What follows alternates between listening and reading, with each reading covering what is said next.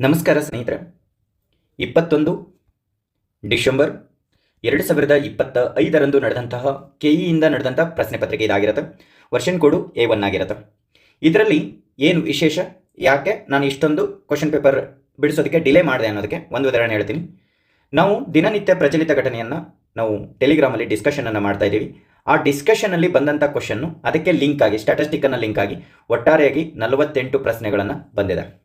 ಅದರ ಜೊತೆಗೆ ಬೇರೆ ರಾಜ್ಯದ ಪ್ರಶ್ನೆ ಪತ್ರಿಕೆಗಳನ್ನು ಯಾವ ಥರ ಬಿಡಿಸಿದ್ದೀವಿ, ಯಾವ ಥರ ಬಂದಿದೆ, ಕಂಪ್ಲೀಟ್ಲಿ ಆಗಿ ನೀವು ಇದಕ್ಕೆ ಕೊನೆ ತನಕ ನೋಡಿದ್ರಿ ಅಂತಂದರೆ ನಿಮಗೇನಪ್ಪ ಅಂತಂದ್ರೆ ಇದರ ಮಾಹಿತಿಯನ್ನು ಸಿಗುತ್ತೆ. ಮತ್ತು ಯಾವ ರಾಜ್ಯದ ಪ್ರಶ್ನೆ ಪತ್ರಿಕೆಗಳಿಂದ ಹಾಕಿದ್ದಾರೆ, ಡೈರೆಕ್ಟ್ ಟೆಸ್ಟ್ ಇದೆ, ಇಂಡೈರೆಕ್ಟ್ ಟೆಸ್ಟ್ ಇದೆ ಅನ್ನೋದು ಕಂಪ್ಲೀಟ್ಲಿ ನಾನು ನಿಮಗೆ ಈ ವಿಡಿಯೋದಲ್ಲೇ ಮಾಹಿತಿಯನ್ನು ಕೊಡ್ತೀನಿ. ಅದರ ಜೊತೆಗೆ ನೀವು ಕೂಡ ಫಾಲೋ ಮಾಡ್ಕೊತ ಬನ್ನಿ. ಯಾರು KS ಮಾಸ್ಟರ್ ಮೈಂಡ್ಗೆ ಜಾಯಿನ್ ಆಗಿಲ್ಲ, KS master mind Telegram group ಇದೆ.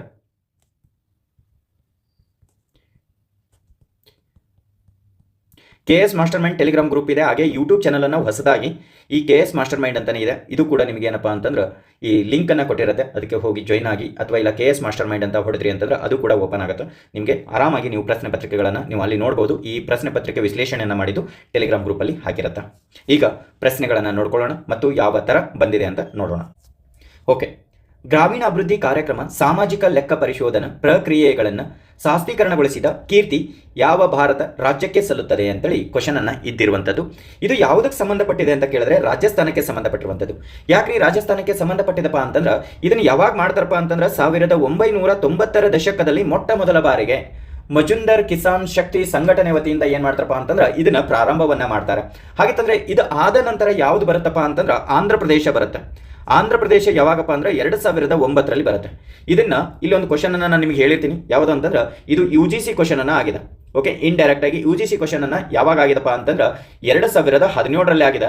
ಏನಂತ ಕೇಳಿದನಪ್ಪ ಅಂತಂದ್ರೆ ಮೊಟ್ಟ ಮೊದಲ ಬಾರಿಗೆ ಲೆಕ್ಕ ಪರಿಶೋಧನಾ ಪ್ರಕ್ರಿಯೆಯನ್ನು ಶಾಸ್ತ್ರೀಕರಣಗೊಳಿಸಿರುವಂತಹ ರಾಜ್ಯ ಯಾವುದು ಅಂತ ಕ್ವಶನ್ ಅನ್ನು ಕೇಳಿದ್ದಾನೆ. ಇದರಲ್ಲಿ ರಾಜಸ್ಥಾನ ಮತ್ತು ಆಂಧ್ರ ಪ್ರದೇಶ ಆಪ್ಷನ್ಸ್ ಇರಲಿಲ್ಲ. ಯಾವುದಿತ್ತಂತಂದ್ರೆ ಮೇಘಾಲಯವನ್ನ ಇದ್ದಿತ್ತು. ನೆನಪಿಟ್ಕೊಳ್ರಿ, ಮೇಘಾಲಯ ಇತ್ತು. ಅದಕ್ಕೆ ಮೇಘಾಲಯ ಸರಿಯಾದ ಉತ್ತರವನ್ನ ಆಗಿರುತ್ತೆ. ಹಾಗಿತ್ತಂದ್ರೆ ಕೇರಳದ ಏನ್ರಿ ವಿಶೇಷ ಅಂತಂದ್ರೆ ಕೇರಳ ಏನಪ್ಪಾ ಅಂತಂದ್ರೆ 100% ಅಂದ್ರೆ 100ರಷ್ಟು ಏನ್ ಮಾಡತ್ತಪ್ಪ ಅಂತಂದ್ರೆ MG ನರೇಗಾ ಅಂತ ಬರ್ತದಲ್ಲ, ಲೆಕ್ಕ ಪರಿಶೋಧನವನ್ನ ಪೂರ್ಣಗೊಳಿಸಿರುವಂತಹ ಮೊಟ್ಟ ಮೊದಲ ರಾಜ್ಯ ಯಾವುದು ಅಂತಂದ್ರೆ ಕೇರಳ ಅಂತ ಹೇಳ್ತೀವಿ. ಇದರಲ್ಲಿ ಉತ್ತರ ಯಾವುದಾಗಿರುತ್ತೆ ನಿಮಗೆ ಅಂತಂದ್ರೆ ಇದು ರಾಜಸ್ಥಾನ ಆಗಿರುತ್ತೆ. ಎರಡನೆಯ ಪ್ರಶ್ನೆ, ಪ್ರತಿ ವರ್ಷ ವಿಚಲಕ್ಷಣ ಜಾಗೃತ ಸಪ್ತಾಹ ಅನ್ನ ಆಚರಿಸುವ ತಿಂಗಳು ಯಾವುದು ಅಂತೇಳಿ ಕ್ವಶನ್ ಅನ್ನ ಕೇಳ್ತಾ ಇರುವಂಥದ್ದು. ಇದು ಯಾವುದಪ್ಪ ಅಂತಂದ್ರೆ ಅಕ್ಟೋಬರ್ ಅನ್ನ ಆಗಿರುತ್ತೆ. ಅಕ್ಟೋಬರ್ 31ನೇ ತಾರೀಕನ್ನ ಇದನ್ನ ಆಚರಣೆ ಮಾಡ್ತಾರ. 2024ರಲ್ಲಿ ಎಷ್ಟು ದಿನದಿಂದ ಯಾವಾಗಪ್ಪ ಅಂತಂದ್ರೆ ಅಕ್ಟೋಬರ್ 31ರಿಂದ ಹಿಡಿದು ನವೆಂಬರ್ ಏನ್ ಮಾಡಿದ್ರಪ್ಪ ಅಂತಂದ್ರೆ 15ನೇ ತಾರೀಕಿನವರೆಗೂ ಆಚರಣೆಯನ್ನ ಮಾಡಿದ್ದಾರೆ. ಹಂಗಿತ್ತಂದ್ರೆ ಇದಕ್ಕೆ ಇನ್ನೊಂದು ಪ್ರಶ್ನೆಯನ್ನ ಯಾಡ್ ಮಾಡೋಣ. ಸರ್ದಾರ್ ವಲ್ಲಭಾಯ್ ಪಟೇಲ್ ಅವರು ಏನಿದಾರಲ್ಲ, ಸರ್ದಾರ್ ಅಂತ ಏನ್ ಕರಿತೀವಿ, ಅವರ ಬರ್ತ್ ದಿನನೂ ಕೂಡ ಇದೇ ಜನ್ಮದಿನನ ಅಕ್ಟೋಬರ್ 31 ಆಗಿರುತ್ತೆ. ಮೂರನೇ ಪ್ರಶ್ನೆ, ಭಾರತದ ಸಂವಿಧಾನದ 243D ವಿಧಿಯನ್ನ ನಿರ್ಮಿಸುತ್ತದೆ ಅಂತೇಳಿ ಕೇಳ್ತಾ ಇರುವಂಥದ್ದು. ಯಾವುದಕ್ಕೆ ಸಂಬಂಧಪಟ್ಟಿದೆ ಅಂತೇಳಿ ಕ್ವಶನ್ ಅನ್ನ ಕೇಳ್ತಾ ಇದ್ದಾರೆ. ಅದು ಯಾವುದಪ್ಪ ಅಂತಂದ್ರೆ ಪಂಚಾಯಿತಿಗಳಲ್ಲಿ ಮೀಸಲಾತಿಗೆ ಸಂಬಂಧಪಟ್ಟಿರುವಂಥದ್ದು. ಹಾಗಿತ್ತಂದ್ರೆ ಪಂಚಾಯಿತಿಯಲ್ಲಿ ಮೀಸಲಾತಿ ಕೇಳ್ತಾ ಇದ್ದಾರೆ ಅಂತಂದ್ರೆ ಭಾಗ ಯಾವುದು ಬರುತ್ತೆ? ಭಾಗ 9 ಬರುತ್ತೆ. ಓಕೆ, ಹಾಗಿತ್ತಂದ್ರೆ ಏನ್ ಹೇಳತ್ತಪ್ಪ ಅಂತಂದ್ರೆ ಈ ವಿಧಿ ಏನ್ ಹೇಳತ್ತಪ್ಪ ಅಂತಂದ್ರೆ ಮಹಿಳೆಯರಿಗೆ 1/3 ಭಾಗ ಏನ್ ಮಾಡಬೇಕು ಅಂತಂದ್ರೆ ಮೀಸಲಾತಿಯನ್ನ ಇಡಬೇಕು ಅಂತ ಹೇಳುತ್ತೆ. ಅದರಲ್ಲಿ ನೀವು ಕೇಳಬಹುದು, ಇನ್ನೂ ಅನೇಕವಾದ ಮೀಸಲಾತಿಗಳನ್ನ ಇಲ್ಲಿ ತಂದು ಹಾಕಿರ್ತಾರೆ. ಪಂಚಾಯತಿಗೆ ರಿಲೇಟೆಡ್ ಆಗಿ ಒಂದಿಷ್ಟು ಕ್ವಶನ್ಗಳನ್ನ ಕೇಳ್ತಾರೆ. ಯಾಕೆಂತಂದ್ರೆ ಪದೇ ಪದೇ ಈಗ PDO ಎಕ್ಸಾಮ್ಗಳಾಗಿರ್ಬೋದು, ಅದರ್ವೈಸ್ ಬೇರೆ ಎಕ್ಸಾಮ್ಗಳಾಗಿರ್ಬೋದು, ಇಲ್ಲಿ ಕ್ವಶನ್ ಅನ್ನ ಕೇಳಿದೆ. 243A ಏನ್ ಹೇಳುತ್ತೆ ಅಂತಂದ್ರೆ ಗ್ರಾಮ ಸಭೆಗಳ ಬಗ್ಗೆ ಉಲ್ಲೇಖವನ್ನ ಮಾಡುತ್ತೆ. ಬಿ ಏನ್ ಹೇಳುತ್ತಪ್ಪ ಅಂತಂದ್ರೆ ಪಂಚಾಯಿತಿಯ ಸಂವಿಧಾನದ ಬಗ್ಗೆ ಮಾತಾಡುತ್ತೆ. ಸಿ ಎದ್ರ ಬಗ್ಗೆ ಅಂತಂದ್ರೆ ರಚನೆ ಬಗ್ಗೆ ಮಾತಾಡುತ್ತೆ. ರಚನೆ ಬಗ್ಗೆ ಏನ್ ಮಾಡತ್ತಪ್ಪ ಅಂತಂದ್ರೆ ಸಿ ಯನ್ನ ಮಾತನಾಡುವಂಥದ್ದು. ಅಲ್ಲಿ ಡಿ ಏನಂತಂದ್ರೆ ಸೀಟುಗಳ ಮೀಸಲಾತಿಯ ಬಗ್ಗೆ ಉಲ್ಲೇಖವನ್ನ ಮಾಡಿರುತ್ತೆ. ನೆನಪಿಟ್ಕೊಡ್ರಿ. ಹಾಗೆ ನೆಕ್ಸ್ಟ್ ಜಿ ಏನ್ ಹೇಳುತ್ತಂತಂದ್ರೆ ಅಧಿಕಾರ ಮತ್ತು ಜವಾಬ್ದಾರಿ ಬಗ್ಗೆ ಉಲ್ಲೇಖವನ್ನ ಮಾಡಿರುತ್ತೆ ಇದಕ್ಕೆ ಸಂಬಂಧಿಸಿರುವಂಥದ್ದು. ಹಾಗೆ ನಿಮಗೆ 243 ಅನ್ನ ಕೇಳ್ತಾರೆ. ಇಂಪಾರ್ಟೆಂಟ್ ಆಗಿರುತ್ತೆ. ಯಾಕಪ್ಪ ಜೆ ಕೇಳ್ತಾನೆ ಅಂದ್ರೆ ಪಂಚಾಯಿತಿಗಳ ಲೆಕ್ಕಪತ್ರಗಳ ಪರಿಶೋಧನೆ ಬಗ್ಗೆ ಮಾತಾಡುವಂಥದ್ದು. ಇಲ್ಲಿ ಕೆ ಎದ್ರ ಬಗ್ಗೆ ಮಾತಾಡತ್ತಪ್ಪ ಅಂತಂದ್ರೆ ಇವರ ಚುನಾವಣೆಗಳ ಬಗ್ಗೆ ಏನ್ ಮಾತಾಡತ್ತಪ್ಪ ಅಂತಂದ್ರೆ ಮಾತಾಡುತ್ತೆ. ಅದೇ ರೀತಿ ನಿಮಗೆ ಓ ಏನ್ ಮಾತಾಡತ್ತಪ್ಪ ಅಂತಂದ್ರೆ ಈಗ ನಾವು ಕರೆಂಟ್ ಬಿಲ್ಲು ವಿಷಯಗಳಲ್ಲಿ ಆಗಲಿ, ಯಾವುದೇ ವಿಷಯಗಳಾಗಲಿ, ಇಲ್ಲಿ ವಿದ್ಯುತ್ ವಿಷಯಗಳಕ್ಕೆ ನ್ಯಾಯಾಲಯ ಏನ್ ಮಾಡಂಗಿಲ್ಲ ಅಂದ್ರೆ ಹಸ್ತಕ್ಷೇಪವನ್ನ ಮಾಡುವಂತಿಲ್ಲ ಅಂತ ಹೇಳುತ್ತೆ. 4ನೇ ಪ್ರಶ್ನೆ, MG ನರೇಗಾ ಪ್ರಮುಖ ಗುಣಲಕ್ಷಣಗಳು ಏನು ಅಂತ ಕೇಳ್ತಾ ಇರುವಂಥದ್ದು. MG ನರೇಗಾದ ಗುಣಲಕ್ಷಣಗಳು ಏನೇನಾಗಿದೆ ಅಂತೇಳಿ ಇಲ್ಲಿ ಏನಪ್ಪಾ ಅಂತಂದ್ರೆ ಸಮುದಾಯಗಳ ಭಾಗವಹಿಸುವಿಕೆ, ಇದು ಕರೆಕ್ಟ್ ಆಗಿದೆ. ಅದರ ಜೊತೆಗೆ ಇನ್ನೊಂದೇನಪ್ಪ ಅಂತಂದ್ರೆ ದುರ್ಬಲ ವರ್ಗದವರಿಗೆ ಆದ್ಯತೆ ಅಂತ ಹೇಳ್ತಾರೆ, ಇದು ಕರೆಕ್ಟ್ ಆಗಿದೆ. ಗ್ರಾಮ ಸಭೆಗಳ ಸಕ್ರಿಯವಾಗಿ ಪಾತ್ರವನ್ನು ವಹಿಸುತ್ತೆ, ಇದು ಕರೆಕ್ಟ್ ಆಗಿದೆ. ಮೆಟ್ರೋಪಾಲಿಟಿ ಪ್ರದೇಶಗಳಲ್ಲಿ 100 ದಿನಗಳ ಉದ್ಯೋಗ ಅಂತ ಹೇಳಿ, ಇಲ್ಲಿ ಉದ್ಯೋಗಗಳನ್ನು ಬರೋದಿಲ್ಲ. ಯಾಕೆಂತಂದ್ರೆ ರೂರಲ್ ಏರಿಯಾಗಳು ಏನಿರ್ತದಲ್ಲ ಇದನ್ನ ಇಲ್ಲಿ ಯಾಡ್ ಆಗೋದಿಲ್ಲ ಅಂತ ಹೇಳ್ತೀವಿ. ರೂರಲ್ ಏರಿಯಾಸ್ಗಳಲ್ಲಿ ಇದು ಬರೋದಿಲ್ಲ, ಇದನ್ನ ತಪ್ಪಾಗಿದೆ. 1, 2, 3 ಎ ಉತ್ತರ ಸರಿಯಾಗಿದೆ. ಈ ಕೆಳಗಿನವುಗಳಲ್ಲಿ ಯಾವುದು ಜನಸು ನಯವಾಯಿತು ಅಂತ ಹೇಳ್ತಾ ಇರುವಂಥದ್ದು. ಈ ಕೆಳಗಿನವುಗಳಲ್ಲಿ ಯಾವುದು ಜನ ಸುನವಾಯಿ ಉದ್ದೇಶವಲ್ಲ ಅಂತೇಳಿ ಪ್ರಶ್ನೆಯನ್ನು ಕೇಳ್ತಾ ಇರುವಂಥ. ಯಾವುದಪ್ಪ ಉತ್ತರಪ್ಪ ಅಂತಂದ್ರೆ ಉದ್ದೇಶವಲ್ಲ ಅಂತ ಕೇಳ್ತಾ ಇದ್ದಾನೆ. ಗ್ರಾಮ ಪಂಚಾಯಿತಿ ಬಜೆಟ್ಗಳ ಪರಿಶೀಲನೆ, ಅದೇ ರೀತಿ ನಾಗರಿಕ ತೊಡಗಿಸಿಕೊಳ್ಳುವಿಕೆ, ಆಡಳಿತದ ಪಾರದರ್ಶಕ ಮತ್ತು ಹೊಣೆಗಾರಿಕೆ, ಸಾರ್ವಜನಿಕ ಕುಂದುಕೊರತೆಗಳನ್ನು ಸಲ್ಲಿಸುವಿಕೆ ಅಂತೇಳಿ ಇದರಲ್ಲಿ ಯಾವ ಉದ್ದೇಶ ಅಲ್ಲ ಅಂತ ಕೇಳಿದಾನೆ. ಇದು ಉದ್ದೇಶ ಅಂತಂದ್ರೆ ಎ ಉತ್ತರ ಏನಪ್ಪಾ ಅಂತಂದ್ರೆ ಇಲ್ಲಿ ಬಂದಿರುವಂಥದ್ದು. ಯಾಕಪ್ಪ ಅಂತಂದ್ರೆ ನಾಗರಿಕ ಸನ್ನದ್ದು ಅಂತ ಏನು ಕೇಳ್ತಾ ಇಲ್ಲ, ಸರ್ಕಾರ ಸಂಸ್ಥೆಗಳು ತನ್ನ ನಾಗರಿಕರಿಗೆ ನೀಡಿದ ಸೇವೆಗಳನ್ನು ವಿವರಿಸುವಂಥ ದಾಖಲೆಗಳನ್ನು ಇದು ಏನು ಮಾಡುತ್ತಪ್ಪ ಅಂತಂದ್ರೆ ಉದ್ದೇಶವನ್ನು ಹೊಂದಿದೆ ಅಂತ ಹೇಳ್ತೀವಿ. ಇದು ಕ್ವಶನ್ ಆಗಿದೆ ಅಂತಂದ್ರೆ 2016ರಲ್ಲಿ ಪ್ರಶ್ನೆಯನ್ನ ಆಗಿದೆ. ಯಾವುದಕ್ಕೆ ಪ್ರಶ್ನೆ ಆಗಿದೆ ಅಂತೇಳಿ ಈ ವಿಡಿಯೋದಲ್ಲಿ ನಾನು ನಿಮಗೆ ಕಂಪ್ಲೀಟ್ಲಿ ಹೇಳ್ತೀನಿ. ಟೋಟಲ್ ಏನಪ್ಪಾ ಅಂತಂದ್ರೆ ನಿಮಗೆ ಸರಿಸುಮಾರು ಎಷ್ಟು ಪ್ರಶ್ನೆಗಳದಾವ ಅಂತ ಕೂಡ ನಿಮಗೆ ವಿತ್ ಎವಿಡೆನ್ಸ್ ಸಮೇತ ಹೇಳ್ತೀನಿ. ಆಲ್ಮೋಸ್ಟ್ ಅಲ್ಲಿ ನಾನು ಏನು ಮಾಡ್ತೀನಪ್ಪ ಅಂತಂದ್ರೆ ಡೈರೆಕ್ಟ್ ಆನ್ಸರ್ ಹೇಳ್ತೀನಿ, ಅದಕ್ಕೆ ಎಕ್ಸ್ಪ್ಲನೇಷನ್ ಅನ್ನು ಕೊಟ್ಟಿರ್ತೀನಿ. 1991 ಆರ್ಥಿಕ ಸುಧಾರೀಕರಣದ ನಂತರ ಭಾರತದ ಆರ್ಥಿಕ ನೀತಿಯ ಪ್ರಮುಖ ಲಕ್ಷಣ ಯಾವುದಾಗಿದೆ ಅಂತೇಳಿ ಕ್ವಶನ್ ಅನ್ನ ಕೇಳ್ತಾ ಇರುವಂಥದ್ದು. ಇಲ್ಲಿ ಉತ್ತರ ಯಾವುದಾಗಿರುತ್ತಪ್ಪ ಅಂತಂದ್ರೆ ರಫ್ತು ಮತ್ತು ಆಮದು, ಎಕ್ಸ್ಪೋರ್ಟ್ ಮತ್ತು ಇನ್ಪೋರ್ಟ್ಗೆ ಏನು ಮಾಡ್ತಾರಪ್ಪ ಅಂತಂದ್ರೆ ಆದ್ಯತೆಯನ್ನು ಕೊಡ್ತಾರೆ. ಅದೇ ರೀತಿಯಾಗಿ ಇಲ್ಲಿ ನಾವು ನೋಡ್ಬೋದು LPG ಅನ್ನ ಜಾರಿಗೆ ತರ್ತಾರೆ. ಉದಾರೀಕರಣ ಆಗಿರ್ಬೋದು, ಖಾಸಗೀಕರಣ, ಜಾಗತೀಕರಣ ಅಂತೇಳಿ ಈ ಜಾರಿಗೆಯನ್ನು ತಂದಿರುವಂಥದ್ದು ಉದ್ದೇಶ ಆಗಿರುತ್ತೆ ಇದರ ಉದ್ದೇಶ. ಮತ್ತೆ ಇನ್ನೊಂದೇನಪ್ಪ ಅಂತಂದ್ರೆ ನಾವು ಎಕ್ಸ್ಪೋರ್ಟ್ ಅಂತಂದ್ರೆ ಬೇರೆ ದೇಶಗಳು ಹೂಡಿಕೆಗೂ ಕೂಡ ಇವರು ಏನು ಮಾಡ್ತಾರಪ್ಪ ಅಂತಂದ್ರೆ ಅವಕಾಶಗಳನ್ನು ಕೊಟ್ಟಿರ್ತಾರೆ ಅಂತ ಹೇಳ್ತೀವಿ. 7ನೇ ಪ್ರಶ್ನೆ, ಭಾರತದಲ್ಲಿ ಸಂಸದೀಯ ಸ್ವರೂಪದ ಸರ್ಕಾರಗಳು ಈ ಕೆಳಗಿನವುಗಳಲ್ಲಿ ಯಾವುದು ಉಪಸ್ಥಿತಿಯಿಂದ ಬಲಗೊಳ್ಳುತ್ತದೆ ಅಂತೇಳಿ ಕೇಳಿರುವಂಥ ಪ್ರಶ್ನೆ. ಇದರಲ್ಲಿ ಯಾವುದಪ್ಪ ಅಂತಂದ್ರೆ ಮಂತ್ರಿಮಂಡಲದಿಂದ ಬಂದಿರುವಂಥದ್ದಾಗಿರುತ್ತೆ. ಲೋಕಸಭೆ ಉತ್ತರಾದಿ ಆಗಿರುವಂಥದ್ದಾಗಿರುತ್ತೆ. ಲೋಕಸಭೆಗೆ ಜಾಸ್ತಿ ಒತ್ತನ್ನು ಕೊಟ್ಟಿರ್ತಾರೆ. ಇದು ಆಲ್ಮೋಸ್ಟ್ ಅಲ್ಲಿ ನಿಮಗೆ ಮಂತ್ರಿಮಂಡಲದ ಬಗ್ಗೆ ಗೊತ್ತಿದೆ, ಓಕೆನಾ? ಯಾಕೆ ಅಂತಂದ್ರೆ ಅಷ್ಟೊಂದು ಇಂಪಾರ್ಟೆಂಟ್ ಇದ್ರ ಮೇಲೆ ಕ್ವಶನ್ ಅನ್ನು ಕೇಳ್ತಾ ಇರ್ತಾರೆ. ಸೊ ಇದರ ಬಗ್ಗೆ ಏನು ಸಂಸದೀಯ ಬಗ್ಗೆ ಹೇಳ್ತಾರೆ, ಹಾಗೆ ನಿಮಗೆ ನೋಟಾದ ಬಗ್ಗೆ ಉಲ್ಲೇಖವನ್ನು ಮಾಡ್ತಾ ಇದೆ. ಯಾಕಂತಂದ್ರೆ ಈಗ ಪ್ರಸ್ತುತ ನಡೀತಾ ಇರುವಂಥದ್ದು ಸದನದಲ್ಲಿ ಏನಪ್ಪಾ ಅಂತಂದ್ರೆ EVM ಮಷಿನ್ ಬಗ್ಗೆ ಮಾತಾಡ್ತಾ ಇರುವಂಥದ್ದು. ಈ ಸದನಗಳ ಬಗ್ಗೆ ನೋಡ್ತಾ ಇದ್ರೆ ನಿಮಗೆ ಈ ಪ್ರಶ್ನೆಯನ್ನು ಈಸಿಯಾಗಿ ಐಡೆಂಟಿಫೈ ಮಾಡ್ತೀರಿ. ಇದು ನಿಮಗೆ ಬಹಳ ಅಂದ್ರೆ ಬಹಳ ಇಂಪಾರ್ಟೆಂಟ್ ಆಗಿರುತ್ತೆ ಪ್ರಶ್ನೆ. 2023 ಮಸೂದೆಯನ್ನು ಒಪ್ಪಿಗೆ ನೀಡುವಲ್ಲಿ ರಾಜ್ಯಪಾಲರು ಅನಗತ್ಯವಾದ ವಿಳಂಬ ಮಾಡುವುದನ್ನು ಟೀಕಿಸಲು ಸುಪ್ರೀಂ ಕೋರ್ಟನ್ನು ಯಾವ ಸಾಂವಿಧಾನಿಕ ಅನುಚ್ಛೇದವನ್ನು ಬಳಸಲಾಗಿದೆ ಅಂತೇಳಿ ಇಲ್ಲಿ ನಾನು ಕೆಲವೊಂದು ನಾನು ಏನು ಮಾಡಿದ್ದೀನಿ ಆರ್ಟಿಕಲ್ಗಳನ್ನು ಬಳಕೆ ಮಾಡಿದ್ದೀನಿ. ಆ ಆರ್ಟಿಕಲ್ಗಳು ಕೂಡ ನಿಮಗೆ ಆಲ್ರೆಡಿ ನಾನು KS ಮಾಸ್ಟರ್ ಮೈಂಡಲ್ಲಿ ನಿಮಗೆ ಇದ್ರ ಬಗ್ಗೆ ಕೂಡ ಉಲ್ಲೇಖ ಮಾಡಿ ಒಂದು 30 ಪೇಜನ್ನು ನಾನು ನಿಮಗೆ ಕಳಿಸಿದ್ದೀನಿ. ಅದರ ಯಾರು ಉಪಯೋಗ ಪಡ್ಕೊಂಡಿದ್ರೋ ಇದು ಡೈರೆಕ್ಟಾಗಿ ಆನ್ಸರನ್ನು ಮಾಡಿರ್ತೀರಿ. ಆರ್ಟಿಕಲ್ ಎಷ್ಟು ಅಂತಂದ್ರೆ 200. ಈ 200 ಬಗ್ಗೆ ಇಷ್ಟೇ ಹೇಳದ ಅಂತಲ್ಲ, 201 ಸಬ್ ಆರ್ಟಿಕಲ್ ಬಗ್ಗೆ ಉಲ್ಲೇಖ ಮಾಡುತ್ತೆ, 361 ಸಬ್ ಆರ್ಟಿಕಲ್ ಬರುತ್ತೆ, 142 ಕೂಡ ಸಬ್ ಆರ್ಟಿಕಲ್ ಬಗ್ಗೆ ಏನೂ ಬರುತ್ತೆ. ಹಾಗಿತ್ತಂದ್ರೆ ಈ ಸುಪ್ರೀಂ ಕೋರ್ಟನ್ನು ಏನು ಹೇಳತ್ತಪ್ಪ ಅಂತ ತೀರ್ಪನ್ನು ನೀಡುತ್ತಲ್ಲ, ನಿಮ್ಗನ್ನ ಕ್ವಶನ್ ಅನ್ನು ಕೇಳ್ಬೋದು, ಯಾವ ಸಂವಿಧಾನದ ಆಧಾರದಲ್ಲಿ ಇಟ್ಟುಕೊಂಡು ಉಲ್ಲೇಖಗಳನ್ನು ಮಾಡಿಕೊಂಡು ಈ ತೀರ್ಪನ್ನು ನೀಡ್ತು ಅಂತಂದ್ರೆ ನಾವು ಆರಾಮಾಗಿ ಹೇಳುವಂಥದ್ದು ಯಾವುದಪ್ಪ ಅಂತಂದ್ರೆ ಶ್ರೀಲಂಕಾ ಅಂತ ಹೇಳ್ತೀವಿ. ಶ್ರೀಲಂಕಾದಲ್ಲಿ 154 ಆರ್ಟಿಕಲ್ ಅನ್ನ ಏನು ಹೇಳುತ್ತಪ್ಪ ಅಂತಂದ್ರೆ ನೀವು ಈ ಒಂದು ಮಸೂದೆ ಇದೆ ಅಂತ ತಿಳ್ಕೊಳ್ಳಿ. ಎಕ್ಸಾಂಪಲ್ ಹೇಳ್ತಾ ಇದ್ದೀನಿ, ಈ ಮಸೂದೆ ಇದೆ, ಇಲ್ಲೊಂದು ಬಿಲ್ ಇದೆ. ಈ ಬಿಲ್ಲನ್ನು ನಾವು ಏನು ಮಾಡ್ತೀವಿ, ಇಲ್ಲೊಬ್ರು ಗವರ್ನರ್ ಇದ್ದಾರೆ, ಈ ಗವರ್ನರ್ ಏನಾದರೂ ತಡೆ ಹಿಡಿದು ಇಲ್ಲಿ ರಾಷ್ಟ್ರಪತಿಗೆ ಏನಾದರೂ ಕಳಿಸಿದ್ರೆ ಇಲ್ಲಿ ಇಮಿಡಿಯೇಟ್ಲಿ ಸುಪ್ರೀಂ ಕೋರ್ಟ್ ಏನಾಗುತ್ತೆ ಅಂತಂದ್ರೆ ಬಂದ್ ಭಾಗಿಯಾಗ್ಬಿಡುತ್ತೆ. ಓಕೆನಾ? ಈ ಸುಪ್ರೀಂ ಕೋರ್ಟ್ ಬಂದ್ ಭಾಗಿಯಾಗಿ ಇದರ ಬಗ್ಗೆ ಅವರು ನೋಡ್ತಾರೆ. ಕಾನೂನು ಕರೆಕ್ಟ್ ಆಗಿತ್ತು ಅಂತಂದ್ರೆ ಇದಕ್ಕೆ ಏನು ಮಾಡಿಬಿಡ್ತಾರಪ್ಪ ಅಂತಂದ್ರೆ ಇದು ಒಪ್ಪಿಗೆಯನ್ನು ಕೊಡುವಂಥದ್ದು ಸುಪ್ರೀಂ ಕೋರ್ಟು, ರಾಷ್ಟ್ರಪತಿ. ಇನ್ ಕೇಸ್ ಕರೆಕ್ಟ್ ಆಗಿಲ್ಲ ಅಂತಂದ್ರೆ ಸುಪ್ರೀಂ ಕೋರ್ಟು ಏನು ಮಾಡುತ್ತೆ ಅಂತಂದ್ರೆ ಇದನ್ನು ತಿರಸ್ಕಾರ ಮಾಡುತ್ತೆ. ಅದೇ ರೀತಿ ರಾಷ್ಟ್ರಪತಿಗಳು ತಿರಸ್ಕಾರ ಮಾಡೋದಕ್ಕೆ ಅವಕಾಶವನ್ನು ಕೊಡುತ್ತೆ. ಇಲ್ಲಿ ಇಬ್ರು ಕೂಡಿ ಏನು ಮಾಡ್ತಾರಪ್ಪ ಅಂದ್ರೆ ಡಿಸಿಷನ್ ಅನ್ನು ತಗೊಂತಾರೆ. ಬಟ್ ಭಾರತದಲ್ಲಿ ಆದರೆ ಏನು ಮಾಡ್ತಾರೆ ಡಿಸಿಷನ್ ಅಂದ್ರೆ ಗವರ್ನರ್ ಇಂದ ರಾಷ್ಟ್ರಪತಿ ಹೋಗಿ ಅದನ್ನ ಅಲ್ಲೇ ಉಳಿಬಹುದು, ಅಲ್ಲೇ ಕೊಳೆತು ಹೋಗ್ಬೋದು, ಅಥವಾ ರಿಟರ್ನ್ ಆಗಿ ಬರಬಹುದು, ಏನಾದರೂ ಆಗ್ಬೋದು. ಇಲ್ಲಿ ಸುಪ್ರೀಂ ಕೋರ್ಟ್ಗೆ ಅವಕಾಶವನ್ನು ಕೊಟ್ಟಿರಲ್ಲ. ಅದಕ್ಕಾಗಿ ಹೇಳುತ್ತೆ 154 ಆರ್ಟಿಕಲ್ ಅನ್ನು ಉಲ್ಲೇಖ ಮಾಡಿ ತೀರ್ಪುಗಳನ್ನು ಕೂಡ ಕೊಡುತ್ತಾರೆ. ಇದು ಒಂದಿಷ್ಟು ಅಲ್ಲಿ ಕೇಸಸ್ಗಳು ಇದಾವೆ, ಆ ಕೇಸಸ್ಗಳನ್ನು ನೀವು ನೋಡ್ಕೋಬೇಕಾಗತ್ತೆ. ಇಲ್ಲಿ ನೆಕ್ಸ್ಟ್ ಯಾವ ಪ್ರಶ್ನೆಪ್ಪ ಅಂತಂದ್ರೆ 9ನೇ ಪ್ರಶ್ನೆ ಆಗಿರುತ್ತೆ. ಅಂತಾರಾಜ್ಯ ಮಂಡಳಿಯ ಯಾವ ಅನುಚ್ಛೇದದ ಅಡಿಯಲ್ಲಿ ಸ್ಥಾಪಿಸಲಾಗಿದೆ ಅಂತೇಳಿ. ಇದು ಅಂದ್ರೆ ತುಂಬ ಕ್ವಶನ್ ಅನ್ನು ಆಗಿರುವಂಥದ್ದು, ರಿಪೀಟೆಡ್ ಕ್ವಶನ್ ಆಗಿದೆ. ತುಂಬ ಯಾವ್ದಾವುದು ರಚನೆ ಆಗುತ್ತೆ, ಯಾರ ಅಧ್ಯಕ್ಷತೆ, ಯಾರು ನೇಮಿಸ್ತಾರೆ ಅಂತೇಳಿ. ಇದು ಯಾವುದಪ್ಪ ಅಂತಂದ್ರೆ 2ನೇ ಆಪ್ಷನ್ಸ್ ಕರೆಕ್ಟ್ ಆಗಿರುತ್ತೆ. 263ನೇ ಆರ್ಟಿಕಲ್ ಸರಿಯಾಗಿದೆ. ರಚನೆಕಾರರು ಯಾರು ಅಂತ ಕೇಳಿದಾಗ ಇಲ್ಲಿ ಯಾರು ಬರ್ತಾರಪ್ಪ ಅಂತಂದ್ರೆ ರಾಷ್ಟ್ರಪತಿಯವರು ಏನು ಮಾಡ್ತಾರಪ್ಪ ಅಂತಂದ್ರೆ ಬರ್ತಾರೆ. ರಾಷ್ಟ್ರಪತಿ ಏನು ಇದರ ರಚನೆ, ಆದರೆ ಅಧ್ಯಕ್ಷರು ಯಾರು ಅಂತಂದ್ರೆ PM ಅವರು ಆಗಿರ್ತಾರೆ. 10ನೇ ಪ್ರಶ್ನೆ, ಪರಿಣಾಮವಾಗಿ ಭಾರತೀಯ ಚುನಾವಣೆಯಲ್ಲಿ ನೋಟಾ ಮೇಲಿನ ಯಾವುದು ಇಲ್ಲ ಅಂತ ಹೇಳ್ತಾ ಇದ್ದಾರೆ. ಅಂದರೆ ನೋಟಾ ಮೇಲಿನ ಯಾವುದು ಅಲ್ಲ ಅಂತೇಳಿ ನೋಟಾನ ಇಟ್ಟಿರ್ತಾರಲ್ಲ, ಅದು ಯಾವಾಗ ಬಂತು ಅಂತ ಹೇಳ್ತಾ ಇರುವಂಥದ್ದು. ಸುಪ್ರೀಂ ಕೋರ್ಟು ಒಂದು ತೀರ್ಪನ್ನು ನೀಡುತ್ತೆ. ಈ ಸುಪ್ರೀಂ ಕೋರ್ಟ್ನ ತೀರ್ಪು ನೀಡಿದ ನಂತರ ಇದನ್ನ ಏನು ಹೇಳುತ್ತಪ್ಪ ಅಂತಂದ್ರೆ ಈ ಸುಪ್ರೀಂ ಕೋರ್ಟ್ ನೋಟವನ್ನು ಇಡ್ಬೋದು ಅಂತ ಹೇಳುತ್ತೆ. ಹಾಗಿತ್ತಂದ್ರೆ ಯಾವುದನ್ನು ಹೇಳುತ್ತಪ್ಪ ಅಂತ ಕೇಸ್ ಯಾವುದತ್ತ ಹೇಳುತ್ತೆ ಅಂದರೆ people union for the civil liberties versus union of India ಒಂದ ಪ್ರಕರಣವನ್ನು 2013ರಲ್ಲಿ ಈ ಪ್ರಕರಣವನ್ನು ನೀಡುತ್ತೆ. ಈ ಆಧಾರದ ಮೇಲೆ ಏನು ಮಾಡ್ತಾರಪ್ಪ ಅಂತಂದ್ರೆ ಇದನ್ನು ಜಾರಿಯನ್ನು ಮಾಡ್ತಾರೆ, ನೋಟನ್ನು ಇಡ್ತಾರೆ. 11ನೇ ಪ್ರಶ್ನೆ, ಭಾರತದಲ್ಲಿ ರಾಷ್ಟ್ರಪತಿ ಚುನಾವಣೆಯಲ್ಲಿ ಈ ಕೆಳಗಿನವುಗಳಲ್ಲಿ ಯಾರು ಚುನಾವಣಾ ಅಧಿಕಾರಿಯಾಗಿರುತ್ತಾರೆ ಅಂತೇಳಿ. ಓಕೆನಾ, ನಡೆಸುತ್ತಾರೆ ಅಂತ ಕೇಳಿಲ್ಲ ಅವರು, ಚುನಾವಣಾ ಅಧಿಕಾರಿ ಯಾರಾಗಿರುತ್ತಾರೆ ಅಂತ ಕೇಳಿದ್ದಾನೆ. ಓಕೆನಾ, ಇಲ್ಲಿ ಯಾರಪ್ಪ ಅಂತಂದ್ರೆ ಲೋಕಸಭೆಯ ಪ್ರಧಾನ ಕಾರ್ಯದರ್ಶಿಗಳು ಏನಾಗಿರ್ತಾರಪ್ಪ ಅಂತಂದ್ರೆ ಚುನಾವಣಾ ಅಧಿಕಾರಿ ಆಗಿರ್ತಾರೆ. ಅದೇ ರೀತಿ ನೀವು ನೋಡ್ಬೋದು MLA ಅಂತೇಳಿ ಬರ್ತದಲ್ಲ, MLA ಯಾರಾಗಿರ್ತಾರೆ, ನಮ್ಮ ತಹಸೀಲ್ದಾರ್ಗಳಾಗಿರ್ತಾರೆ. ಓಕೆನಾ, ತಹಸೀಲ್ದಾರ್ಗಳು ಏನಾಗಿರ್ತಾರೆ ಅಂತಂದ್ರೆ ಇದರ ಅಂದರೆ ಅಧಿಕಾರಿಯಾಗಿರ್ತಾರೆ. ಅದೇ ರೀತಿ MP ಅಂತ ಬಂತು ಅಂತಂದ್ರೆ ಯಾರಾಗಿರ್ತಾರೆ, ಜಿಲ್ಲಾಧಿಕಾರಿಯಾಗಿರ್ತಾರೆ. ಓಕೆನಾ, ಜಿಲ್ಲಾಧಿಕಾರಿ ಏನಪ್ಪಾ ಅಂತಂದ್ರೆ ಇದರ ಮುಂದಾಳತ್ವ. ಇಲ್ಲಿ ಆಪ್ಷನ್ಸ್ ಯಾವುದಕ್ಕೆ, ಇಲ್ಲಿ 11ನೇ ಪ್ರಶ್ನೆಗೆ ಉತ್ತರ ಯಾವುದು ಅಂತಂದ್ರೆ ಬಿ ಉತ್ತರ ಸರಿಯಾಗಿದೆ. 12ನೇ ಪ್ರಶ್ನೆ, ಈ ಕೆಳಗಿನ 2 ಹೇಳಿಕೆಗಳನ್ನು ನೀಡಲಾಗಿದೆ, ಅದನ್ನು ಪ್ರತಿಪಾದನೆ ಎ ಮತ್ತು ಇನ್ನೊಂದು ಕಾರಣ ಹೇಳು ಅಂತೇಳಿ. ಇಲ್ಲಿ ಯಾವುದು ಸರಿ ಅಂತ ಕೇಳ್ತಾ ಇರುವಂಥದ್ದು. ಸೊ ಇಲ್ಲಿ ಯಾವುದಪ್ಪ ಅಂತಂದ್ರೆ ಅಲ್ಪಸಂಖ್ಯಾತರ ಸಂವಿಧಾನಾತ್ಮಕ ಹಕ್ಕನ್ನು ಕಾಪಾಡಲು ರಾಷ್ಟ್ರೀಯ ಅಲ್ಪಸಂಖ್ಯಾತರ ಆಯೋಗವನ್ನು ಸ್ಥಾಪನೆಯನ್ನು ಮಾಡ್ತಾರೆ. ಇದು ಸರಿಯಾಗಿದೆ. ಓಕೆನಾ, ಸರಿಯಾಗಿದೆ. ಆಯೋಗದ ಅಲ್ಪಸಂಖ್ಯಾತರ ಕಲ್ಯಾಣಕ್ಕೆ ಸಂಬಂಧಿಸಿದ ನೀತಿಗಳನ್ನು ನೇರವಾಗಿ ಅನುಷ್ಠಾನಗೊಳಿಸುತ್ತದೆ.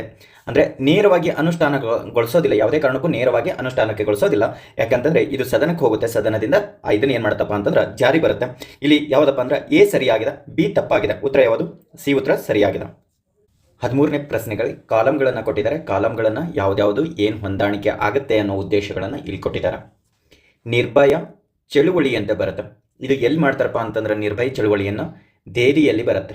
ಓಕೆ, ದೆಹಲಿಯಲ್ಲಿ ಮಾಡ್ತಾರೆ. ಯಾವುದಕ್ಕೆ ಸಂಬಂಧಿಸಿದೆ ಅಂತಂದ್ರೆ ಇದು ಲಿಂಗಾಧಾರಿತ ದೌರ್ಜನ್ಯಗಳಿಗೆ ಸಂಬಂಧಿಸಿರುವಂಥದ್ದಾಗಿರುತ್ತೆ. ಹೇಗೆ ಏನಪ್ಪ ಅಂತಂದ್ರೆ ಇಲ್ಲಿ ಸಿ ಆಗಿರುವಂಥದ್ದು. ಭೀಮ್ ಆರ್ಮಿ ಅಂತೇಳಿ ಬರುತ್ತೆ.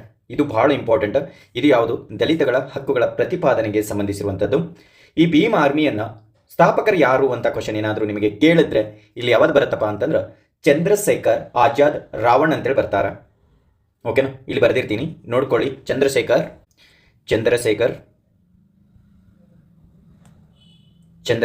ಆಜಾದ್ ರಾವಣ್ ಅಂತೇಳಿ ಬರ್ತಾರೆ. ಇವ್ರು ಏನಪ್ಪಾ ಅಂತಂದ್ರೆ ಇದನ್ನ ಸ್ಥಾಪನೆಯನ್ನ ಮಾಡ್ತಾರೆ. ಆದರೆ ದಲಿತ ಆರ್ಮಿಯನ್ನ ಉದ್ದೇಶ ಏನಪ್ಪಾ ಅಂತಂದ್ರೆ ಉತ್ತರ ಪ್ರದೇಶದಲ್ಲಿ ತಗೊಂತಾರೆ. ಉತ್ತರ ಪ್ರದೇಶದಲ್ಲಿ ಸತೀಶ್ ಕುಮಾರ್ ಮತ್ತು ಇನ್ನೊಂದು ಯಾರಪ್ಪ ಅಂತಂದ್ರೆ ರತನ್ ಸಿಂಗ್ ಅಂತೇಳಿ ಬರ್ತಾರೆ, ವಿಜಯ್ ರತನ್ ಸಿಂಗ್ ಅಂತೇಳಿ. ಇವರಿಬ್ರು ಸತೀಶ್, ಹಾಗೆ ಇನ್ನೊಬ್ರು ಯಾರಪ್ಪ ಅಂತಂದ್ರೆ ವಿಜಯ್. ಇವರು ಉತ್ತರ ಪ್ರದೇಶದಲ್ಲಿ ಯಾವುದಕ್ಕೆ ಹೋರಾಟ ಮಾಡ್ತಾರಪ್ಪ ಅಂತಂದ್ರೆ ಈ ಭೀಮ್ ಆರ್ಮಿಯಿಂದನೇ ಶಿಕ್ಷಣಕ್ಕೆ ಸಂಬಂಧಿಸಿದ ಹೋರಾಟಗಳನ್ನು ಮಾಡ್ತಾ ಇರ್ತಾರೆ. ನೆನಪಿಟ್ಕೊಡ್ರಿ ಇದನ್ನು.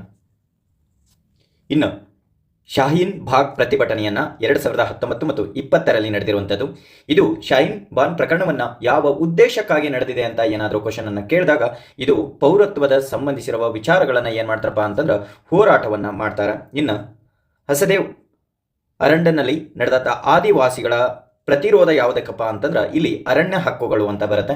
ಇದನ್ನು ಎಲ್ಲಿ ನಡೆಸ್ತಾರಪ್ಪ ಅಂತಂದ್ರೆ ಛತ್ತೀಸ್ಗಢದಲ್ಲಿ ಈ ಹೋರಾಟವನ್ನು ನಡೆಸ್ತಾರೆ. ಪೂರ್ವದತ್ತ ನೋಡು ಎಂಬ ಪೂರ್ವದತ್ತ ಕ್ರಿಯಾಶೀಲವಾಗಿ ನೀತಿಯಾಗಿ ಬದಲಾವಣೆ ಆಗುವ ಪ್ರಮುಖವಾದ ಉದ್ದೇಶ ಏನು ಅಂತೇಳಿ ಇಲ್ಲಿ ಡೈರೆಕ್ಟ್ ಪ್ರಶ್ನೆಯನ್ನು ಹೇಳಿರ್ತೀನಿ, ಅದಕ್ಕೆ ಎಕ್ಸ್ಪ್ಲನೇಷನ್ ಅನ್ನು ಕೊಡ್ತೀನಿ. ಇಲ್ಲಿ ಡಿ ಉತ್ತರ ಆಗಿರುತ್ತೆ. ಪೂರ್ವ ಏಷ್ಯಾದೊಂದಿಗೆ ಸಾಂಸ್ಕೃತಿಕ ಸಂಪರ್ಕ ಕೊಂಡಿಗಳನ್ನು ಸಕ್ರಿಯವಾಗಿ ಆರ್ಥಿಕ ಮತ್ತು ರಣನೀತಿಯನ್ನ ಸಹಭಾಗಿತ್ವವನ್ನು ಪರಿವರ್ತಿಸುವಂಥದ್ದು ಅಂತೇಳಿ 2014ರಲ್ಲಿ ಇದನ್ನು ಏನು ಮಾಡ್ತಾರಪ್ಪ ಅಂತಂದ್ರೆ ನೀತಿಯನ್ನ ಜಾರಿಗೆ ತರ್ತಾರೆ. ಅದಕ್ಕಿಂತ ಮುಂಚೆ 1991ರಲ್ಲಿ ಏನು ಹೇಳ್ತಾರಪ್ಪ ಅಂತಂದ್ರೆ ಲುಕ್ ಈಸ್ಟ್ ನೀತಿಯ ಮುಖ್ಯವಾಗಿ ದಕ್ಷಿಣ ಪೂರ್ವ ಏಷ್ಯಾ ರಾಷ್ಟ್ರಗಳೊಂದಿಗೆ ಪ್ರಾಥಮಿಕ ವ್ಯಾಪಾರ ಮತ್ತು ಸಂಬಂಧವನ್ನು ಹೊಂದಬೇಕು ಅಂತ ಹೇಳುವಂಥದ್ದಾಗಿದೆ. 15ನೇ ಪ್ರಶ್ನೆ, ಭಾರತದ ವಿವಿಧ ರಾಜ್ಯಗಳು ರಾಜಧಾನಿಗಳನ್ನು ಸ್ಥಾನ ಗಮನದಲ್ಲಿಟ್ಟುಕೊಂಡು ಪೂರ್ವದಿಂದ ಪಶ್ಚಿಮಕ್ಕೆ ಅಂತ ಹೇಳಿದ್ದಾನೆ. ಅಂದರೆ ಇದು ಪೂರ್ವದಿಂದ ಪಶ್ಚಿಮಕ್ಕೆ ಅಂತ ಹೇಳ್ತಾ ಇರುವಂಥದ್ದು. ಹಾಗಿತ್ತಂದರೆ ಈ ಕಡೆ ಪೂರ್ವ, ಈ ಕಡೆ ಇರುವುದು ಪಶ್ಚಿಮ. ಹಾಗಿತ್ತಂದರೆ ಹೇಗೆ ಬರುತ್ತೆ ಅಂತಂದ್ರೆ ನಮ್ಮ ಇಂಡಿಯಾ ಮ್ಯಾಪನ್ನು ತೆಗೆದುಕೊಳ್ಳೋಣ. ಇಲ್ಲಿ ಏನು ಹೇಳ್ತಾ ಇದ್ದಾನಪ್ಪ ಅಂತಂದ್ರೆ ಪೂರ್ವದಿಂದ, ಈ ಕಡೆಯಿಂದ ಅಂತ ಹೇಳ್ತಾ ಇದ್ದಾನೆ. ಮೊದಲು ಬರೋದು ಯಾವುದು, ಇಲ್ಲಿ ಕಲ್ಕತ್ತಾ ಬರುತ್ತೆ. ಓಕೆ, ಕಲ್ಕತ್ತಾ ಆದ ಕೂಡಲೇ ಬರುವಂಥದ್ದು ಯಾವುದಪ್ಪ ಅಂತಂದ್ರೆ ನಮಗೆ ಭುವನೇಶ್ವರ, ಒಡಿಸ್ಸಾದಲ್ಲಿ ಭುವನೇಶ್ವರ ಅಂತ ಬರುತ್ತೆ. ನೆಕ್ಸ್ಟ್ ಬರೋದು ಎಲ್ಲಿ ಬರುತ್ತಾ, ಚೆನ್ನೈ ಬರುತ್ತೆ. ಓಕೆನಾ, ಚೆನ್ನೈ ಬರುತ್ತೆ. ಆಮೇಲೆ ಬರೋದು ಯಾವುದು, ಹೈದರಾಬಾದ್ ಬರುತ್ತೆ. ಓಕೆ, ಹಾಗಿತ್ತಂದರೆ ಯಾವುದಪ್ಪ ಕರೆಕ್ಟ್ ಆನ್ಸರ್ ಅಂತಂದ್ರೆ ಮೊದಲು ಬರೋದು ಕಲ್ಕತ್ತಾ, ಭುವನೇಶ್ವರ, ಚೆನ್ನೈ, ಹೈದರಾಬಾದ್. ಸಿ ಉತ್ತರ ಸರಿಯಾಗಿದೆ ಅಂತ ಹೇಳ್ತೀವಿ. ಯಾಕಂತಂದರೆ ನಮಗೆ ಹೇಳಿರುವಂಥದ್ದು ಯಾವುದು, ಮೊದಲು ಕಲ್ಕತ್ತಾ ವೆಸ್ಟ್ ಬೆಂಗಾಲು, ಆಮೇಲೆ ಭುವನೇಶ್ವರ ಒಡಿಸ್ಸಾ, ಆಮೇಲೆ ಚೆನ್ನೈ. ತಮಿಳುನಾಡು, ಆಮೇಲೆ ಹೈದರಾಬಾದ್, ತೆಲಂಗಾಣಲ್ಲಿ ಕಂಡುಬರುವಂಥದ್ದಾಗಿರುತ್ತೆ. ಇದು ನಿಮಗೆ ಈಗಾಗಲೇ ಏನಪ್ಪ ಅಂತಂದ್ರೆ ಡೈರೆಕ್ಟಾಗಿ ಕ್ವಶನನ್ನು ಕೇಳಿದ್ದಾರೆ. 2019ರಲ್ಲಿ ಈ ಕ್ವಶನನ್ನು ಆಗಿದೆ. ಓಕೆ, ನಾನು ನಿಮಗೆ ಹೇಳಿದ್ದೀನಿ ಕಂಪ್ಲೀಟ್ಲಿಯಾಗಿ ವಿತ್ ಎವಿಡೆನ್ಸ್ ಸಮೇತವಾಗಿ ಈ ವಿಡಿಯೋದಲ್ಲಿ ನಾನು ನಿಮಗೆ ಪ್ರೂಫ್ ಸಮೇತ ಇಡ್ತೀನಿ ಪ್ರಶ್ನೆಗಳು ಅಂತೇಳಿ. ಜನಸಂಖ್ಯಾ ಶ್ರೇಣಿಯ ಆಧಾರದ ಮೇಲೆ ಜನಸಂಖ್ಯೆ ಅಂದರೆ ಜನವಸತಿಯ ಆರೋಹಣ ಕ್ರಮದಲ್ಲಿ ಬರೀರಿ ಅಂತ ಹೇಳಿರುವಂಥದ್ದು. ಆರೋಹಣ ಕ್ರಮದಲ್ಲಿ ಬರೀರಿ ಅಂತಂದ್ರೆ ಮೊದಲ ನಾವು ಏನು ಮಾಡಬೇಕು ಅಂತಂದ್ರೆ ಕಡಿಮೆಯಿಂದ ಏನು ಮಾಡಬೇಕು, ಹೆಚ್ಚಿಗೆ ಹೋಗಬೇಕು. ಹಾಗಿತ್ತಂದರೆ ಪಟ್ಟಣದಲ್ಲಿ ಅಂತಂದರೆ ಎಷ್ಟು ಜನಸಂಖ್ಯೆ ಇರ್ತಾರಪ್ಪ ಅಂತಂದ್ರೆ ನಮ್ಗೆ ಸಿಗುವಂಥದ್ದು ಜನಸಂಖ್ಯೆ ಎಷ್ಟು ಅಂತಂದ್ರೆ 5,000ದಿಂದ ಹಿಡಿದು 1,00,000ದವರೆಗೂ ಜನಸಂಖ್ಯೆಯನ್ನು ಸಿಗ್ತಾರೆ. ಆಮೇಲೆ ಮಧ್ಯದ ಪಟ್ಟಣ ಅಂತ ಬಂದಾಗ ನಿಮಗೆ ಏನಪ್ಪ ಅಂತಂದ್ರೆ 1,00,000ದಿಂದ ಹೆಚ್ಚಾಗಿ ಬರುವಂಥದ್ದಾಗಿರುತ್ತೆ, ಡಿಪೆಂಡಿಂಗ್ ಅಪಾನ್ ಏರಿಯಾ ವೈಸಲ್ಲಿ ಹೋಗುತ್ತೆ. ಮೂರನೇದು ಏನಪ್ಪ ಅಂದರೆ 1,00,000ದ ನಗರ ಅಂತ ಬರುತ್ತೆ. ಇದು ಎಲ್ಲಿ ಅಂತಂದ್ರೆ 1,00,000ದಿಂದ ಹಿಡಿದು 10 ಲ್ಯಾಕ್ವರೆಗೂ ಬರುವಂಥದ್ದಾಗಿರುತ್ತೆ. ಓಕೆನಾ. ಇನ್ನು ನೆಕ್ಸ್ಟ್ ಯಾವುದಪ್ಪ ಅಂತಂದ್ರೆ ಮೆಟ್ರೋಪಾಲಿಟಿ ಅಂತ ಬರುತ್ತೆ. ಇದರಲ್ಲಿ 10,00,000ದಿಂದ ಹಿಡಿದು 50,00,000ದವರೆಗೂ ಏನಪ್ಪ ಅಂತಂದ್ರೆ ಜನಸಂಖ್ಯೆ ಇರುತ್ತೆ. ಮೆಗಾ ಸಿಟಿ ಅಂತಂದ್ರೆ ಇಲ್ಲಿ 50,00,000ಕ್ಕಿಂತ ಹೆಚ್ಚು ಜನ ಅಥವಾ ಕಡಿಮೆ ಆದರೂ ಇದ್ದಿರುತ್ತೆ, ಬಟ್ ಆದರೆ ಮೆಗಾ ಸಿಟಿಯಲ್ಲಿ ಜನಸಂಖ್ಯೆ ಹೆಚ್ಚಾಗಿರುತ್ತೆ ಅಂತ ಹೇಳ್ತೀವಿ.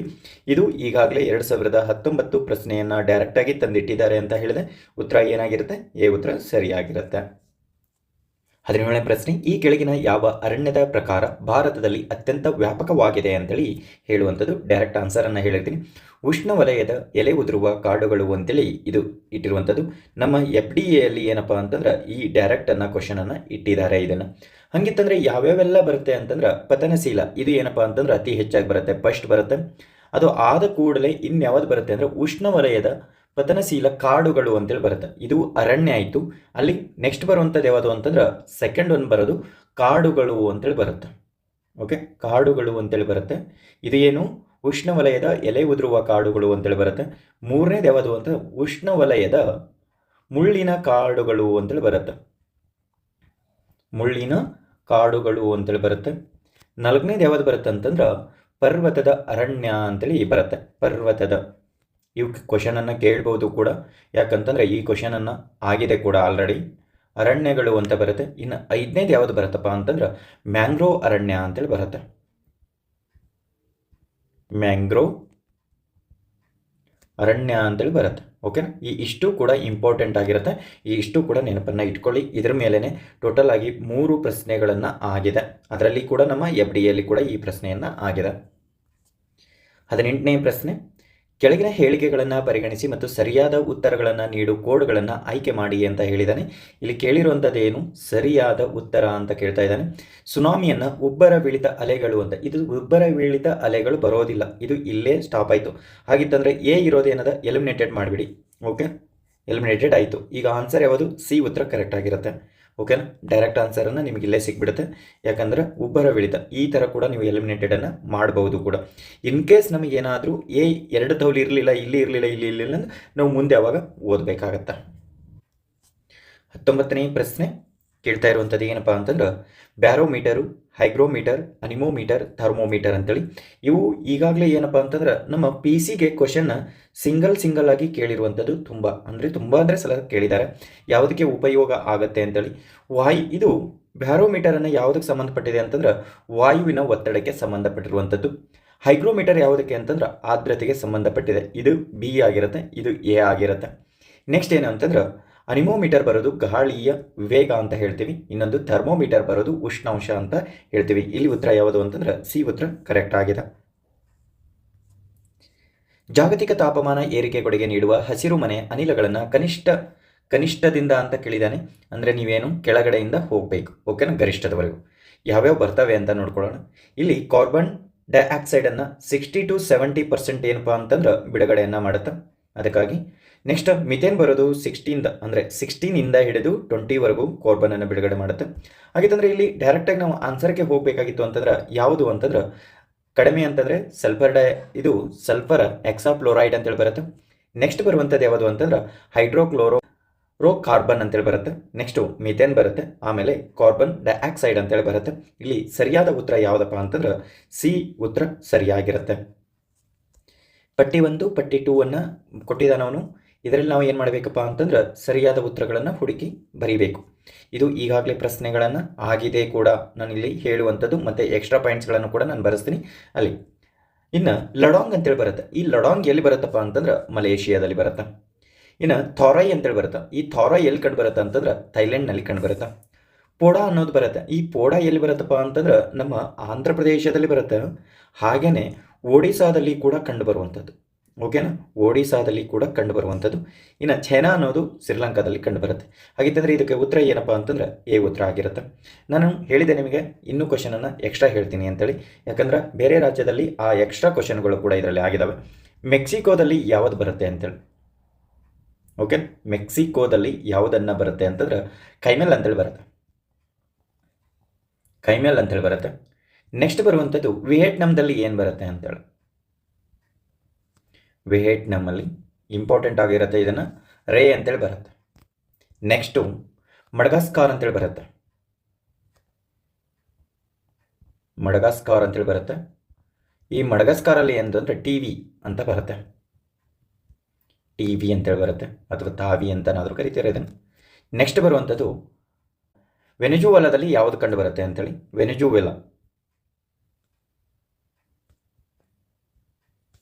ವೆನೆಜುವೆಲಾದಲ್ಲಿ ಯಾವುದನ್ನು ಕಂಡು ಬರುತ್ತೆ ಅಂತ ಕೇಳ್ತಾರೆ. ಕೊನೋಕೋ ಅಂತೇಳಿ ಬರುತ್ತೆ. ಓಕೆ, ಕೊನೋಕೋ ಅಂತೇಳಿ ಬರುತ್ತೆ. ಇಷ್ಟು ಏನಪ್ಪ ಅಂತಂದ್ರೆ ಇಲ್ಲಿ ಬರುವಂಥ ಸರಿಯಾದ ಉತ್ತರಗಳನ್ನು ನಾವು ಏನು ಹೊಂದಿಸಿ ಬರೆದೀವಲ್ಲ, ಕೃಷಿಯನ್ನು ಅನುಸಾರವಾಗಿ ಬಂದಿರುವಂಥದ್ದಾಗಿರುತ್ತೆ. 22ನೇ ಪ್ರಶ್ನೆ, ಭೂ ಅವನತಿಗೆ ಒಳಗಾದ ಪ್ರದೇಶಗಳು ಆಧಾರದ ಮೇಲೆ ಈ ಕೆಳಗಿನ ರಾಜ್ಯಗಳನ್ನು ಹೆಚ್ಚಿನದಿಂದ ಕಡಿಮೆಯವರೆಗೂ ಅಂತ ಹೇಳ್ತಾ ಇರುವಂಥದ್ದು. ಅಂದ್ರೆ ಯಾವ್ಯಾವನ್ನ ಆಕ್ರಮಿಸಿಕೊಂಡಿದೆಯಲ್ಲ ಅದರಿಂದ ಏನಂತಂದ್ರೆ ಅವನತಿಯನ್ನ ಕಂಡಿರುವಂತ ರಾಜ್ಯಗಳು ಯಾವುದು ಅಂತೇಳಿ ಇಲ್ಲಿ ನಿಮಗೆ ಡಾಟಾ ಸಮೇತವಾಗಿ ಕೊಡ್ತೀನಿ ನಾನು. ಇಲ್ಲಿ ಏನಪ್ಪಾ ಅಂತಂದ್ರೆ ರಾಜಸ್ಥಾನ ಎಷ್ಟು ಮಿಲಿಯನ್ ಹೆಕ್ಟರ್ಸ್ ಅಂತಂದ್ರೆ 21.55 ಮಿಲಿಯನ್ ಹೆಕ್ಟರ್ಸ್ ಅನ್ನ ಏನಾಗಿದೆಪ್ಪ ಅಂತಂದ್ರೆ ಇಷ್ಟು ಭೂಮಿಯನ್ನ ಹೋಗಿದೆ ಅಂತ ಹೇಳ್ತೀವಿ. ಸೆಕೆಂಡ್ ಕರ್ನಾಟಕದಲ್ಲಿ ಅಂತ ಕೇಳಿದಾಗ 6.95 ಅಷ್ಟು ಮಿಲಿಯನ್ ಹೆಕ್ಟರ್ಸ್ ಅಷ್ಟು ಹೋಗಿದೆ. ನೆಕ್ಸ್ಟ್ ಗುಜರಾತ್ ಅಂತ ಬಂದಾಗ 9.59 ಅಂತ ಹೋಗುತ್ತೆ, ಮಿಲಿಯನ್ ಹೆಕ್ಟರ್ಸ್ ಅಂತ ಹೋಗುತ್ತೆ. ಮಹಾರಾಷ್ಟ್ರ ಬಂದ್ರೆ 14.35 ಅಷ್ಟು ಹೋಗುತ್ತೆ. ಹಂಗಿತ್ತಂದ್ರೆ ಅವನು ಏನ್ ಹೇಳಿದಾನಪ್ಪ ಅಂದ್ರೆ ಹೆಚ್ಚಿನಿಂದ ಕಡಿಮೆವರೆಗೂ ಅಂತ. ಹೆಚ್ಚು ಯಾವ್ದಾಗಿದೆ? ರಾಜಸ್ಥಾನ ಮೊದಲು ಬರುತ್ತೆ. ಓಕೆನಾ, ರಾಜಸ್ಥಾನ ಇದು 1. ಎರಡನೇದು ಯಾವ್ದಪ್ಪ ಅಂತಂದ್ರೆ ಮಹಾರಾಷ್ಟ್ರ. ಮೂರನೇದು ಯಾವ್ದಾಗತ್ತಪ್ಪ ಅಂತಂದ್ರೆ ಗುಜರಾತ್. ನಾಲ್ಕನೇದು ಕರ್ನಾಟಕ. ಹಂಗಿತ್ತಂದ್ರೆ 1, 4 ಎ ಮತ್ತು D, A D C B ಅಂತ ಬರುತ್ತೆ. ಎ ಉತ್ತರ ಸರಿಯಾಗಿದೆ ಅಂತ ಹೇಳ್ತೀವಿ. ನಗರದ ವಾಯು ಗುಣಮಟ್ಟವನ್ನ ಅಳೆಯುವ ಜೈವಿಕ ಕಸುಸೂಚಕ ಯಾವುದು ಅಂತೇಳಿ ಇಲ್ಲಿ ಉತ್ತರ ಯಾವ್ದಪ್ಪ ಅಂತಂದ್ರೆ ಲಿಚೆನ್ಸ್ ಅಂತ ಬರುತ್ತೆ. ಇದು ತುಂಬಾ ಸಲ ಅಂದ್ರೆ ತುಂಬಾ PC ಕ್ವಶನ್ ಆಗಿದೆ, PSI ಕ್ವಶನ್ ಆಗಿದೆ, ಅದೇ ರೀತಿ SDA ಕ್ವಶನ್ ಆಗಿದೆ. ಓಕೆ, ನಮ್ಮಲ್ಲೇ ಆಗಿದೆ ಇದು, ಬೇರೆ ರಾಜ್ಯದ ಬಿಟ್ಟಾಕಿ ನಮ್ಮಲ್ಲೇ ತುಂಬಾ ಸಲ ಅಂದ್ರೆ ಇದು ತುಂಬಾ ಪ್ರಶ್ನೆಗಳನ್ನ ಆಗಿದೆ. ನೆಕ್ಸ್ಟ್ ಪ್ರಶ್ನೆ, ಕೆಳಗಿನ ಜಾಗತಿಕ ಘಟನೆಗಳನ್ನ ಸರಿಯಾದ ಕಾಲಾನುಕ್ರಮದಲ್ಲಿ ಜೋಡಿಸಿ ಅಂತ ಹೇಳ್ತಾ ಇರುವಂತದ್ದು. ಏನ್ ಹೇಳಿದೆ ನಾವು? ಸರಿಯಾದ ಕಾಲಾನುಕ್ರಮದಲ್ಲಿ ಜೋಡಿಸಿ. ಹಂಗಿತ್ತಂದ್ರೆ ಅಜೆಂಡಾ 21 ಅನ್ನೋದು 1972 ಬರುತ್ತೆ. ನೆಕ್ಸ್ಟ್ ಬ್ರೆಟ್ಲ್ಯಾಂಡ್ ವರದಿ ಅಂತೇಳಿ ಬರುತ್ತೆ. ಇದು ಯಾವಾಗ ಬರುತ್ತಪ್ಪ ಅಂತಂದ್ರೆ 1987ರಲ್ಲಿ ಬರುತ್ತೆ. ಇನ್ನು ಸುಸ್ಥಿರ ಅಭಿವೃದ್ಧಿ ಗುರಿ ಅಂತೇಳಿ ಇದು 2015ರಲ್ಲಿ ಬರುತ್ತೆ. ನೆಕ್ಸ್ಟ್ ಸ್ಟಾಕ್ ಹೋಮ್ ಸಮ್ಮೇಳನ ಅಂತೇಳಿ 1972ರಲ್ಲಿ ಬರುತ್ತೆ. ಹಂಗಿತ್ತಂದ್ರೆ ಇದ್ರ ಉತ್ತರ ಯಾವ್ದಾಗಿರುತ್ತಪ್ಪ ಅಂದ್ರೆ ಮೊದಲು ಬರೋದು ಯಾವುದು? 1972. ಇದು ಫಸ್ಟ್ ಆಗಿರುತ್ತೆ, ಇದು ಸೆಕೆಂಡ್ ಆಗಿರುತ್ತೆ, ಇದು ಥರ್ಡ್, ನೆಕ್ಸ್ಟ್ ಬರೋದು ಇದು ಫೋರ್ತ್ ಆಗಿರುತ್ತೆ. ಹಾಗಿತ್ತಂದ್ರೆ ನಮಗೆ ಇಲ್ಲಿ ಯಾವುದು ಅಂತಂದ್ರೆ ಡಿ, ಬಿ, ಎ ಮತ್ತು ಸಿ ಅಂತೇಳಿ ಎ ಉತ್ತರ ಸರಿಯಾಗಿದೆ. ಹಾಗಿತ್ತಂದ್ರೆ ಇನ್ನೂ ಅನೇಕ ಪ್ರಶ್ನೆಗಳನ್ನ ಇದ್ರ ಮೇಲೆ ಕೇಳುವಂತ ಚಾನ್ಸಸ್ಗಳಿರುತ್ತೆ. ರಿವೋ ಅರ್ತ್ ಶೃಂಗಸಭೆ ಅಂತೇಳಿ ಬರುತ್ತೆ. ರಿವೋ ಅನ್ನೋದು ಒಂದು ಸಬ್ಮಿಟ್ ನಡೆಯುತ್ತೆ. ಅದು ಯಾವಾಗ ಅಂತ ಕೇಳ್ತಾರೆ? 1992ರಲ್ಲಿ ನಡೆಯುವಂತದ್ದಾಗಿರುತ್ತೆ. ಅದೇ ರೀತಿ ಕ್ಯೂಟೋ ಶಿಷ್ಟಾಚಾರ ಅಂತೇಳಿ ಬರುತ್ತೆ. ಇದನ್ನ ಯಾವಾಗ ನಡೆಯುತ್ತಪ್ಪ ಅಂತಂದ್ರ ಇದು ಕೂಡ 2005ರಲ್ಲಿ ನಡೆಯುವಂತದ್ದಾಗಿರುತ್ತೆ. ಪ್ಯಾರಿಸ್ ಒಪ್ಪಂದ ಅಂತೇಳಿ ಬರುತ್ತೆ. ಇದು ತುಂಬಾ ಸಲ ಕ್ವಶನ್ ಅನ್ನ ಕೇಳುವಂತ ಚಾನ್ಸಸ್ಗಳಿರುತ್ತೆ. ಪ್ಯಾರಿಸ್ ನ ಒಪ್ಪಂದ ಯಾವಾಗಪ್ಪ ಅಂತಂದ್ರೆ ಇದು 2016ರಲ್ಲಿ. ಇದ್ರ ಮೇಲೆ ತುಂಬಾ ಕ್ವಶನ್ಗಳನ್ನ ರೈಸ್ ಆಗಿದಾವೆ. ಇದನ್ನ UPSL ಕ್ವಶನ್ ಅಲ್ಲಿ ಆಗಿದೆ ಕೂಡ ಈ ಪ್ರಶ್ನೆ. ಯಾವ ತರ ಕೇಳಿದ ನಂತರ ಪಟ್ಟಿ 1, ಪಟ್ಟಿ 2 ಸಂಸ್ಥೆಗಳು ಗಮನದ ಗುರಿ ಏನಾಗಿದಾವೆ ಅಂತ ಕ್ವಶನ್ ಅನ್ನ ಕೇಳಿದನು. ಶಾರ್ಕ್ನ ಸಂಸ್ಥೆಯ ಗುರಿ ಏನಾಗಿದೆ ಅಂತ ಕೇಳ್ತಾ ಇರುವಂತದ್ದು ದಕ್ಷಿಣ ಏಷ್ಯಾದ ಪ್ರಾದೇಶಿಕ ಶಾಂತಿ ಮತ್ತು ಸಮೃದ್ಧಿಯನ್ನ ಉತ್ತೇಜನ ಮಾಡುವಂತದ್ದು. ಹೇಗೆ ಎ ಉತ್ತರ ಸರಿಯಾಗಿರುತ್ತೆ. ಇಲ್ಲಿ ಯಾವ್ದಿದಾವ ನೋಡ್ಬೇಕು. ಹೇಗೆ ಎ ಉತ್ತರ ಅಂತಂದ್ರೆ ಇಲ್ಲಿ ಒಂದಿದೆ, ಇಲ್ಲೊಂದಿದೆ. ಹಾಗಿತ್ತಂದ್ರೆ ಇವೆರಡು ಎಲಿಮಿನೇಟೆಡ್ ಆಯ್ತು. ಶಾರ್ಕ್ನ ಉದ್ದೇಶ ಏನಾಗಿರುತ್ತೆ, ಶಾರ್ಕ್ನ ಉದ್ದೇಶ ಏನಾಗಿದೆಪ್ಪ ಅಂತಂದ್ರೆ ಆಗ್ನೇಯ ಏಷ್ಯಾಗಳು ಅಂತ ಬರುತ್ತೆ. ಆಗ್ನೇಯ ಏಷ್ಯಾದ ಆರ್ಥಿಕ ಬೆಳವಣಿಗೆ ಅಂತೇಳಿ ಬರುವಂತದ್ದು ಇಲ್ಲಿ ಒಂದಕ್ಕೆ 4 ಅನ್ನ ಬಿಗೆ 4 ಆಗಿರುತ್ತೆ. ಹಾಗಿತ್ತಂದ್ರೆ ಎ ಉತ್ತರ ನಿಮಗೆ ಇಲ್ಲಿ ಡೈರೆಕ್ಟ್ ಆಗಿ ಆನ್ಸರ್ ಅನ್ನ ಸಿಕ್ಬಿಡುತ್ತೆ. ಎ ಉತ್ತರ. ಒಪಿಕೋ ಬಂದಿರೋದು ಯಾವ್ದಕ್ಕಪ್ಪ ಅಂತಂದ್ರೆ ಒಪಿಕೋ ರಾಷ್ಟ್ರಗಳು ಪೆಟ್ರೋಲಿಯಂ ಅನ್ನ ಬರುತ್ತೆ. ಯುರೋಪ್ ರಾಷ್ಟ್ರ ಮಾರುಕಟ್ಟೆ ಅಂದ್ರೆ ಯುರೋಪಿಯನ್ ರಾಜಕೀಯ ಆರ್ಥಿಕ ಏಕೀಕರಣ ಅಂತೇಳಿ ಬರುವಂತದ್ದು. ಇದು ತುಂಬಾ ಕ್ವಶನ್ ಅನ್ನ ಇದರಲ್ಲಿ ಏನಪ್ಪಾ ಅಂತಂದ್ರೆ ಡೈರೆಕ್ಟ್ ಕ್ವಶನ್ ಅನ್ನ ಕೇಳಿದ್ದಾರೆ ಒಂದೊಂದು ವರ್ಡ್ ಅಲ್ಲಿ. ಅಂದ್ರೆ ಶಾರ್ಕ್ ನ ಯಾವುದಕ್ಕೆ ಸಂಬಂಧಿಸಿದೆ, ರಾಷ್ಟ್ರಗಳು ಎಷ್ಟು ಅಂತ ಕೇಳಿದಾನೆ, ಏಷ್ಯನ್ ರಾಷ್ಟ್ರಗಳು ಏನು, ಅದರ ಉದ್ದೇಶಗಳು ಯಾವುದಕ್ಕೆ ಸ್ಥಾಪನೆ ಮಾಡಿದ್ದಾರೆ, ಈ ತರ ಪ್ರಶ್ನೆಯನ್ನ ಆಗಿದೆ. ನೆಕ್ಸ್ಟ್ ಪ್ರಶ್ನೆ, ಪ್ರೀತಿಲತಾ ವಡ್ಡೇದಾರ್, ಸುಹಾಸಿನಿ ಗಂಗೂಲಿ, ಕಲ್ಪನಾ ದತ್ತ, ತೋರು ದತ್ತ ಯಾರ್ಯಾರು ಯಾವ್ದಾವ್ದಕ್ಕೆ ಸಂಬಂಧಿಸಿದ್ದಾರೆ ಅಂತೇಳಿ ಇಲ್ಲಿ ಕೇಳ್ತಾ ಇರುವಂತದ್ದು. ಇಲ್ಲಿ ಉತ್ತರಗಳನ್ನ ನೋಡ್ಕೊಳ್ಳೋಣ. ಪ್ರೀತಿಲತಾ ವಡ್ಡೇದಾರ್ ಅಂತೇಳಿ ಇವರು ಯಾವುದಕ್ಕೆ ಸಂಬಂಧಿಸಿದ್ದಾರೆ ಅಂತ ಕೇಳ್ತಾರೆ. ಇದನ್ನ ಯಾವುದಕ್ಕಪ್ಪ ಅಂತಂದ್ರೆ ಡೈರೆಕ್ಟ್ ಆಗಿ ಡಿ ಆಗಿರುತ್ತೆ. ಪಹಡ ತಾಲಿ ಅಂತೇಳಿ ಯುರೋಪಿಯನ್ ಕ್ಲಬ್ ನ ಮೇಲೆ ಸಶಸ್ತ್ರ ದಾಳಿಯನ್ನ ಭಾಗವಹಿಸಿರುವಂತದ್ದು ಯಾವಾಗ 1932ರಲ್ಲಿ. ಸುಹಾಸಿನಿ ಗಂಗೂಲಿ ಅಂತೇಳಿ ಬರ್ತಾರೆ. ಇದನ್ನ ಸೂರ್ಯಸೇನ ಕ್ರಾಂತಿಯ ಪಡೆಯ ಸದಸ್ಯರು ಆಗಿದ್ರು ಇವರು ಅಂತ ಹೇಳ್ತೀವಿ. ಇಲ್ಲಿಗೆ ಯಾವ್ದಪ್ಪ ಅಂತಂದ್ರ ಎ ಆಗಿರತ್ತೆ. ಕಲ್ಪನಾ ದತ್ತ ಅಂತೇಳಿ ಬರ್ತಾರೆ. ಇವರು ಕಲ್ಪನಾ ದತ್ತ ಯಾವುದಕ್ಕೆ ಸಂಬಂಧಿಸಿರೋದಂತಂದ್ರೆ ಚಿತ್ತಗಂಗಾ ಸಶಸ್ತ್ರ ದಾಳಿಯಲ್ಲಿ ಭಾಗವಹಿಸಿರುವಂತದ್ದು ಇವರು. ಹಾಗೆ ತೋರು ದತ್ತೆ ಅಂತೇಳಿ ಬಂಗಾಳದ ಕವಿಯತ್ರಿ, ಬ್ರಿಟಿಷರ್ ಭಾರತ ಭಾಷಾಂತರವನ್ನ ಮಾಡ್ತಿದ್ರು. ಯಾವ ಲ್ಯಾಂಗ್ವೇಜ್ ಅಲ್ಲಿ ಅಂತ ಕೇಳಿದ್ರೆ ನಿಮಗೆ ಏನಾದ್ರೂ ಕೇಳಿದ್ರೆ ಯಾವುದು ಅಂತಂದ್ರೆ ಇಂಗ್ಲಿಷ್ ಅಂಡ್ ಇನ್ನೊಂದು ಯಾವ್ದಪ್ಪ ಅಂತಂದ್ರೆ ಫ್ರೆಂಚ್ ಭಾಷೆಯಲ್ಲಿ ಕೂಡ ಇವ್ರು ಏನ್ ಮಾಡ್ತಾ ಇದ್ರು ಅಂತಂದ್ರ ಅನುವಾದವನ್ನ ಮಾಡ್ತಾ ಇದ್ರು ಅಂತೇಳಿ ನೆನಪಿಟ್ಕೊಳ್ರಿ. ಹಾಗಿತ್ತಂದ್ರ ಇದಕ್ಕೆ ಉತ್ತರ ಯಾವ್ದಾಗಿರತ್ತೆ ಅಂತಂದ್ರ ಎ ಉತ್ತರ ಆಗಿರತ್ತೆ ಅಂತ ಹೇಳ್ತೀವಿ. 27ನೇ ಪ್ರಶ್ನೆ, ಶಿವಾಜಿ ಆಳ್ವಿಕೆಯಲ್ಲಿ ಜನರ ಮೇಲೆ ವಿಧಿಸುವ 2 ವಿಧದ ತೆರಿಗೆಗಳು ಯಾವುದು ಅಂತೇಳಿ. ಶಿವಾಜಿ ಆಡಳಿತ ನಡೆದಾಗ 2 ತರದ ಟ್ಯಾಕ್ಸ್ ಅನ್ನ ಕಟ್ತಿದ್ರು, ಅದು ಯಾವುದು ಅಂತೇಳಿ ಚೌತ್ ಮತ್ತು ಸರ್ದೇಶ್ ಮುಖ ಅಂತೇಳಿ ಬರುತ್ತೆ. ಇವೆರಡೂ ಸರಿಯಾಗಿದೆ. ಎ ಮತ್ತು ಬಿ ಅಂತ ಹೇಳ್ತೀವಿ. ಒಂದೇ ಉತ್ತರ ಸರಿಯಾಗಿದೆ. ಹಾಗಿತ್ತಂದ್ರೆ ನಿಮಗೆ ಪ್ರಶ್ನೆಯನ್ನ ಕೇಳಬಹುದು, ಚೌತ್ ಮತ್ತು ಸರ್ದೇಶ್ ಮುಖ ಎಷ್ಟು ಪರ್ಸೆಂಟೇಜ್ ಕಟ್ತಿದ್ರು, ಯಾವ ತೆರಿಗೆಗಳಾಗಿದಾವೆ ಅಂತೇಳಿ ಡೀಟೇಲ್ಸ್ ಕೇಳಬಹುದು ಕೆಲವೊಂದಿಷ್ಟು ಎಕ್ಸಾಮ್ಗಳಲ್ಲಿ. ಯಾವ್ದು ಬರುತ್ತಪ್ಪ ಅಂತಂದ್ರ ಮರಾಠರ ನಿಯಂತ್ರಣದಲ್ಲಿ, ಅಂದ್ರೆ ಈಗ ಒಂದು ಸಂಸ್ಥಾನ ಇದೆ ಅಂತ ತಿಳ್ಕೊಡ್ರಿ. ಈ ಸಂಸ್ಥಾನ ಮರಾಠರ ಅಧೀನದಲ್ಲೇ ಇರತ್ತೆ. ಆದ್ರೆ ಇವರ ಯುದ್ಧವನ್ನ ಮಾಡುವಾಗ ಏನ್ ಮಾಡ್ತಾರಪ್ಪ ಅಂತಂದ್ರ ಈ ಮರಾಠರು ಇವರಿಗೆ ಸಹಾಯವನ್ನ ಮಾಡ್ತಾರೆ. ಅದೇ ರೀತಿಯಾಗಿ ಇವರ ಆಡಳಿತವನ್ನ ಸ್ವತಂತ್ರವಾಗಿ ನಡೆಸಿದ್ರು. ಯುದ್ಧದ ಸಮಯದಲ್ಲಿ ಅಥವಾ ಯಾವುದೇ ಸಮಯದಲ್ಲಿ ಆದ್ರೂ ಕೂಡ ಇವರಿಗೆ ಹೆಲ್ಪ್ ಅನ್ನ ಮಾಡೋ ವಿಚಾರದಲ್ಲಿ ಇವರನ್ನ ಏನ್ ಮಾಡ್ತಾರಪ್ಪ ಅಂತಂದ್ರ ಸಹಾಯವನ್ನ ಮಾಡುವಂತದ್ದಾಗಿರತ್ತೆ. ಅದಕ್ಕ ಇದ್ರ ಮೇಲೆ ವಿಧಿಸುವಂತ ತೆರಿಗೆಗಳನ್ನ ಆಗಿರತ್ತೆ. ಈ ತೆರಿಗೆಯನ್ನ ಅವರ ನಿಯಂತ್ರಣದಲ್ಲಿರುವಂತಹ ಭೂಮಿಗಳನ್ನ ಸಂಗ್ರಹಣೆಯನ್ನ ಮಾಡುವಂತ ಕೆಲಸ ಇವ್ರು ಬರುತ್ತೆ. ತುಂಬಾ ಸಲವನ್ನ ಕ್ವಶನ್ ಅನ್ನ ಕೇಳಿರುವಂತದ್ದು ಏನಪ್ಪಾ ಅಂತಂದ್ರ ಇಲ್ಲಿ ವೇದಗಳಲ್ಲಿ ತುಂಬಾ ಸಲ ಕ್ವಶನ್ ಏನಾಗಿದೆ ಅಂತಂದ್ರ ಈ ಟ್ಯಾಕ್ಸ್ ಗಳನ್ನ ಅಂತ ಏನ್ ಕರಿತೀವಲ್ಲ, ತೆರಿಗೆಗಳು ಅಂತ ಏನ್ ಕರಿತೀವಲ್ಲ, ಈ ತೆರಿಗೆಯನ್ನ ಏನಂತ ಕರಿತಿದ್ರು ವೇದಗಳ ಕಾಲದಲ್ಲಿ ಅಂತ ಕೇಳಿದ್ದಾರೆ. ತುಂಬಾ ಸಲ ಕ್ವಶನ್ ಆಗಿದೆ. ಇದನ್ನ ತ್ಯಾಗ ಅಂತ ಕರಿತಿದ್ರು, ತ್ಯಾಗ ಅಥವಾ ಬಲಿ ಅಂತ ಕರಿತಿದ್ರು. ಯಾಕಪ್ಪ ಹೀಗೆ ಅಂತಂದ್ರ ನೀವು ಹಳೆ ಕಾಲದಲ್ಲಿ ಅಥವಾ ಯಾರಾದ್ರೂ ನೋಡಿ ತ್ಯಾಗ ಮಾಡಿಬಿಟ್ಟು ಬಿಡು, ಹೋಗ್ಲಿ ಬಿಡು ಅನ್ನೋ ಒಂದು ಪದವನ್ನ ಕಳಿತಿದ್ರಲ್ಲ, ಆ ತ್ಯಾಗ ಅನ್ನೋದಾದ್ರೆ ಏನಂತಂದ್ರೆ ಅದನ್ನ ನಾವು ಕಟ್ಟುವಂತ ಟ್ಯಾಕ್ಸ್ ರೀತಿ ಆಗಿರತ್ತೆ ಅಂತ ಹೇಳ್ತೇವೆ. ಅದೇ ರೀತಿ ಈಗೂ ಕೂಡ ನಾವು ತ್ಯಾಗ ಮಾಡ್ತಾ ಇದೀವಿ ಅಂದ್ರೆ ಮಾಡ್ತಾ ಇದೀವಿ. ಈಗೂ ಕೂಡ ನಾವು ಟ್ಯಾಕ್ಸ್ ಗಳನ್ನ ಏನ್ ಕಟ್ತೀವಲ್ಲ GST ರೂಪದಲ್ಲಿ, ಅದು ಆಗಿರುವಂತದ್ದಾಗಿರುತ್ತೆ. ಇನ್ನೂ ಒಂದ್ ಸ್ವಲ್ಪ ಮುಂದೆ ಹೋಗಿ ಅಂತಂದ್ರೆ ನಾವು ಬೇರೆ TETಯಲ್ಲಿ ಅದು ಎಕ್ಸಾಮ್ ಗಳಲ್ಲಿ ನೋಡಿದಾಗ ಇನ್ನು ಬಾಲಿ ಅಂತೇಳಿ ಬರುತ್ತೆ. ಓಕೆ, ಬಾಲಿ ಅಂತ ಬರುತ್ತೆ. ಈ ಬಾಲಿ ಅಂತಂದ್ರೆ ಏನಂತ ಕೇಳ್ತಾನೆ ಅಂದ್ರೆ ನಾವು ನೈವೇದ್ಯ ಅಂತ ಕರಿತೀವಿ. ಬಾಲಿ ಅಂದ್ರೆ ಏನಪ್ಪಾ ಅಂತಂದ್ರ ನೈವೇದ್ಯ ಅಂತ ಕರಿತೀವಿ. ಏನ್ರಿ ನೈವೇದ್ಯ ಅಂತಂದ್ರೆ ಏನು, ಇದು ಎಲ್ಲೆಲ್ಲಿ ಯಾವ ರೀತಿಯಾಗಿ ಮೆನ್ಷನ್ ಮಾಡಿದಾರೆ ಅಂತ ಕಂಪ್ಲೀಟ್ ಹೇಳ್ತೀನಿ. ನೈವೇದ್ಯ ಅಂತಂದ್ರ ನೀವು ಚಿಕ್ಕ ಮಕ್ಳು ಇರುವಾಗ ನಾವು ಏನಾದ್ರೂ ಒಂದಿಷ್ಟು ತಿಂತಾ ಇದೀವಿ ಅಂತಂದ್ರೆ, ಒಂದಿಷ್ಟು ಅಮಾವಾಸ್ಯೆಗೆ ಹುಣ್ಣಿಮೆಗೆ ಏನಾದ್ರೂ ಸ್ವೀಟ್ ಮಾಡಿದ್ರು ದೇವ್ರಿಗೆ ಒಯ್ದು ಇಡ್ಬೇಕು ಅಂತಂದಾಗ ಅವ್ರು ಹೇಳ್ತಿರು ಗೊತ್ತಾ, ಇದನ್ನ ನೀನ್ ತಿನ್ಬೇಡಪ್ಪ, ನೈವೇದ್ಯಕ್ಕೆ ಇಟ್ಟಿದ್ದು ಅಂತ ಹೇಳ್ತಿರ್ತಾರೆ ಮನೆಯಲ್ಲಿ. ಹೌದಾ? ಅದನ್ನ ನೈವೇದ್ಯ ಅಂತಂದ್ರೆ ಏನಪ್ಪಾ ಅಂತಂದ್ರ ತೆರಿಗೆ ಅಂತ ಹೇಳುವಂತದ್ದು. ಹಾಗಿತ್ತಂದ್ರೆ ಇದನ್ನ ಯಾವುದರಲ್ಲಿ ಮೆನ್ಷನ್ ಮಾಡಿದಾರೆ ಅಂತಂದ್ರೆ ನೆನಪಿಟ್ಕೊಳ್ಳಿ, ಇದನ್ನ ಋಗ್ವೇದದಲ್ಲಿ ಕೂಡ ಏನ್ ಮಾಡಿದಾರಪ್ಪ ಅಂತಂದ್ರ ಮೆನ್ಷನ್ ಅನ್ನ ಮಾಡಿದ್ದಾರೆ ನೈವೇದ್ಯ ಎಂಬ ಪದವನ್ನ. ನೆಕ್ಸ್ಟ್ ಎಲ್ಲಿ ಮಾಡಿದಾರಪ್ಪ ಅಂತಂದ್ರ ಇದನ್ನ ಮನುಸ್ಮೃತಿಯಲ್ಲಿ ಕೂಡ ಉಲ್ಲೇಖ ಮಾಡ್ತಾರೆ. ಅದೇ ರೀತಿ ಕೌಟಿಲ್ಯನ ಅರ್ಥಶಾಸ್ತ್ರದಲ್ಲಿ ಕೂಡ ಇದನ್ನ ಏನ್ ಮಾಡ್ತಾರಪ್ಪ ಅಂತಂದ್ರ ಮೆನ್ಷನ್ ಅನ್ನ ಮಾಡಿರ್ತಾರೆ. ಅದಕ್ಕಾಗಿ ಈ 3 ಪ್ಲೇಸ್ ಗಳಲ್ಲಿ ಮೆನ್ಷನ್ ಮಾಡಿದ್ರಿಂದ ಈ ಬಾಲಿ ಅಂದ್ರೆ ಏನು ಎಂಬ ಪದವನ್ನ 4 ಸ್ಟೇಟ್ಗಳಲ್ಲಿ ಏನಾಗಿದಾರಪ್ಪ ಅಂತಂದ್ರ ಪ್ರಶ್ನೆಗಳನ್ನ ಕೇಳಿದ್ದಾರೆ. 28ನೇ ಪ್ರಶ್ನೆ, ಮೈಸೂರು ದಿವಾನರ ಹೆಸರುಗಳನ್ನ ಸರಿಯಾದ ಅನುಕ್ರಮದಲ್ಲಿ ಜೋಡಿಸಿ ಬರೆಯಿರಿ ಅಂತ ಕೇಳ್ತಾ ಇರುವಂತದ್ದು. ಮೊದಲು ಯಾರು ಬಂದಿದ್ದಾರೆ, ಯಾವಾಗ ಬಂದಿದ್ದಾರೆ, ಇದು ಇಷ್ಟು ನೋಡ್ಕೊ ಅಂತ ಹೇಳುವಂತದ್ದು. ಇಲ್ಲಿ ಮೊದಲು ಯಾರು PV ಮಾಧವರಾಯ ಅಂತ ಬರ್ತಾರೆ. ಯಾವಾಗ 1906ರಿಂದ ಹಿಡಿದು ಇವರು 9ರವರೆಗೂ ಆಳ್ವಿಕೆಯನ್ನ ನಡೆಸ್ತಾರೆ.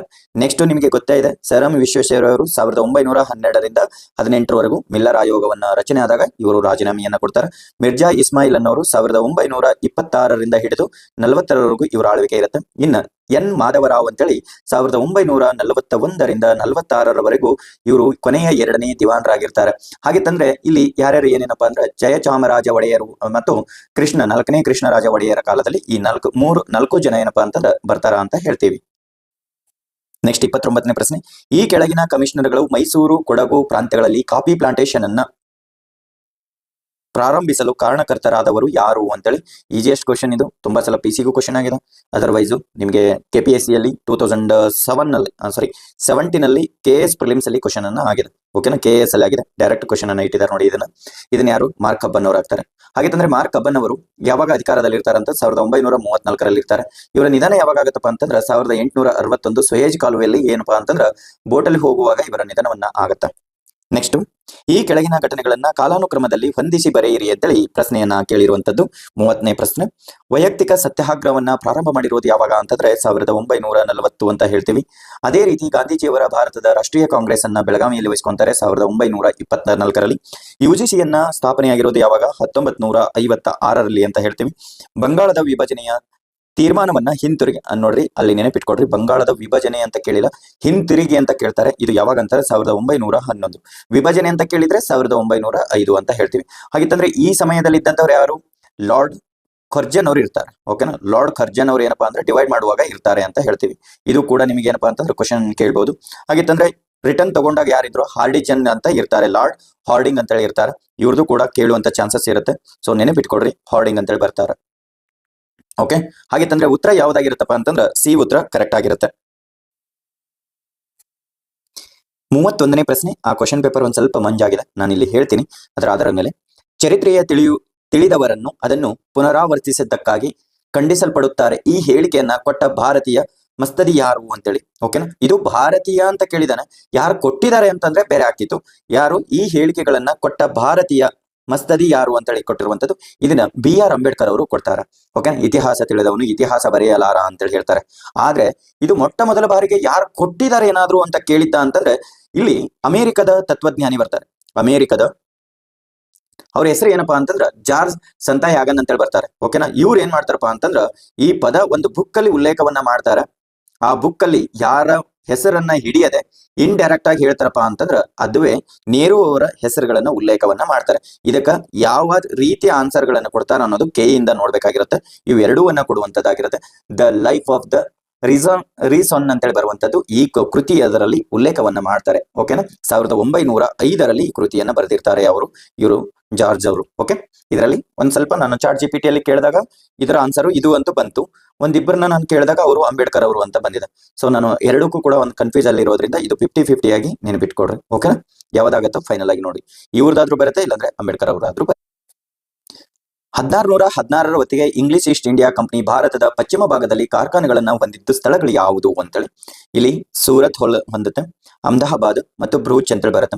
ಇವಿಷ್ಟು ಕೂಡ ಹೊಂದಿರುತ್ತೆ. ಹಾಗಿತ್ತಂದ್ರೆ ಯಾವ್ದಾವ್ದಕ್ಕೆ ಬಳಕೆ ಮಾಡ್ಕೊಂತು ಅಂತಂದ್ರೆ ಇದು ಸೂರತ್ ಅಂತ ಇದೆಯಲ್ಲ, ಇಂಗ್ಲಿಷರ ಮೊದಲ ಪ್ರಮುಖ ಬಂದರ್ ಆಗಿರುತ್ತೆ ಅವ್ರದ್ದು. ಓಕೆನಾ, ಪ್ರಮುಖ ಬಂದರ್ ಆಗಿರುತ್ತೆ. ಎರಡನೇದು ಇಲ್ಲಿ ಏನ್ ಅಹಮದಾಬಾದ್ ಅಂತ ಕೊಟ್ಟಿದ್ದಾನಲ್ಲ, ಈ ಅಹಮದಾಬಾದ್ ಯಾವ್ದಕ್ಕೆ ಸಂಬಂಧಪಟ್ಟಿತ್ತಪ್ಪ ಅಂತಂದ್ರ ಗುಜರಾತ್ ನ ಪ್ರಮುಖ ವಾಣಿಜ್ಯ ಬಂದರ್ ಮಾಡ್ಕೊಂಡಿರ್ತಾರೆ ಅವರು, ವಾಣಿಜ್ಯ ಬಂದರನ್ನ ಮಾಡ್ಕೊಂಡಿರ್ತಾರೆ. ಓಕೆನಾ, ಇಂಪಾರ್ಟೆಂಟ್ ಆಗಿ. ನೆಕ್ಸ್ಟ್ ಭೂಚ್ ಬರೋದು ಯಾವ್ದಕ್ಕಪ್ಪ ಅಂತಂದ್ರ ಇದನ್ನ ನರ್ಮದಾ ನದಿ ದಡದ ಮೇಲೆ ಇರುವಂತ ಆಗಿರತ್ತೆ. ಇದನ್ನು ಕೂಡ ಏನಪ್ಪಾ ಅಂದ್ರ ಪ್ರಮುಖ ವ್ಯಾಪಾರದ ಕೇಂದ್ರವನ್ನಾಗಿ ಮಾಡ್ಕೊಂಡಿರ್ತಾರೆ ಅಂತ ಹೇಳ್ತೀವಿ. ಯಾವ ನದಿಯ ದಡದ ಮೇಲೆ ಅಂತಂದ್ರ ನರ್ಮದಾ ನದಿಯ ದಡದ ಮೇಲೆ ಕಂಡು ಬರುವಂತದ್ದಾಗಿರತ್ತೆ. ಪಟ್ಟಿ 1 ಪಟ್ಟಿ 2 ಅನ್ನ 2 ಕೋಡ್ಗಳನ್ನ ಕೊಟ್ಟಿದ್ದಾರೆ, ಸರಿಯಾಗಿ ಹೊಂದಿಸಿ ಬರೆಯಿರಿ ಅಂತೇಳಿ. ಹಿಂದ್ ಸ್ವರಾಜ್ ಅನ್ನೋದು ಮತ್ತ ಯಾವಾಗ ಬಂತು ಏನು, ಇದು ಕೃತಿ ಬರೆದವರು ಯಾರು ಅಂತೇಳಿ ಕೇಳಿರುವಂತದ್ದು. ಹಿಂದ್ ಸ್ವರಾಜ್ ಯಾರು ಬರೆದಿದ್ದು? MK ಗಾಂಧಿ ಅವರು ಬರೀತಾರೆ. ಯಾವಾಗ ಬರೀತಾರಪ್ಪ ಅಂತಂದ್ರ 1909ರಲ್ಲಿ ಬರೀತಾರೆ.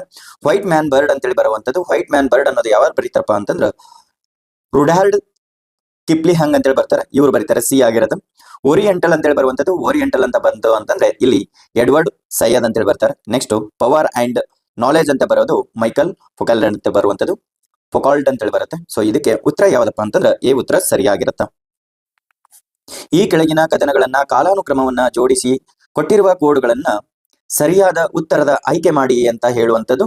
ಇಲ್ಲಿ ನಾನು ನಿಮಗೆ ಒಂದಿಷ್ಟು ಈಗಾಗಲೇ ಹಳೆ ಕ್ವಶನ್ಗಳನ್ನು ಕೂಡ ಆಗಿತ್ತು, ಆ ಕ್ವಶನ್ ಅನ್ನು ಕೂಡ ನಾನು ಹೇಳಿದೆ ನಿಮಗೆ ಯಾವುದು ಏನು ಹೇಗೆ ಬಂದಿತ್ತು ಅಂತೇಳಿ. ಓಕೆನಾ. ಇಲ್ಲಿ ವಾಡಿವಾಸ್ ಕದನ ಅಂತೇಳಿ ಬರುತ್ತೆ. ಈ ವಾಡಿವಾಸ್ ಕದನನ ಯಾವಾಗ ನಡೀತದಪ್ಪ ಅಂತಂದ್ರ ಇದನ್ನ ಡೇಟ್ ನೆನಪಿಟ್ಕೊಡ್ರಿ, 22 ಜಾನ್ 1760ರಲ್ಲಿ ನಡೆಯುತ್ತೆ. ನೆಕ್ಸ್ಟ್ ಶ್ರೀರಂಗಪಟ್ಟಣ ಒಪ್ಪಂದ. ಶ್ರೀರಂಗಪಟ್ಟಣ ಒಪ್ಪಂದ ಎರಡು ರೀತಿಯಲ್ಲಿ ನಡೆಯುತ್ತೆ. ಒಂದು 3ನೇ ಆಂಗ್ಲೋ ಮೈಸೂರು ಯುದ್ಧ ಮತ್ತು 4ನೇ ಆಂಗ್ಲೋ ಮೈಸೂರು ಯುದ್ಧವನ್ನ ನಡೆಯುತ್ತೆ. ನಿಮಗೆ ಇದರ ಬಗ್ಗೆ ಬೇಕು ಹೆಚ್ಚಿನ ಮಾಹಿತಿ ಅಂದ್ರೆ 1329ನೇ ಪೇಜು KNA ಪಾರ್ಟ್ 2 ಅನ್ನ ತೆಗೆದ್ರಿ ಅಂತಂದ್ರೆ ಇದರ ಹೆಚ್ಚಿನ ಮಾಹಿತಿಯನ್ನ ಸಿಗುತ್ತೆ ನಿಮಗೆ. ಶ್ರೀರಂಗಪಟ್ಟಣ ಒಪ್ಪಂದವನ್ನ ಇಲ್ಲಿ ಯಾವಾಗ ನಡೆಯುತ್ತಪ್ಪ ಅಂತಂದ್ರ 18 ಮಾರ್ಚ್ 1792. ಓಕೆನಾ. ಇನ್ನ ಮೊದಲನೇ ಆಂಗ್ಲೋ ಮೈಸೂರು ಯುದ್ಧವನ್ನ ಯಾವಾಗ ನಡೆದಿದೆ ಅಂತ ಕೇಳಿದ್ರೆ 1767ರಿಂದ 1769ವರೆಗೂ ನಡೆಯುತ್ತೆ. ನೆಕ್ಸ್ಟ್ ಎರಡನೇ ಆಂಗ್ಲೋ ಮೈಸೂರು ಯುದ್ಧವನ್ನ 1780ರಿಂದ ಹಿಡಿದು 1784ರಲ್ಲಿ ನಡೆಯುವಂತದ್ದಾಗಿರುತ್ತೆ. ಓಕೆ. ಇನ್ನ ಅತಿ ಹೆಚ್ಚು ಸಲ ಕ್ವಶನ್ ಅನ್ನ ಕೇಳಿರುವಂತದ್ದು ಯಾವ್ದಪ್ಪ ಅಂತಂದ್ರ ಅಂಬೂರು ಕದನ ಅಂತೇಳಿ ಬರುತ್ತೆ. ಓಕೆನಾ. ಅಂಬೂರು ಕದನ ಅಂತೇಳಿ ಬರುತ್ತೆ. ಇದು ಯಾವಾಗ ನಡೆಯುತ್ತಂತಂದ್ರ 1749 ಆಗಸ್ಟ್ 3ನೇ ತಾರೀಕಿಗೆ ನಡೆಯುತ್ತೆ. ಅದೇ ರೀತಿ ಪ್ಲಾಸಿ ಕದನ ಅಂತೇಳಿ ಬರುತ್ತೆ. ಪ್ಲಾಸಿ ಕದನವನ್ನ ಯಾವಾಗ ನಡೆಯುತ್ತಪ್ಪ ಅಂದ್ರೆ 1757 ಜೂನ್ 23ನೇ ತಾರೀಕಿಗೆ ನಡೆಯುವಂತದ್ದಾಗಿರುತ್ತೆ. ಇದು ಡೈರೆಕ್ಟ್ ಆಗಿ ಡೇಟ್ ಸಮೇತ SSC ಕ್ವಶನ್ ಅನ್ನ ಕೇಳಿದಾರೆ ನೋಡಿ. ಈ ಕೆಳಗಿನ ಹೇಳಿಕೆಗಳನ್ನ ಗಮನಿಸಿ ಅಂತೇಳಿ ಮಹಾಯಾನಗಳು ಅಂತೇಳಿ ಬರುವಂತದ್ದು. ಇದರಲ್ಲಿ ಯಾವುದು ಸರಿ ಯಾವ್ದು ತಪ್ಪು ಅಂತೇಳಿ ಕೇಳ್ತಾ ಇದ್ದಾರೆ. ಬುದ್ಧನ ಮೂಲದ ಬೋಧನೆಗಳನ್ನ ವಿಮುಖರಾಗಿದ್ದರು ಅಂತೇಳಿ ಹೇಳ್ತಾನೆ. ಇದರಲ್ಲಿ ಆನ್ಸರ್ ಹೇಳ್ಬಿಡ್ತೀನಿ ಡೈರೆಕ್ಟ್ ಆಗಿ ಯಾವುದು ಅಂತೇಳಿ. ಎರಡನೇದ್ದು ತಪ್ಪಾಗಿದೆ. ಸ್ವಯಂ ನಿಯಂತ್ರಣದ ಮತ್ತು ಧ್ಯಾನದ ಮೂಲಕ ವೈಯಕ್ತಿಕ ಮೋಕ್ಷವನ್ನ ಸಾಧಿಸಲು ಬಯಸಿದರು ಅಂತೇಳಿ ಹೇಳ್ತಾರಲ್ಲ, ಇದನ್ನ ತಪ್ಪಾಗಿದೆ. 1, 3, 4 ಸರಿಯಾಗಿದೆ ಅಂತ ಹೇಳ್ತೀವಿ. ಸಿ ಉತ್ತರ ಕರೆಕ್ಟ್ ಆಗಿದೆ. ಇದನ್ನ ಫಿರೋಜ್ ಶಾ ತುಗ್ಲಕ್ ಅವರ ಸ್ಥಾಪಿಸಿದ ನಗರಗಳು ಯಾವುದು ಅಂತೇಳಿ, ಇದು ಮೋಸ್ಟ್ ಇಂಪಾರ್ಟೆಂಟ್. ಅಂದ್ರೆ ಇದನ್ನ ನಾನು ಕಂಡ ಹಾಗೆ 6ರಿಂದ 7 ಬಾರಿ ಇದು ಪ್ರಶ್ನೆಯನ್ನ ಆಗಿದೆ ನಮ್ಮಲ್ಲೆಲ್ಲ, ಓವರಾಲ್ ನಮ್ಮ ಇಂಡಿಯಾದಲ್ಲಿ. ಓಕೆನಾ. ಹಾಗಿತ್ತಂದ್ರೆ ಯಾವ್ದು ಯಾವಾಗ ಇವರ ಅಧಿಕಾರಾವಧಿ ಯಾವಾಗ ಅಂತ ಕ್ವಶನ್ ಅನ್ನ ಕೇಳಿದ್ದಾರೆ. 1351, 1388 ಅಂತೇಳಿ ಬರುತ್ತೆ. ಹಾಗಿತ್ತಂತಂದ್ರೆ ಇವರ ಟಂಕಿಸಿರುವ ನಾಣ್ಯ ಯಾವುದು ಅಂತ ಪ್ರಶ್ನೆಯನ್ನ ಆಗಿದೆ. ಇವ್ರದ್ದು ಆದಾ ಮತ್ತು ಬೀಕ್ ಅಂತೇಳಿ ಬರ್ತದೆ. ಆದಾ ಅಂತೇಳಿ ಬರುತ್ತೆ, ಅದರ ಜೊತೆಗೆ ಬೀಕ್ ಅಂತೇಳಿ ಬರುತ್ತೆ. ಓಕೆನಾ. ಇವೆರಡೂ ಕೂಡ ಪ್ರಶ್ನೆಯನ್ನ ಆಗಿದೆ. ಹಾಗಿತ್ತಂದ್ರೆ ಇವರು ಕಟ್ಟಿರುವಂತ ತೆರಿಗೆಗಳು ಅಂತೇಳಿ ಬರುತ್ತೆ. ಈ ತೆರಿಗೆಗಳ ಬಗ್ಗೆ ನಾನು ಉಲ್ಲೇಖ ಮಾಡ್ತೀನಿ. ಮೊದಲ ಇವರು ಯಾವ 2 ನಗರಗಳು ಅಂತ ಕೇಳಿದಾಗ 2 ನಗರಗಳಲ್ಲ 4 ನಗರಗಳನ್ನ ಇವರು ನಿರ್ಮಾಣವನ್ನ ಮಾಡ್ತಾರೆ. ಫತೇಬಾದ್ ಮತ್ತು ಹಿನ್ಸಾರೆ ಅಂತೇಳಿ. ಡಿ ಉತ್ತರ ಸರಿಯಾಗಿದೆ. ಹಾಗಿತ್ತಂದ್ರೆ ಇದರ ನಿರ್ಮಾಣ ಮಾಡಿದವರು ಇನ್ನೊಂದು ಯಾವ್ದಪ್ಪ ಅಂತಂದ್ರೆ ಫಿರೋಜ್ ಪೂರ್ ಅಂತೇಳಿ ಬರ್ತದ. ಫಿರೋಜ್ ಪೂರ್ ಅಂತೇಳಿ ಬರುತ್ತೆ. ಸೊ ಇದನ್ನು ಒಂದ್ ಮಾಡ್ತಾರ. ಅದ್ರ ಜೊತೆಗೆ ಜೌನ್ಪುರ ಅಂತೇಳಿ ಒಂದು ಬರುತ್ತೆ. ಓಕೆನಾ. ಜೌನ್ಪುರ್ ಅಂತೇಳಿ ಬರುತ್ತೆ. ಇದನ್ನು ಕೂಡ ಏನಪ್ಪಾ ಅಂತಂದ್ರ ಅವರು ನಗರಗಳನ್ನ ನಿರ್ಮಾಣವನ್ನ ಮಾಡ್ತಾರೆ. ಹಾಗಿತ್ತಂದ್ರೆ ಇವರು ಕಟ್ಟಿರುವಂತ ಟ್ಯಾಕ್ಸಸ್ ಗಳು ಯಾವ್ದಾವ್ದು ಇದಾವ್ರಿ ಅಂತ ಕೇಳಿದಾಗ ತೆರಿಗೆಗಳು ಅಂತಂದ್ರೆ ಕಾಮ್ಸ್ ಅಂತ ಬರ್ತದ. ಒಂದು ಕಾಮ್ಸ್ ಅಂತ ಬರುತ್ತೆ. ಯಾವ್ದಿದು ಯುದ್ಧದ ಕಾಲದಲ್ಲಿ ಲೂಟಿ ಹೊಡೆದ ಸಂಗ್ರಹಣೆ ಮಾಡಿರುವಂತಹ ಟ್ಯಾಕ್ಸ್ ಅನ್ನ ಇದಾಗಿರುತ್ತೆ. ಓಕೆನಾ. ಈ ಟ್ಯಾಕ್ಸ್ ಆಗಿರುತ್ತೆ, ನೆನಪಿಟ್ಕೊಳ್ಳಿ. ಅದರ ಖರಾಜ್ ಅಂತೇಳಿ ಬರ್ತದ. ಇನ್ನೊಂದು ಖರಾಜ್ ಅಂತೇಳಿ ಬರ್ತದ. ಇದು ಯಾಕೆ ಅಂತಂದ್ರೆ ಇದು ತುಂಬಾ ಸಲ ಕ್ವಶನ್ ಅನ್ನ ಆಗಿದೆ. ಖರಾಜ್ ಅನ್ನೋದು ಭೂಮಿಯ ತೆರಿಗೆ ಸಂಗ್ರಹಣೆ ಮಾಡಿರುವಂತಹ ಟ್ಯಾಕ್ಸ್ ಅನ್ನ ಆಗಿರ್ತದ. ಇನ್ನ ಜಿಸ್ಸಾ ಅಂತೇಳಿ ಬರ್ತದ. ಜಿಸ್ಸಾ ಅಂತೇಳಿ ಒಂದು ಬರುತ್ತೆ. ಇದು ಏನಂದ್ರೆ ಧರ್ಮದ ಆಧಾರದ ಮೇಲೆ ಕಟ್ಟುವಂತ ಟ್ಯಾಕ್ಸ್ ಆಗಿರುತ್ತೆ. ಇನ್ನ ಜಿಕಾತ್ ಅಂತೇಳಿ ಒಂದು ಬರುತ್ತೆ. ಜಿಕಾತ್ ಅಂತೇಳಿ ಬರುತ್ತೆ. ಈ ಜಿಕಾತ್ ತೆರಿಗೆ ಯಾವಾಗಪ್ಪ ಅಂತಂದ್ರ ಆಸ್ತಿಯ ಮೇಲಿನ ಕಟ್ಟಿರುವಂತ ತೆರಿಗೆಗಳು. ಇವಿಷ್ಟು ಟ್ಯಾಕ್ಸಸ್ಗಳು ಬಹಳ ಇಂಪಾರ್ಟೆಂಟ್ ಆಗಿರುತ್ತೆ. ಕೃತಿಗಳು ಮತ್ತು ಆ ಕೃತಿ ಬರೆದವರು ಯಾರು ಅಂತೇಳಿ ಪಟ್ಟಿಯನ್ನ ಮಾಡಿದ್ದಾರೆ.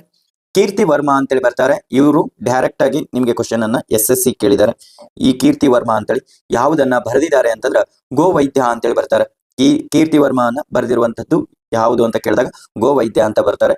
ಡೆಲ್ಲಿ ಪೊಲೀಸ್ ಅಲ್ಲಿ ಏನ್ ಕೇಳಿದಾರಪ್ಪ ಅಂತಂದ್ರ ಇವರು ಯಾರ ಆಸ್ಥಾನದಲ್ಲಿ ಇದ್ರು ಅಂತ ಕೇಳ್ತಾರೆ. ಚಾಲುಕ್ಯರ ಆಸ್ಥಾನದಲ್ಲಿ ಇದ್ರು ಅಂತ ಹೇಳ್ತೀವಿ. ಓಕೆ. ಚಾಳುಕ್ಯರ ಆಸ್ಥಾನದಲ್ಲಿ. ಹಂಗಿತ್ತಂದ್ರೆ ಒಂದನೇದಕ್ಕೆ ಡೈರೆಕ್ಟ್ ಆಗಿ 4 ಆಗಿದೆ ಅಂದ್ರೆ ಇಲ್ಲಿ ಯಾವ್ದಿದಾವೆ 1ನೇದಕ್ಕೆ 4. ಇದನ್ನು ಹೋಯ್ತು, ಇದನ್ನು ಹೋಯ್ತು. ಈಗ ಇದು ಇರಬೇಕು, ಇದು ಇರಬೇಕು. ಎರಡರದಾಗ ಒಂದ್ ಯಾವ್ದಾಗಿರುತ್ತೆ ಅಂತ. ಇನ್ನು ಶ್ರೀಧರಾಚಾರ್ಯ ಅಂತೇಳಿ ಬರ್ತಾರೆ. ಶ್ರೀಧರಾಚಾರ್ಯವನ್ನ ಯಾರಕ್ಕೆ ಸಂಬಂಧಪಟ್ಟಿದ್ದಾರೆ ಅಂದ್ರೆ ಜಾತಕ ತಿಲಕ ಅಂತ ಬರೀತಾರೆ. ಓಕೆನಾ. ಹಂಗಿತ್ತಂದ್ರೆ ಇಲ್ಲಿ ಎರಡು ಬಿ ಸೇಮ್ ಆಗಿದಾವೆ. ಓಕೆ. ನೆಕ್ಸ್ಟ್ ಎರಡನೆಯ ನಾಗವರ್ಮ ಅಂತೇಳಿ, ಇದು ನಮ್ಮಲ್ಲೇ ಕ್ವಶನ್ ಅನ್ನ PC ಕೇಳಿದ್ದಾರೆ. ಇದು ಕೃತಿಯನ್ನ ಬರೆದವರು ಯಾರು ಮತ್ತು ಯಾವುದು ಅಂತೇಳಿ. ಇಲ್ಲಿ ಯಾವ್ದು ಬರ್ತದಂದ್ರ ಕಾವ್ಯ ಲೋಕನ ಅಂತೇಳಿ ಬರುತ್ತೆ. ಬಿ ಉತ್ತರ ಆಗಿರುತ್ತೆ. ಇನ್ನ ನಾಗಚಂದ್ರ ಅಂತ ಬರೋದು ಮಲ್ಲಿನಾಥ ಪುರಾಣ ಅಂತೇಳಿ ಬರುತ್ತೆ. ಹಾಗಿತ್ತಂದ್ರೆ ಉತ್ತರ ಯಾವ್ದಾಗಿರುತ್ತೆ 4 ಉತ್ತರ ಸರಿಯಾಗಿರುತ್ತೆ. ಮೆಂಟಲಿಟಿ ಕ್ವಶನ್ ಅನ್ನ ಆಗಿದಾವೆ. ಈ ಮೆಂಟಲಿಟಿ ಕ್ವಶನ್ ಅನ್ನ ನಾನು ಬೇಕಂತಂದ್ರೆ ನಿಮಗೆ ಇನ್ನೊಂದು ಕ್ಲಾಸ್ ಅಲ್ಲಿ ಹೇಳ್ತೀನಿ. ಇದಕ್ಕೆ ಡೈರೆಕ್ಟ್ ಆಗಿ ಆನ್ಸರ್ ಅನ್ನ ಹೇಳ್ತಾ ಹೋಗ್ತೀನಿ. 38ನೇಕೆ ಆನ್ಸರ್ ಯಾವ್ದಪ್ಪ ಅಂತಂದ್ರೆ ಸಿ ಉತ್ತರ ಆಗಿರುತ್ತೆ. 39ಕ್ಕೆ ಯಾವ್ದು ಅಂತಂದ್ರೆ ಸಿ ಉತ್ತರನೇ ಆಗಿರುತ್ತೆ. 40ಕ್ಕೆ ಯಾವ್ದು ಅಂತಂದ್ರೆ ಡಿ 133 ಕಿಲೋಮೀಟರ್ ಆಗಿರುತ್ತೆ. 41ಕ್ಕೆ ಬರೋದು ಎಲ್ಲಿ ಅಂತಂದ್ರೆ 45 ಅಂತೇಳಿ ಆಗುತ್ತೆ, ಅಂದ್ರೆ ಸಿ ಉತ್ತರ. 42ನೇದಕ್ಕೆ ಬರೋದು ಯಾವ್ದು ಅಂತಂದ್ರೆ ಎ ಉತ್ತರ ಸರಿಯಾಗಿದೆ. 43ನೇದಕ್ಕೆ ಉತ್ತರ ಯಾವ್ದಪ್ಪ ಅಂತಂದ್ರೆ 2 ಆಗಿರುತ್ತೆ. ಇದು 44ನೇದು ಒಂದ್ ಸ್ವಲ್ಪ ಲಾಜಿಕ್ ಆಗಿ ಯೋಚನೆ ಮಾಡಿದ್ರಿ ಅಂತಂದ್ರೆ ತುಂಬಾ ಸಲ ರಿಪೀಟ್ ಅನ್ನ ಆಗ್ತದೆ. ಕೊಟ್ಟಿರುವ ವೆನ್ ಚಿತ್ರದ ಮಾಹಿತಿ ಆಧರಿಸಿ ವೃತ್ತಾಕಾರದ ಅಂದ್ರೆ ವೃತ್ತದ ಪರದೆಯಾಗಿದ್ದು ಯಾವಾಗಲೂ ಆಟಗಾರರು ವಿದೇಶಿಯ ತರಬೇತಿದಾರರ ಸಂಖ್ಯೆ ಎಷ್ಟು ಅಂತ ಹೇಳ್ತಾನೆ. ಆಟಗಾರರು ಅಂತಂದ್ರೆ ಈ ಚೌಕ್ ಬರ್ಲೇಬೇಕಾ? ನಮ್ ಕಂಪಲ್ಸರಿ ಈ ಚೌಕ್ ಬರ್ಬೇಕು. ಅಂದ್ರೆ ಮತ್ತೆ ಇನ್ನೊಂದ್ ಏನ್ ಕೇಳಿದಾನೆ, ಅವರು ವಿದೇಶಿಯರ ಸಂಖ್ಯೆ ಎಷ್ಟು ಅಂತ ಕೇಳಿದ. ಅಂದ್ರೆ ನಮಗೆ ಇದನ್ನು ಒಂದು ಬರುತ್ತೆ, ವಿದೇಶಿಯರ ಸಂಖ್ಯೆ ಬರುತ್ತೆ. ಉಳ್ಕಿದೆಲ್ಲವನ್ನು ನಾವು ಏನ್ ಮಾಡ್ಬೇಕೀಗ? ಎಲಿಮಿನೇಟೆಡ್. ಅಂದ್ರೆ ಇವರು ವಿದೇಶಿಯ ಆಟಗಾರರು ಅಂತ ಇಲ್ಲಿ ಒಂದ್ ಸ್ವಲ್ಪ ಲಾಜಿಕ್ ಯೂಸ್ ಮಾಡ್ಕೊಡ್ತಾರೆ. ಆಟಗಾರರು ಯಾರಿದೆ? ಈ ವೃತ್ತದಲ್ಲಿ ಇವ್ರು ಆಟಗಾರರು ಬರಲ್ಲ, ಇವರು ಬರಲ್ಲ. ಓಕೆನಾ? ಆಟಗಾರರು ಬರಲ್ಲ, ಬಟ್ ವಿದೇಶಿಯರಲ್ಲಿ ಬರ್ತಾರೆ. ಇವರು 6ನೇದು ಹೋಗುತ್ತೆ, ಇಲ್ಲಿ 2 ಹೋಗುತ್ತೆ. ಯಾಕಪ್ಪ ಅಂತಂದ್ರೆ ತರಬೇತಿದಾರರು ಅಂತೇಳಿ 2 ಆಗಿರುತ್ತೆ, ಸೊ ಅದನ್ನು ಹೋಗುತ್ತೆ. ನೆಕ್ಸ್ಟ್ 8 ಹೋಗುತ್ತೆ. 8 ಯಾಕೆ ಹೋಗುತ್ತೆ ಅಂತಂದ್ರೆ ಆಟಗಾರರು ಆಗಿರಲ್ಲ, ಇವ್ರು ಹೊರಗಡೆ ಉಳಿದಿದ್ದಾರೆ ನೋಡಿ, ಸೊ ಹಾಗೆ ಬಂದಿರುತ್ತೆ. ಇನ್ನೊಂದೇನಪ್ಪಾ ಅಂತಂದ್ರೆ 2 ಬರುತ್ತೆ. 2 ಉತ್ತರ ಸರಿಯಾಗಿರುತ್ತೆ. ಯಾಕೆ ಅಂತಂದ್ರೆ ಅವರು ವಿದೇಶಿಯರು ಕೂಡ ಹೌದು, ಹಾಗೆ ಆಟಗಾರರು ಕೂಡ ಹೌದು. ಹಾಗಿತ್ತಂದ್ರೆ ಆನ್ಸರ್ ಯಾವುದು? 2 ಆಗಿರುತ್ತೆ. ಇಲ್ಲಿ ಮುಂಚೆ ಏನ್ ಕೊಡ್ತಿದ್ದ? ತರಕಾರಿ, ಹಣ್ಣುಗಳು, ಸೇಬುಗಳು ಅಂತೇಳಿ ಒಂದೇ ನಕ್ಷೆಯನ್ನ ಕೊಟ್ಕೊಂಡು ಆನ್ಸರ್ ಅನ್ನ ಹೇಳುವಂತ ಇದ್ದ. ಈಗ ಮೆಂಟಲಿಟಿಯಲ್ಲಿ ಕೂಡ ನಿಮಗೆ ಒಂದೇ ಶಿಬಿರ ಏರಿ ಅಂತ ಕೇಳ್ತಾ ಇರೋದು ಇದೇ ಫಸ್ಟ್ ಟೈಮ್ ನಾನು ನೋಡ್ತಾ ಇರುವಂತಹ ಪ್ರಶ್ನೆಗಳನ್ನ. ಯಾವ್ದಾಗಿರುತ್ತೆ ಇದರಲ್ಲಿ? ಹುಡುಗರು, ಹುಡುಗಿಯರು, ವಿದ್ಯಾರ್ಥಿಗಳು ಅಂತ ಬರುತ್ತೆ. ಇದಕ್ಕೆ ಉತ್ತರ ಯಾವುದು? ಎ ಉತ್ತರ ಆಗಿರುತ್ತೆ. ಆಗಿತ್ತಂದ್ರೆ ಡೈರೆಕ್ಟ್ ಆಗಿ ಆನ್ಸರ್ ಹೇಳಿರ್ತೀನಿ, ಎ ಉತ್ತರ ಸರಿಯಾಗಿರುತ್ತೆ. ಓಕೆನಾ? ಮೆಂಟಲಿಟಿ ಆನ್ಸರ್ ಅನ್ನು ಡೈರೆಕ್ಟ್ ಆಗಿ ಹೇಳಿರ್ತೀನಿ, ಆಮೇಲೆ ಬೇಕಾದ್ರೆ ಬಿಡಿಸ್ಕೊಡ್ತೀನಿ ನಾನು ನಿಮಗೆ. 46ನೇ ಪ್ರಶ್ನೆ ಉತ್ತರ ಯಾವ್ದಪ್ಪ ಅಂತಂದ್ರೆ ಬಿ ಉತ್ತರ ಆಗಿರುತ್ತೆ, 50 ಕಿಲೋಮೀಟರ್. 47ನೇ ಪ್ರಶ್ನೆಗೆ ಉತ್ತರ 100 ಆಗಿರುತ್ತೆ. ಓಕೆನಾ? ಡಿ ಉತ್ತರ. 48ನೇ ಪ್ರಶ್ನೆಗೆ ಉತ್ತರ ಯಾವ್ದಪ್ಪ ಅಂತಂದ್ರೆ ಸಿ 16 ನಿಮಿಷಗಳು ಅಂತ ಆಗಿರುತ್ತೆ. ಇನ್ನು 49ನೇಗೆ ಉತ್ತರ ಯಾವುದು ಅಂತಂದ್ರೆ 100 ಮೀಟರ್ಸ್ ಅಂತ ಆಗುತ್ತೆ. ಇದು KS ಕ್ವಶನ್ ನೋಡ್ರಿ ಇದು. ಓಕೆನಾ? KS ಕ್ವಶನ್ ಡಿಜಿಟ್ ಮಾತ್ರ ಚೇಂಜ್ ಆಗಿದೆ. 50ನೇ ಪ್ರಶ್ನೆಗೆ ಉತ್ತರ ಯಾವ್ದಪ್ಪ ಅಂತಂದ್ರೆ 4 ಆಗಿರುತ್ತೆ. ಇನ್ನು ನೆಕ್ಸ್ಟ್ ಏನಪ್ಪಾ ಅಂದ್ರೆ 51ನೇ ಪ್ರಶ್ನೆ, ರಾಷ್ಟ್ರೀಯ ವಿಜ್ಞಾನ ಪುರಸ್ಕಾರಗಳ ಸಂಬಂಧಿಸಿದ ಈ ಕೆಳಗಿನ ಹೇಳಿಕೆಗಳನ್ನ ಪರಿಗಣಿಸಿ ಅಂತೇಳಿ ಹೇಳ್ತಾ ಇರುವಂತದ್ದು. ಇದರಲ್ಲಿ ಎಷ್ಟು ಸರಿಯಾಗಿದಾವೆ ಅಂತ ಕೇಳ್ತಾ ಇರುವಂತದ್ದು. ಎಷ್ಟಂತಂದ್ರೆ ಕೇವಲ 3 ಮಾತ್ರ ಸರಿಯಾಗಿವೆ. ಹಾಗಿತ್ತಂದ್ರೆ ಯಾವ್ಯಾವು? ಅವು ವಿಜ್ಞಾನ ತಂತ್ರಜ್ಞಾನ ನಾವೀನ್ಯತೆ ಕ್ಷೇತ್ರದಲ್ಲಿ ನೀಡಲವ ರಾಷ್ಟ್ರೀಯ ಪ್ರಶಸ್ತಿಗಳು ಅಂತ ಹೇಳ್ತೀವಿ, ಕರೆಕ್ಟ್ ಆಗಿದೆ. ಈ ಪ್ರಶಸ್ತಿ 4 ವಿಭಾಗಗಳಲ್ಲಿ ನೀಡ್ತಾರೆ, ಕರೆಕ್ಟ್ ಆಗಿದೆ. ಇದನ್ನು ಪ್ರಶಸ್ತಿಗಳು 13 ಕ್ಷೇತ್ರದಲ್ಲಿ ನೀಡ್ತಾರೆ, ಇದು ಕೂಡ ಕರೆಕ್ಟ್ ಆಗಿದೆ. ಎಲ್ಲಾ ವಿಭಾಗದ ಪ್ರಶಸ್ತಿಗಳ ಪ್ರದಾನ ಅಂದ್ರೆ ಸಮಾರಂಭದ ಪ್ರತಿ ವರ್ಷ 28ರಂದು ರಾಷ್ಟ್ರೀಯ ವಿಜ್ಞಾನ ದಿನದಂದು ನಡೆಯುತ್ತದೆ ಅಂತ. ಅಲ್ಲಿ ನಡೆಯೋದಿಲ್ಲ. ಇದನ್ನ ಯಾವಾಗ ಪ್ರಶಸ್ತಿಯನ್ನ ನೀಡ್ತಾರಪ್ಪ ಅಂತಂದ್ರೆ ಆಗಸ್ಟ್ 23ನೇ ತಾರೀಕಿಗೆ ನೀಡುವಂತದ್ದಾಗಿರುತ್ತೆ. ಓಕೆನಾ? ಆಗಸ್ಟ್ 23ನೇ ತಾರೀಕಿಗೆ ಈ ಪ್ರಶಸ್ತಿಯನ್ನ ನೀಡುವಂತದ್ದಾಗಿರುತ್ತೆ ಅಂತ ಹೇಳ್ತೀವಿ. ಓಕೆ, ಹಾಗಿತ್ತಂದ್ರೆ ನೀವು ಕೇಳ್ಬೋದು, ಈ ಪ್ರಶಸ್ತಿಯನ್ನ ಘೋಷಣೆ ಯಾವಾಗ ಮಾಡ್ತಾರೆ ಅಂತಂದ್ರೆ ಮೇದಲ್ಲಿ ಮಾಡ್ತಾರೆ. ಮೇ 11ನೇ ತಾರೀಕಿಗೆ ಈ ಪ್ರಶಸ್ತಿಯನ್ನ ಘೋಷಣೆಯನ್ನ ಮಾಡ್ತಾರೆ. 52ನೇ ಪ್ರಶ್ನೆ, ಗತಿಶಕ್ತಿ ಕಾರ್ಗೋ ಟರ್ಮಿನೇಟರ್ ಸಂಬಂಧಿಸಿದ ಈ ಹೇಳಿಕೆಗಳನ್ನು ಪರಿಗಣಿಸಿ ಅಂತೇಳಿ ಬರ್ತಾ ಇರುವಂತದ್ದು. ಇಲ್ಲಿ ಯಾವ್ದಪ್ಪ ಅಂತಂದ್ರ 52ನೇ ಪ್ರಶ್ನೆಗೆ ಒಂದು ಡಿ ಮಾತ್ರ ಅಂತ ಹೇಳ್ತೀವಿ. ಇಲ್ಲಿ ಸರಿ ಇಲ್ಲ ಅಂತ ಕೇಳಿದನ ಅಂತಂದ್ರೆ ಕರ್ನಾಟಕದ ಹಿರೇನಂದೂರು, ವಾಡಿ ಮತ್ತು ಹಣಿಗೇರಿಯಲ್ಲಿ GCTಯನ್ನ ಅಂತ ಬಂದಿರುವಂತದ್ದು. ಇದು ತಪ್ಪಾಗಿದೆ. ಏನು? ರೈಲ್ವೆ ಸರಕುಗಳನ್ನು ನಿರ್ವಹಿಸಲು ಹೆಚ್ಚು ಟರ್ಮಿನಲ್ ಅಭಿವೃದ್ಧಿಪಡಿಸಲು ಇದನ್ನ ಆರಂಭಿಸಿದ್ದಾರೆ. ಇದು ಕರೆಕ್ಟ್ ಆಗಿರುವಂತದ್ದು. ಅದೇ ರೀತಿ GCTಯನ್ನ ಖಾಸಗಿ ವ್ಯಕ್ತಿಗಳ ಮತ್ತು ರೈಲ್ವೆ ತರ ಮತ್ತು ಪೂರ್ಣದ ಭಾಗಶಃ ರೈಲ್ವೆ ಭೂಮಿಯನ್ನ ಅಭಿವೃದ್ಧಿಪಡಿಸಿರುವಂತದ್ದು. ಇದು ಕರೆಕ್ಟ್ ಆಗಿದೆ. GCTಯನ್ನ ಅರ್ಜಿಯನ್ನ ಒಪ್ಪಿಗೆ ಪ್ರಕ್ರಿಯೆಯನ್ನ ಸರಳೀಕರಣಸಲಾಗಿದ್ದು ಇದರಲ್ಲಿ ಇಲಾಖೆಗಳ ಶುಲ್ಕ ಮತ್ತು ಭೂ ಪರವಾನಿಗೆ ಶುಲ್ಕ ಇತ್ಯಾದಿ ಇರುವುದಿಲ್ಲ ಅಂತ ಹೇಳ್ತಾನೆ. ಇದು ಕರೆಕ್ಟ್, ಬಟ್ ಆದ್ರೆ ಇದು ರಾಂಗ್ ಆಗಿದೆ ಅಂತ ಹೇಳ್ತೀವಿ. ಸರಿ ಇಲ್ಲ ಅಂತ ಉದ್ದೇಶಕ್ಕಾಗಿ ಇದು ಡಿ ಸರಿಯಾಗಿರೋದಿಲ್ಲ. 53ನೇ ಪ್ರಶ್ನೆಗೆ ನೀವು ಏನ್ ಮಾಡ್ಕೊಂಡಿರ್ತೀರಪ್ಪ ಅಂತಂದ್ರೆ ಒಂದಿಷ್ಟು ಕನ್ಫ್ಯೂಷನ್ ಮಾಡ್ಕೊಂಡಿರ್ತೀರಿ. ಓಕೆ, ಕಾಮನ್ವೆಲ್ತ್ ಕ್ರೀಡೆಗೆ ಸಂಬಂಧಿಸಿದ ಹೇಳಿಕೆಗಳನ್ನ ಪರಿಗಣಿಸಿ ಅಂತ. ಈ ಕ್ರೀಡೆಯು 5 ವರ್ಷ ಅಂತ ಹೇಳಿದ್ದಾರೆ. ಇದನ್ನ ಒಂದ್ ಸ್ವಲ್ಪ ಯೋಚನೆ ಮಾಡ್ರಿ. 5 ವರ್ಷ ಅಲ್ಲ, 4 ವರ್ಷಕ್ಕೊಮ್ಮೆ ನಡೆಸುತ್ತೆ. ಹಾಗಿತ್ತಂದ್ರೆ ಈ 4 ವರ್ಷಗಳಿಗೊಮ್ಮೆ ಅಂದ್ರೆ ಬೇರೆ ದರದಲ್ಲಿ ಯಾವತ್ತಾದ್ರೂ ಬೇಗ ಅಥವಾ ಲೇಟ್ ಆಗಿ ಮಾಡಿದಾರೆ ಅಂದ್ರೆ 1930, ಅದೇ ರೀತಿ 1942, ಅದೇ ರೀತಿ 1946ರಲ್ಲಿ. ಇದನ್ನ 46ರಲ್ಲಿ ಹೊರತುಪಡಿಸಿ ಉಳಿದೆಲ್ಲಾ ವರ್ಷಗಳಲ್ಲಿ 4 ವರ್ಷಕ್ಕೊಮ್ಮೆನೆ ಮಾಡಿದ್ದಾರೆ. ಓಕೆ, ನೆನಪಿಟ್ಕೊಳ್ಳಿ. ಭಾರತ 1934 ಮೊದಲ ಬಾರಿಗೆ ಕಾಮನ್ವೆಲ್ತ್ ಕ್ರೀಡೆಯಲ್ಲಿ ಭಾಗವಹಿಸುತ್ತಾ ಅಂತಂದ್ರೆ ಎಸ್ ಭಾಗವಹಿಸುತ್ತಾ. ಎಲ್ಲಿ ನಡೆದಾಗ ಅಂತಂದ್ರೆ ಇದು ಲಂಡನ್ ನಲ್ಲಿ ನಡೆದಿರುತ್ತೆ. ಓಕೆ, ಲಂಡನ್ ನಲ್ಲಿ ನಡೆದಿರುತ್ತೆ, ಅವಾಗ ಭಾಗವಹಿಸುತ್ತೆ. ನೆಕ್ಸ್ಟ್ 2030 ಅಹಮದಾಬಾದ್ ಕಾಮನ್ವೆಲ್ತ್ ಶತಮಾನೋತ್ಸವ ಕ್ರೀಡಾಕೂಟವನ್ನ ಆಯೋಜಿಸಿ ಬಿಡ್ ಅನ್ನ ಮಾಡಿದ್ರ ಅಂತಂದ್ರೆ ಇದು ಕರೆಕ್ಟ್ ಆಗಿದೆ. ಇದು ಕರೆಕ್ಟ್ ಆಗಿದೆ. ಭಾರತ ಕ್ರೀಡಾಕೂಟವನ್ನ ಎರಡು ಬಾರಿ ಅಂತಂದ್ರೆ ಇಲ್ಲೇ ತಪ್ಪಾಗ್ಬಿಡುತ್ತೆ, ಇಲ್ಲಿ ವಹಿಸ್ಕೊಂಡಿಲ್ಲ. 2010ರಲ್ಲಿ ಇದು ವಹಿಸ್ಕೊಂಡಿತ್ತು ನವದೆಹಲಿಯಲ್ಲಿ ಅಂತ. ಹಾಗಿತ್ತಂದ್ರೆ ಇದನ್ನ ಮೊಟ್ಟ ಮೊದಲ ಬಾರಿಗೆ ಎಲ್ಲಿ ಆಯೋಜನೆಗೊಂಡಿತ್ತಪ್ಪ ಅಂತಂದ್ರ ಮೊದಲ ಬಾರಿಗೆ 1930ರಲ್ಲಿ ಎಲ್ಲಿ ನಡೆಯುತ್ತಪ್ಪ ಅಂತಂದ್ರ ಕೆನಡಾದಲ್ಲಿ ನಡೆದಿರುತ್ತೆ. ಕಾಮನ್ವೆಲ್ತ್ ಅನ್ನ ಕೆನಡಾದಲ್ಲಿ ನಡೆಯುವಂತದ್ದಾಗಿರುತ್ತೆ. ಹಾಗಿತ್ತಂದ್ರೆ ಅತಿ ಹೆಚ್ಚು ಬಾರಿಯನ್ನ ಇದನ್ನ ಆಯೋಜನೆಗೊಂಡಂತಹ ರಾಷ್ಟ್ರ ಯಾವುದು ಅಂತಂದ್ರ ನಾವು ಅದನ್ನ 5 ಬಾರಿಯನ್ನ ವಹಿಸ್ಕೊಳ್ಳುತ್ತೆ. ಅದು ಯಾವುದು? ಆಸ್ಟ್ರೇಲಿಯಾ ಅಂತ ಹೇಳ್ತೀವಿ. ಬರ್ಕೊಂಡು ಇಟ್ಕೊಡ್ರಿ, ಯಾಕಂದ್ರೆ ಕೇಳುವಂತ ಚಾನ್ಸಸ್ಗಳು ಇರುತ್ತೆ.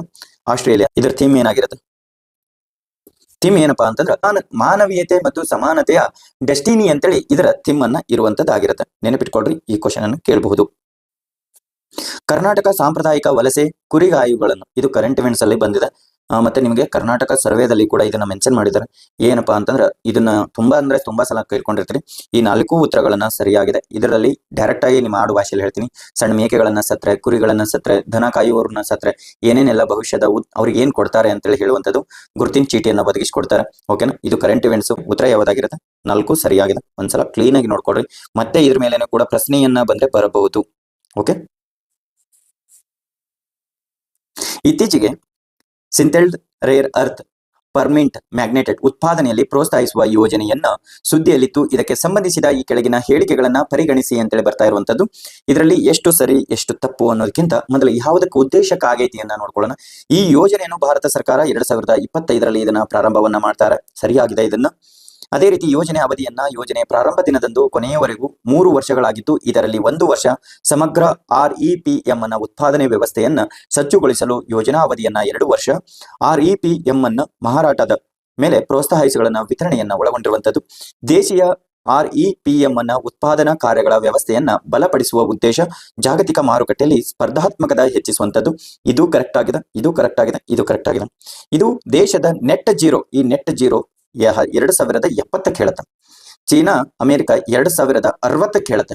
ಉಳುಕಿದ್ದೆಲ್ಲಾ ರಾಷ್ಟ್ರಗಳು 2050ಕ್ಕೆ ಒಪ್ಕೊಂತವೆ. ಇದು ಇಷ್ಟು. ಇಲ್ಲಿ ಇದು ಕರೆಕ್ಟ್, ತಪ್ಪಾಗಿದೆ. ಡಿ ಅನ್ನ ಕೇವಲ 3 ಸರಿಯಾಗಿದೆ ಅಂತ ಹೇಳ್ತೀವಿ. ಬಿ ಉತ್ತರ ಸರಿಯಾಗಿದೆ.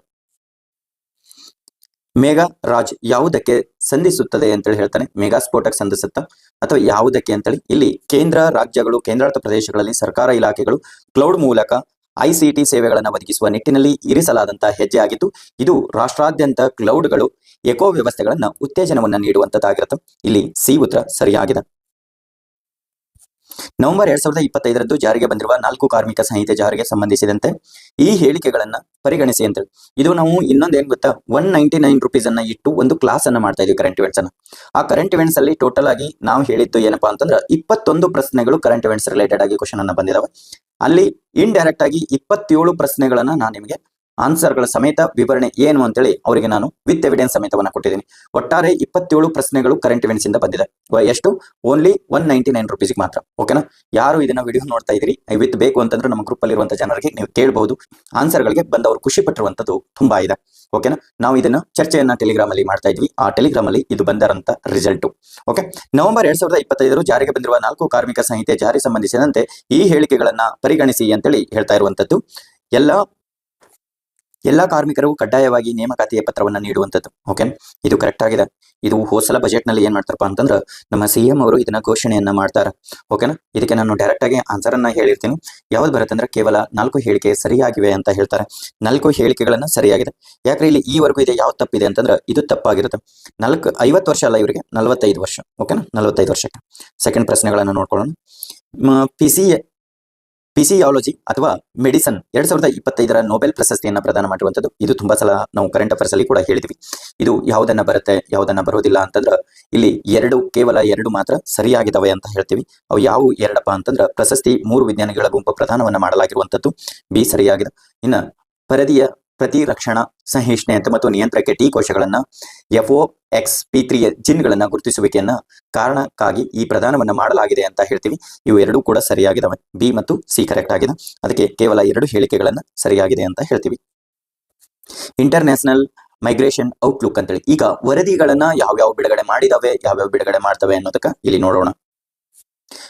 ಯಾವ್ದು ಬಿಡುಗಡೆ ಮಾಡತ್ತಪ್ಪ ಇದಕ್ಕೆ ಅಂದ್ರೆ OECD ಅಂತೇಳಿ ಬರುತ್ತೆ, ಇದನ್ನ ಬಿಡುಗಡೆ ಮಾಡುತ್ತೆ. ಗ್ಲೋಬಲ್ ಎಜುಕೇಶನ್ ಮಾನಿಟರಿಂಗ್ ರಿಪೋರ್ಟ್ ಅಂತೇಳಿ ಬರುತ್ತೆ, ಇದನ್ನ ಬರೋದು ಯುನೆಸ್ಕೋ ಬಿಡುಗಡೆ ಮಾಡುತ್ತೆ. ಅದೇ ರೀತಿ ವರ್ಲ್ಡ್ ಡೆವಲಪ್ಮೆಂಟ್ ರಿಪೋರ್ಟ್ ಅಂತೇಳಿ ಬರುತ್ತೆ. ವರ್ಲ್ಡ್ ಡೆವಲಪ್ಮೆಂಟ್ ರಿಪೋರ್ಟ್ ಅನ್ನೋದು ಯಾವ್ದು ಬಿಡುಗಡೆ ಮಾಡುತ್ತೆ? ವಿಶ್ವ ಬ್ಯಾಂಕ್ ಬಿಡುಗಡೆ ಮಾಡುತ್ತೆ. ಓಕೆ, ಇನ್ನು ವರ್ಲ್ಡ್ ಎಕನಾಮಿಕಲಿ ಔಟ್ಲುಕ್ ಅಂತೇಳಿ ಬರುತ್ತೆ, ಇದನ್ನ ಯಾವ್ದು ಬಿಡುಗಡೆ ಮಾಡುತ್ತೆ ಅಂತಂದ್ರೆ ಇದನ್ನ ಬಿಡುಗಡೆ ಮಾಡುವಂತದ್ದು IMF ಬಿಡುಗಡೆ ಮಾಡುತ್ತೆ. ಹಂಗಿತ್ತಂದ್ರೆ ವರ್ಲ್ಡ್ ಇನ್ವೆಸ್ಟ್ಮೆಂಟ್ ರಿಪೋರ್ಟ್ ಅಂತ ಬರ್ತದ, ಇದನ್ನ UNCTAD ಅಂತೇಳಿ ಬರ್ತದೆ. ನಿಮಗೆ ವರ್ಲ್ಡ್ ಡೆವಲಪ್ಮೆಂಟ್ ರಿಪೋರ್ಟ್ ಅನ್ನ ಬಹಳ ಇಂಪಾರ್ಟೆಂಟ್. ಅದರಲ್ಲಿರುವಂತಹ ಮಾನದಂಡಗಳನ್ನು ಕೂಡ ಪ್ರಶ್ನೆಯನ್ನ KSC ಕ್ವಶನ್ ಕೇಳಿದಾರೆ. ಓಕೆನಾ, KSC ಕ್ವಶನ್ ರೈಸ್ ಆಗಿದೆ, ಅದಕ್ಕಾಗಿ ಇಂಪಾರ್ಟೆಂಟ್ ಆಗಿರುತ್ತೆ. ಇದು ನಾವು ಈಗಾಗಲೇ ಇದ್ರ ಬಗ್ಗೆ ಕೂಡ ನಾವು ಹೇಳಿದ್ವಿ. ಇದರಲ್ಲಿ ಸರಿಯಾದದ್ದು ಯಾವುದು ಅಂತಂದ್ರೆ 2 ಸರಿಯಾಗಿದೆ. ಪ್ರಾಜೆಕ್ಟ್ ಸಿ ಬರ್ಡ್ ಸಂಬಂಧಿಸಿದಂತೆ ಸರಿಯಾದ ಉತ್ತರಗಳನ್ನ ಆರಿಸಿ ಅಂತ ಹೇಳ್ತಾ ಇರುವಂತದ್ದು. ಇಲ್ಲಿ ಏನಪ್ಪಾ ಅಂದ್ರೆ ಇದು ಒಂದು ನೌಕಾ ಮೂಲಸೌಕರ್ಯ ಯೋಜನೆಯಾಗಿದ್ದು ಕಾರವಾರದ ನೌಕೆ ನೆಲೆಯನ್ನ ನಿರ್ಮಿಸುವ ಉದ್ದೇಶ ಹೊಂದಿದೆ. ಇದರಲ್ಲಿ ಎ ಉತ್ತರ ಸರಿಯಾಗಿದೆ ಅಂತ ಹೇಳ್ತೀವಿ. ಎ ಉತ್ತರ ಸರಿಯಾಗಿದೆ. 61ನೇ ಪ್ರಶ್ನೆ, ಹೊಂದಿಸಿ ಬರೆಯಿರಿ ಅಂತೇಳಿ ಇರುವಂತದ್ದು. ಸಂರಕ್ಷಣಾ ಪ್ರದೇಶ ಮತ್ತು ವನ್ಯಜೀವಿಗಳ ಅಂದ್ರೆ ವಿಧಗಳು ಯಾವ್ಯಾವು ಅಂತ ಬರ್ತಾ ಇರುವಂತದ್ದು. ಗ್ರೇಟರ್ ಹೆಸರಘಟ್ಟ ಹುಲ್ಲುಗಾವಲು ಅಂತೇಳಿ ಬರುತ್ತೆ. ಇದು ನಿಮ್ಗೆ ಈಗಾಗಲೇ ಜೂನ್ ಅಲ್ಲಿ ಮ್ಯಾಗಝಿನ್ಸ್ ಅಲ್ಲಿ ಇದೆ ನೋಡಿ, ಅರಿವು ಅಲ್ಲಿ ಜೂನ್ ಮ್ಯಾಗಝಿನ್ಸ್ ಅಲ್ಲಿ ನಿಮಗೆ 2 ಪ್ರಶ್ನೆಗಳನ್ನ ಸಿಗುತ್ತೆ. ಇಲ್ಲಿ ಗ್ರೇಟರ್ ಹೆಸರಘಟ್ಟ ಹುಲ್ಲುಗಾವಲುವನ್ನ ಯಾವುದಕ್ಕೆ ಸಂಬಂಧಪಟ್ಟಿದೆ ಅಂತಂದ್ರೆ ಇದು ಒಂದು ಸಂರಕ್ಷಣಾ ಪ್ರದೇಶ ಆಗಿರುತ್ತೆ. ಓಕೆ, ಹಾಗಿತ್ತಂದ್ರೆ ಎಗೆ 2 ಯಾವ್ದಾಗಿರುತ್ತೆ ನೋಡಿ, ಎಗೆ 2 ಅನ್ನಂದ್ರೆ ಇದು ಒಂದು ಎಲಿಮಿನೇಟೆಡ್ ಆಯ್ತು. ಅಪ್ಸರಕೊಂಡ ಮುಗಳಿ ಸಮುದ್ರ ಪ್ರದೇಶ ಅಂತೇಳಿ ಬರ್ತದೆ, ಇದನ್ನ ಯಾವುದಕ್ಕೆ ಸಂಬಂಧಪಟ್ಟಿದೆ ಅಂತಂದ್ರೆ ವನ್ಯಜೀವಿ ಅಭಯಾರಣ್ಯ ಅಂತ ಹೇಳ್ತೀವಿ. ಎರಡನೇದಕ್ಕೆ 1 ಅಂತ ಬರುತ್ತೆ. ಸೊ ಇದು ಎಲಿಮಿನೇಟೆಡ್ ಆಯ್ತು, ಇದು ಎಲಿಮಿನೇಟೆಡ್. ಆನ್ಸರ್ ಯಾವುದು? ನಿಮಗೆ 3 ಆನ್ಸರ್ ಅನ್ನ ಆಗಿರುತ್ತೆ ಅಂತ ಹೇಳ್ತೀವಿ. ನೆಕ್ಸ್ಟ್ ಬರುವಂತದ್ದು ಕೊಕ್ಕರೆ ಬೆಳ್ಳೂರು ಅನ್ನೋ ಬರುವಂತದ್ದು ಜೀವ ವೈವಿಧ್ಯ ಪಾರಂಪರಿಕ ತಾಣ ಅಂತ ಹೇಳ್ತೀವಿ. ಹಂಸಿ ಬರೋದು ರಾಷ್ಟ್ರೀಯ ಉದ್ಯಾನವನ ಆಗಿರುತ್ತೆ. ಇನ್ನ ಹೋಗ್ರೋಕನ್ನ ಅಂದ್ರೆ ಸಮುದಾಯಗಳ ಮೀಸಲು ಪ್ರದೇಶ ಅಂತೇಳಿ ಬಂದಿರುವಂತದ್ದಾಗಿರುತ್ತೆ. ಇದು ಕ್ವಶನ್ ಅನ್ನ, ಯಾಕಂದ್ರೆ ಹಂಸಿ ನಿಮಗೆ ಗೊತ್ತಾಗುತ್ತೆ, ಕೊಕ್ಕರೆ ಬೆಳ್ಳೂರು ಅನ್ನೋದು 2 ಕೂಡ ಗೊತ್ತಾಗುತ್ತೆ. ನೀವು ಆ ರೀತಿಯಾದ್ರೂ ಎಲಿಮಿನೇಟೆಡ್ ಅನ್ನ ಮಾಡಬಹುದು. ಹೊಂದಿಸಿ ಬರೆಯುವುದರಲ್ಲಿ ನೀವು ಒಂದಿಷ್ಟು ಟ್ರಿಕ್ಸ್ ಅನ್ನ ಯೂಸ್ ಮಾಡ್ಕೊಳ್ಳಿ. ಹೇಗಪ್ಪ ಅಂತಂದ್ರೆ ಹೆಂಗ್ ಟ್ರಿಕ್ಸ್ ಅನ್ನ ಯೂಸ್ ಮಾಡ್ಕೋಬೇಕು ಅಂತ ಹೇಳ್ತೀನಿ ಕೇಳ್ರಿ. ಈ ಸದ್ಯ ನನಗೆ ಏನಪ್ಪಾ ಅಂತಂದ್ರೆ ನನಗೆ ಇದರಲ್ಲಿ ಆನ್ಸರ್ ಹಂಸಿ ರಾಷ್ಟ್ರೀಯ ಉದ್ಯಾನವನ ಅನ್ನೋದು ಒಂದು ನನಗೆ ಗೊತ್ತಿದೆಯಾ? ಓಕೆನಾ, ಹಾಗಿತ್ತಂದ್ರ ಡಿ ಎಲ್ಲಿದೆ? ಇಲ್ಲಿ ಡಿ ಇದೆ. ಓಕೆನಾ, ಈ ಡಿಗೆ ನಾನು ಏನ್ ಮಾಡ್ಬೇಕು ಈಗ? ಅದರಲ್ಲಿ ಯಾವುದನ್ನ ಕೊನೆಗೊಳಿಸಬೇಕು ಅನ್ನೋದು ನೋಡ್ಬೇಕು. ಅಂದ್ರೆ ನಾವು ಡಿಗೆ ಯಾವ್ದಾವ್ದ್ರ ಕಲ್ಲಿ 3 ಬರುತ್ತೆ ನೋಡ್ಬೇಕು. ಓಕೆನಾ, ಇಲ್ಲಿ 3ಗೆ ಅಂದ್ರೆ ಡಿಗೆ ಸಿ ಇದೆ ರಾಷ್ಟ್ರೀಯ ಉದ್ಯಾನವನ, ಇಲ್ಲಿ ಇದೆಯಾ? ಇಲ್ಲ. ಅಂದ್ರೆ ಇದು ಏನಾಯ್ತು? ಎಲಿಮಿನೇಟೆಡ್ ಆಯ್ತು. ಇಲ್ಲಿ ಡಿಗೆ ಏನಿದೆ? 2 ಇದೆ, ಇದು ಕೂಡ ಎಲಿಮಿನೇಟೆಡ್ ಆಯ್ತು. ಇನ್ನ ಡಿಗೆ ಏನಿದೆ? ಇಲ್ಲಿ 3 ಇದೆ. ಓಕೆನಾ, ಅವಾಗ ಒಂದ್ ಸ್ವಲ್ಪ ನೀವು ಇಲ್ಲಿ ನಿಮ್ಗೆ ಏನಪ್ಪಾ ಅಂದ್ರೆ 50-50 ಚಾನ್ಸ್ ಬಂತ. ಏನು ಗೊತ್ತಿಲ್ಲ ಅಂದಕರು 50-50 ಚಾನ್ಸ್ ಅನ್ನ ತಗೊಂಡ್ರಿ, ಒಂದೇ ಗೊತ್ತಿದ್ರೆ. ಇನ್ನ ಇತ್ತೀಚೆಗೆ ಏನಾಗಿದೆ ಹೇಳ್ರಿ, ಕೊಕ್ಕರೆ ಬೆಳ್ಳೂರು ಅನ್ನೋದು ಒಂದು ಏನ್ ಮಾಡ್ತಾರೆ, ಜೀವ ವೈವಿಧ್ಯ ತಾಣ ಅಂತ ಹೇಳಿ ತಗೋತಾರೆ. ಇಷ್ಟಾದ್ರೂ ಕೂಡ 2 ಗೊತ್ತಾಗತ್ತ. ಸಿಗೆ ನಿಮ್ಗೆ ಏನ್ ಬರ್ಬೇಕು ಈಗ? ಸಿಗೆ ಏನ್ ಬರ್ಬೇಕಪ್ಪ ಅಂತಂದ್ರ 4 ಬರ್ಬೇಕು ಅಂತ ಹೇಳ್ತೀವಿ. ಓಕೆನಾ, ಸಿಗೆ ಎಲ್ಲಿ 4 ಬರ್ತದ ನೋಡ್ಬೇಕು ನೀವು. ಓಕೆ, ನೆಕ್ಸ್ಟ್ ಇಲ್ಲಿ ಏನಾದ್ರೂ ಬರುತ್ತಾ? C1 ಇದೆ. ಸೊ ಇಲ್ಲಿ ಎಲಿಮಿನೇಟೆಡ್ ಆಯ್ತು. ಇದಕ್ಕೆ ನಿಮ್ಗೆ ಆನ್ಸರ್ ಅನ್ನ ಇಲ್ಲೇ ಸಿಕ್ತು. ಈ ತರ ಎಲಿಮಿನೇಟೆಡ್ ಕೂಡ ನೀವು ಮಾಡಬಹುದು. ಈ ಪ್ರಶ್ನೆ ಒಂದಿಷ್ಟು ಏನಪ್ಪಾ ಅಂತಂದ್ರ ಸ್ಕ್ಯಾನ್ ಮಾಡುವಾಗನೇ ತೊಂದರೆ ಆಗಿದೆ. ಬಟ್ ಆದ್ರೆ ನಾನು ಇದಕ್ಕೆ ಏನ್ ಮಾಡ್ತೀನಿ ಅಂತಂದ್ರೆ ನಾನು ನೀಟಾಗಿ ಒಂದಿಷ್ಟು ಎಕ್ಸ್ಪ್ಲೇನ್ ಅನ್ನ ಮಾಡ್ತೀನಿ. ಅದಾದ ಬಳಿಕ ನಿಮ್ಗೆ ತಾನೇ ಗೊತ್ತಾಗುತ್ತೆ. ಹೆಸರಾಂತ ಭರತನಾಟ್ಯದ ಕಲಾವಿದೆ ಕುಮಾರಿ ಕಮಲಾ ಅವರು. ಇದು ಇಷ್ಟು ನೆನಪಾದ್ರೆ ಸಾಕು ನಿಮ್ಗೆ. ಕಮಲಾ ಅವರು ಈ ಕೆಳಗಿನ ಹೇಳಿಕೆಯನ್ನ ಸರಿ ಅಲ್ಲ ಅಂತ ಹೇಳಿದ್ದಾರೆ. ಓಕೆನಾ, ಸರಿ ಅಲ್ಲ, ಸರಿ ಇದೆ ಅಂತಂದ್ರೆ ಬೇರೆ, ಸರಿ ಅಲ್ಲ ಅಂತ ಹೇಳಿದ್ದಾರೆ. ಅವರು ಏನಪ್ಪಾ ಅಂತಂದ್ರ ಮಳವೂರು ರಾಮಯ್ಯ ಪಿಳ್ಳೆ ಅವರ ಬಳಿ ತರಬೇತಿಯನ್ನ ಪಡೆದಿದ್ದಾರೆ ಅಂತಂದ್ರೆ ಹೌದು, ಅವರು ಅಲ್ಲೇ ತರಬೇತಿಯನ್ನ ಪಡೆದಿರುವಂತದ್ದು. 1970ರಲ್ಲಿ ಇವರಿಗೆ ಪದ್ಮ ವಿಭೂಷಣ ಪ್ರಶಸ್ತಿನ ಅಂತ ಕೇಳಿದ್ದಾರೆ. ಪದ್ಮ ವಿಭೂಷಣ ಕೊಟ್ಟಿಲ್ಲ, ಪದ್ಮಭೂಷಣ ಪ್ರಶಸ್ತಿಯನ್ನ ಕೊಟ್ಟಿದ್ದಾರೆ. ಓಕೆ, ಹಾಗಿತ್ತಂದ್ರೆ ಇದು ತಪ್ಪಾಯ್ತು. ನೆಕ್ಸ್ಟ್ ಅವರು US ನ್ಯಾಷನಲ್ ಹೆರಿಟೇಜ್ ಫೆಲೋಶಿಪ್ ಅನ್ನ ಭಾಜನರಾಗಿದ್ರ ಅಂತಂದ್ರೆ ಎಸ್, ಅವರು US ನ್ಯಾಷನಲ್ ಹೆರಿಟೇಜ್ ಫೆಲೋಶಿಪ್ ಅಲ್ಲಿ ಭಾಜನರಾಗಿರ್ತಾರ. ನೆಕ್ಸ್ಟ್ ಅವರು 100ರಷ್ಟು ತಮಿಳು, ತೆಲುಗು ಮತ್ತು ಹಿಂದಿ, ಕನ್ನಡದಲ್ಲಿ ಚಲನಚಿತ್ರದಲ್ಲಿ ಅಭಿನಯಿಸಿದ್ರ ಅಂತಂದ್ರೆ ಎಸ್, ಕರೆಕ್ಟ್. ಇದು ಕರೆಕ್ಟ್ ಆಗಿದೆ, ಕರೆಕ್ಟ್ ಆಗಿದೆ, ಇದು ಕರೆಕ್ಟ್. ಇಲ್ಲಿ ಸರಿ ಅಲ್ಲ ಅಂತಂದಿದ್ರೆ ಬಿ ಮಾತ್ರ ಸರಿ ಅಲ್ಲ. ಸೊ ಇದಕ್ಕೆ ಉತ್ತರ ಯಾವ್ದಾಗಿರುತ್ತೆ? ಬಿ ಆಗಿರುತ್ತೆ. ಓಕೆ, ಪದ್ಮ ವಿಭೂಷಣ ಅಂದ್ರೆ 4 ಕರೆಕ್ಟ್ ಆಗ್ತೀವಿ. ಅವ್ರಿಗೆ ಇನ್ನೊಂದು ನೆನಪಿಟ್ಕೊಂಡ್ಬಿಡ್ರಿ, ಇವರಿಗೆ ಬಂದಂತದ್ದು ಪ್ರಶಸ್ತಿ ಏನಂತಂದ್ರೆ 1986ರಲ್ಲಿ ಇವರಿಗೆ ಏನು ಕೇಂದ್ರದ ಸಂಗೀತ ನಾಟಕ ಅಕಾಡೆಮಿ ಪ್ರಶಸ್ತಿಯನ್ನ ಕೊಡ್ತಾರೆ. ಇವರಿಗೆ ಹಸ್ಬೆಂಡ್ ಯಾರಪ್ಪ ಅಂತ ಕೇಳಿದಾಗ ನಿಮ್ಗೆ ಕ್ವಶನ್ ತುಂಬಾ ಸಲನ ಕೇಳಿತಾರೆ. ಇದನ್ನೇನಪ್ಪಾ ಅಂತಂದ್ರೆ RK ಲಕ್ಷ್ಮಣ್ ಅವರು ಇವರ ಪತಿ ಆಗಿರ್ತಾರೆ. ಲಕ್ಷ್ಮಣ್ ಅವರು ಓಕೆನಾ, RK ವ್ಯಂಗ್ಯ ಚಿತ್ರಕಾರರಾಗಿರ್ತಾರೆ. ಇವರಿಗೆ ಪದ್ಮವಿಭೂಷಣ, ಪದ್ಮಶ್ರೀ, ಪದ್ಮಭೂಷಣ ಪ್ರಶಸ್ತಿಯನ್ನ ಪಡ್ಕೊಂತಾರೆ. ಇವರು ಎಲ್ಲಿ, ಯಾವಾಗ, ಯಾವಾಗ ನಿಧನ ಆಗ್ತಾರಪ್ಪ ಅಂತಂದ್ರ ಇವರು ಕುಮಾರಿ ಅವರು 23 ನವೆಂಬರ್ 2025ರಲ್ಲಿ ನಿಧನ ಆಗ್ತಾರೆ. ಸಾಮಾನ್ಯ ದುರಂತ ಅಂತ ಬರುತ್ತೆ, ಟ್ರಾಜಿಡಿ ಆಫ್ ದ ಕಾಮನ್ಸ್ ಅಂತ ಬರುತ್ತೆ. ಪರಿಭಾವನೆ ಮೊದಲ ಪರಿಚಯ ಯಾವುದು ಅಂತ ಕೇಳ್ತಾರೆ. ಗ್ಯಾರಂಟ್ ಹಾರ್ಡಿನ್ ಅಂತೇಳಿ ಬರ್ತಾರೆ. ಸೊ ಇದಕ್ಕೆ ಸಂಬಂಧಪಟ್ಟಿರುವಂತದ್ದು ಉತ್ತರ ಯಾವುದು ಅಂತಂದ್ರೆ ಬಿ ಬರುತ್ತೆ. ಇವರು ಒಬ್ರು ಪರಿಸರದ ಶಾಸ್ತ್ರಜ್ಞ ಆಗಿರ್ತಾರೆ. ಎಲ್ಲಿಯವರಪ್ಪ ಅಂತಂದ್ರೆ ಇವರು ಅಮೆರಿಕಾದವರಾಗಿರ್ತಾರೆ. ಹಾಗಿತ್ತಂತಂದ್ರೆ ಇವ್ರು ಏನ್ ಹೇಳ್ತಾರ, ಗ್ಯಾರಂಟಿ ಹಾರ್ಡಿಜನ್ ಅಂತೇಳಿ 1968ರಲ್ಲಿ ಸೈನ್ಸ್ ಜರ್ಮನ್ ಅಲ್ಲಿ ಪ್ರಕಟಗೊಂಡಂತ ತಮ್ಮ ಒಂದು ಕೃತಿಯಲ್ಲಿ, ಅಂದ್ರೆ ಒಂದು ಕಾದಂಬರಿಯಲ್ಲಿ ಉಲ್ಲೇಖವನ್ನ ಮಾಡ್ತಾರೆ ಇದನ್ನ ಪದವನ್ನ. ನೆಕ್ಸ್ಟ್ ಇನ್ನೊಂದು ಏನಪ್ಪಾ ಅಂತಂದ್ರೆ KSIIDC ಅಂತಂದ್ರೆ ಇದು ಫುಲ್ ಲಾಂಗ್ ಫಾರ್ಮ್ ಏನು ಅಂತ ಕೇಳಿರುವಂತದ್ದು Karnataka state industrial and infrastructures development corporation ಅಂತೇಳಿ ಸಿ ಉತ್ತರ ಕರೆಕ್ಟ್ ಆಗಿದೆ. 65ನೇ ಪ್ರಶ್ನೆ, ಈ ಕೆಳಗಿನ ಯಾವುದು ಸ್ವತಂತ್ರ ಭಾರತದ ಭೂ ಸುಧಾರಣೆ ಭಾಗವಾಗಿಲ್ಲ. ಸ್ವತಂತ್ರದ ನಮಗೆ ಸ್ವತಂತ್ರ ಸಿಕ್ಕ ನಂತರ ಮಧ್ಯಂತರ ವರದಿಗಳ ರದ್ದುಪಡಿಸುವಂತದ್ದು ಇದು ಮುಂಚೆನೆ ಇತ್ತು, ಈಗಿಂದಲ್ಲ ಮುಂಚೆನೆ ಇತ್ತು. 1947ಕ್ಕಿಂತ ಮುಂಚೆ ಇತ್ತು ಮಧ್ಯವರ್ತಿಗಳು ಅಂತೇಳಿ ಬ್ರೋಕರ್ ತರ ಕರಿತೀವಲ್ಲ ಆಗ. ಹಸಿರು ಕ್ರಾಂತಿ ಅಂತೇಳಿ ಈಗ ಬಂದಿರುವಂತದ್ದು ಇದು. ಇನ್ನು ಭೂಸ್ವಾಮ್ಯದ ಮೇಲೆ ಮಿತಿಯನ್ನ ನಿಗದಿಪಡಿಸಿರುವಂತದ್ದು ಇದು ಕೂಡ ಹಳೇದೇ ಆಗಿರುತ್ತೆ. ಭೂಸ್ವಾಮ್ಯದ ಸಂಗ್ರಹಣೆ ಅಂತೇಳಿ ಇಲ್ಲಿ ಇದು ಕೂಡ ಮುಂಚೆದೇ ಇರುವಂತದ್ದು. ಹಾಗಿತ್ತಂದ್ರೆ ತಪ್ಪಿರುವಂತದ್ದು ಯಾವ್ದಪ್ಪ ಅಂತಂದ್ರೆ ಬಿ ಮಾತ್ರ ಸರಿಯಾಗಿದೆ ಅಂತ ಹೇಳ್ತೀವಿ. ಓಕೆ, ಭಾಗವಾಗಿಲ್ಲ ಅಂತ ಹೇಳಿದಾನೆ, ಅದಕ್ಕಾಗಿ ಅದು ಹಸಿರು ಕ್ರಾಂತಿ ಉಪಕ್ರಮಗಳು ಅಂತೇಳಿ ಬರುತ್ತಲ್ಲ ಅದು ಈಗ ಆಗಿರುವಂತದ್ದು ರೀಸೆಂಟ್ಲಿ. ಕರ್ನಾಟಕ ರಾಜ್ಯ ಅಸ್ತಿತ್ವದಲ್ಲಿ ಇದ್ದು ಕೃಷಿ ಭೂಮಿ ಕಾಯ್ದೆಗಳ ಕುರಿತು ಅಧ್ಯಯನ ನಡೆಸಿದ ವರದಿ ಸಲ್ಲಿಸಲು 1957ರಲ್ಲಿ ಯಾರ ಅಧ್ಯಕ್ಷತೆಯಲ್ಲಿ ಅಂತ ಕೇಳಿದಾನೆ. ಇದು ಕರ್ನಾಟಕ ರಾಜ್ಯ ಆಗಬಾರದು, ಆಕ್ಚುಲಿ ಮೈಸೂರು ರಾಜ್ಯ ಆಗಬೇಕು. ಓಕೆನಾ, ಇದು ಆಲ್ರೆಡಿ ಕ್ವಶನ್ ಆಗಿದೆ, ಅದಕ್ಕೆ ಹೇಳ್ತಾ ಇರೋದು. ಮೈಸೂರು ರಾಜ್ಯ ಅಂತೇಳಿ ಬರುವಂತದ್ದು ಮೈಸೂರು ಬಾಡಿಗೆ ಮತ್ತು ಕೃಷಿ ಕಾನೂನು ಸಮಿತಿ ಅಂತೇಳಿ ಬರುತ್ತಿದ್ದು BD ಜತ್ತಿ ಅವ್ರದ್ದು ಬರುತ್ತೆ. ಕರ್ನಾಟಕದ ಭೂ ಸುಧಾರಣೆ ಕಾಯ್ದೆ 1974 ಅನ್ವಯಲ್ಲಿ ಲೀಸ್ಗೆ ಒಳಪಟ್ಟ ಭೂಮಿಯನ್ನು ಹೀಗೆ ವರ್ಗೀಕರಣವನ್ನ ಮಾಡ್ತಾರೆ ಅಂತೇಳಿ. ಇದನ್ನ ವರ್ಗೀಕರಣ ಹೇಗೆ ಮಾಡ್ತಾರಪ್ಪ ಅಂದ್ರೆ ABCDM ಅಂತೇಳಿ ಮಾಡ್ತಾರೆ. ಈ ಉತ್ತರ ಸರಿಯಾಗಿದೆ. ಹೇಗೆ ಅಂತಂದ್ರೆ ಇದು ಭೂಮಿಯನ್ನ ಸಾಮಾನ್ಯ ಹಂಚಿಕೆಯ ಮೇಲೆ ಕೇಂದ್ರೀಕರಿಸ್ತಾರ, ಬಾಡಿಗೆ ಹಕ್ಕುಗಳನ್ನ ರದ್ದುಗೊಳಿಸ್ತಾರೆ.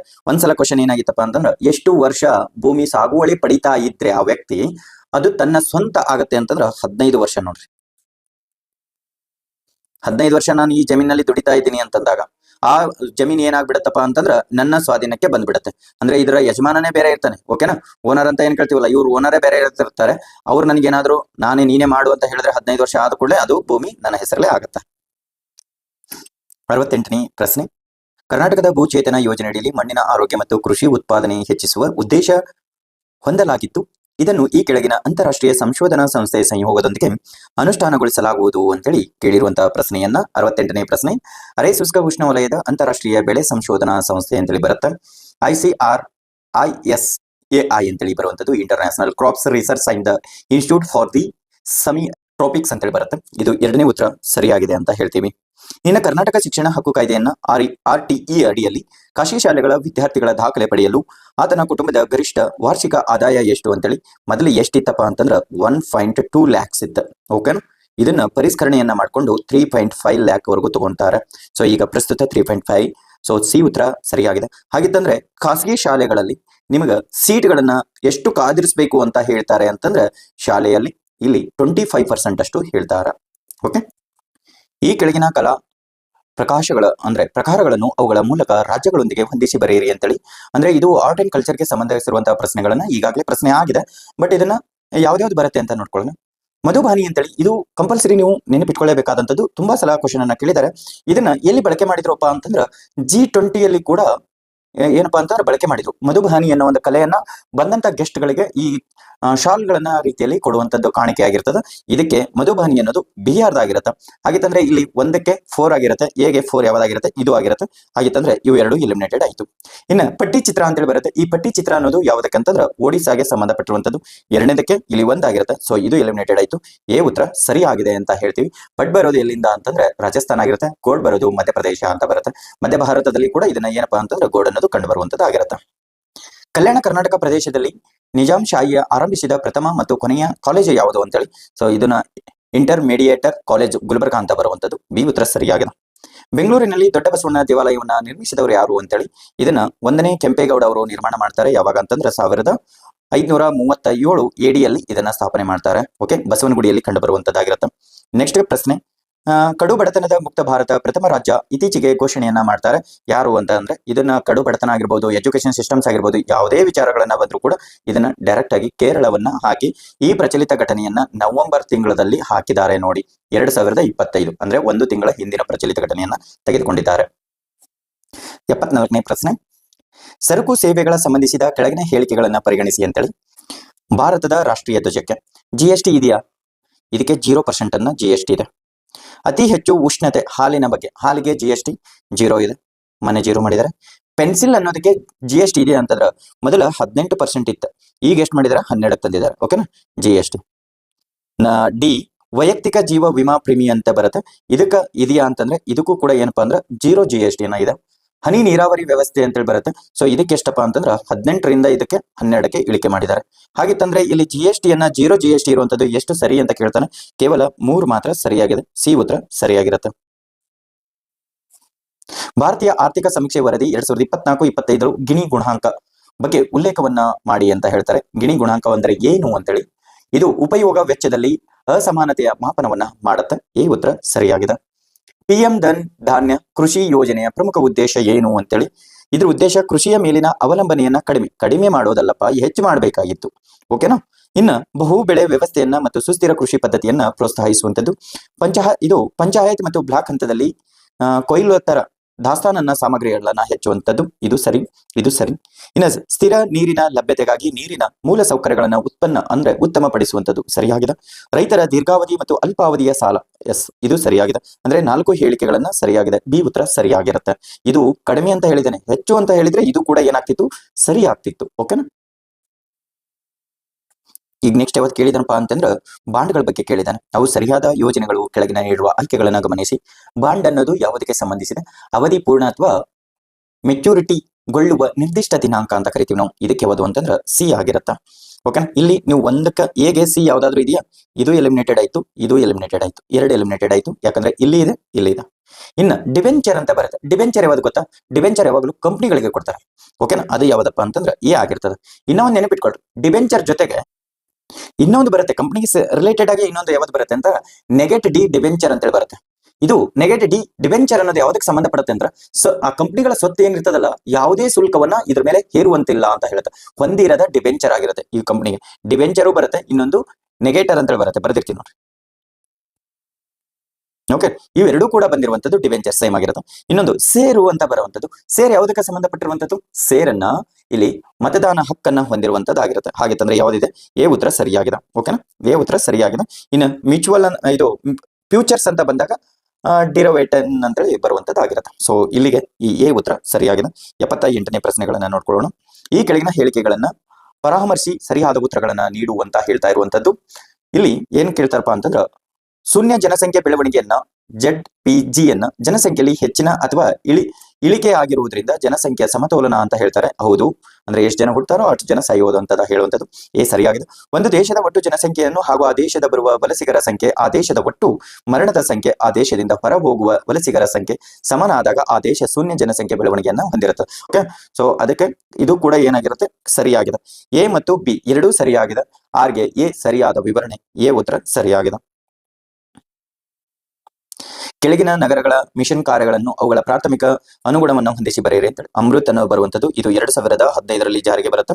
ಯಾವುದಕ್ಕೆ ಸಂಬಂಧಪಟ್ಟಿದಪ್ಪ ಅಂತಂದ್ರೆ, ಇದು ನೀರು ಮತ್ತು ಒಳಚರಂಡಿಗಳ ಮೂಲ ಸೌಕರ್ಯಕ್ಕೆ ಸಂಬಂಧಪಟ್ಟಿರುವಂತದ್ದು. ಹಾಗಿತ್ತಂದ್ರೆ ಎಗೆ 2 ಆಗಿರುತ್ತೆ. ಎಗೆ 2 ಯಾವ್ದಾದ್ರು ಇದೆಯಾ? ಇಲ್ಲ, ಇದು ಅಲ್ಲ.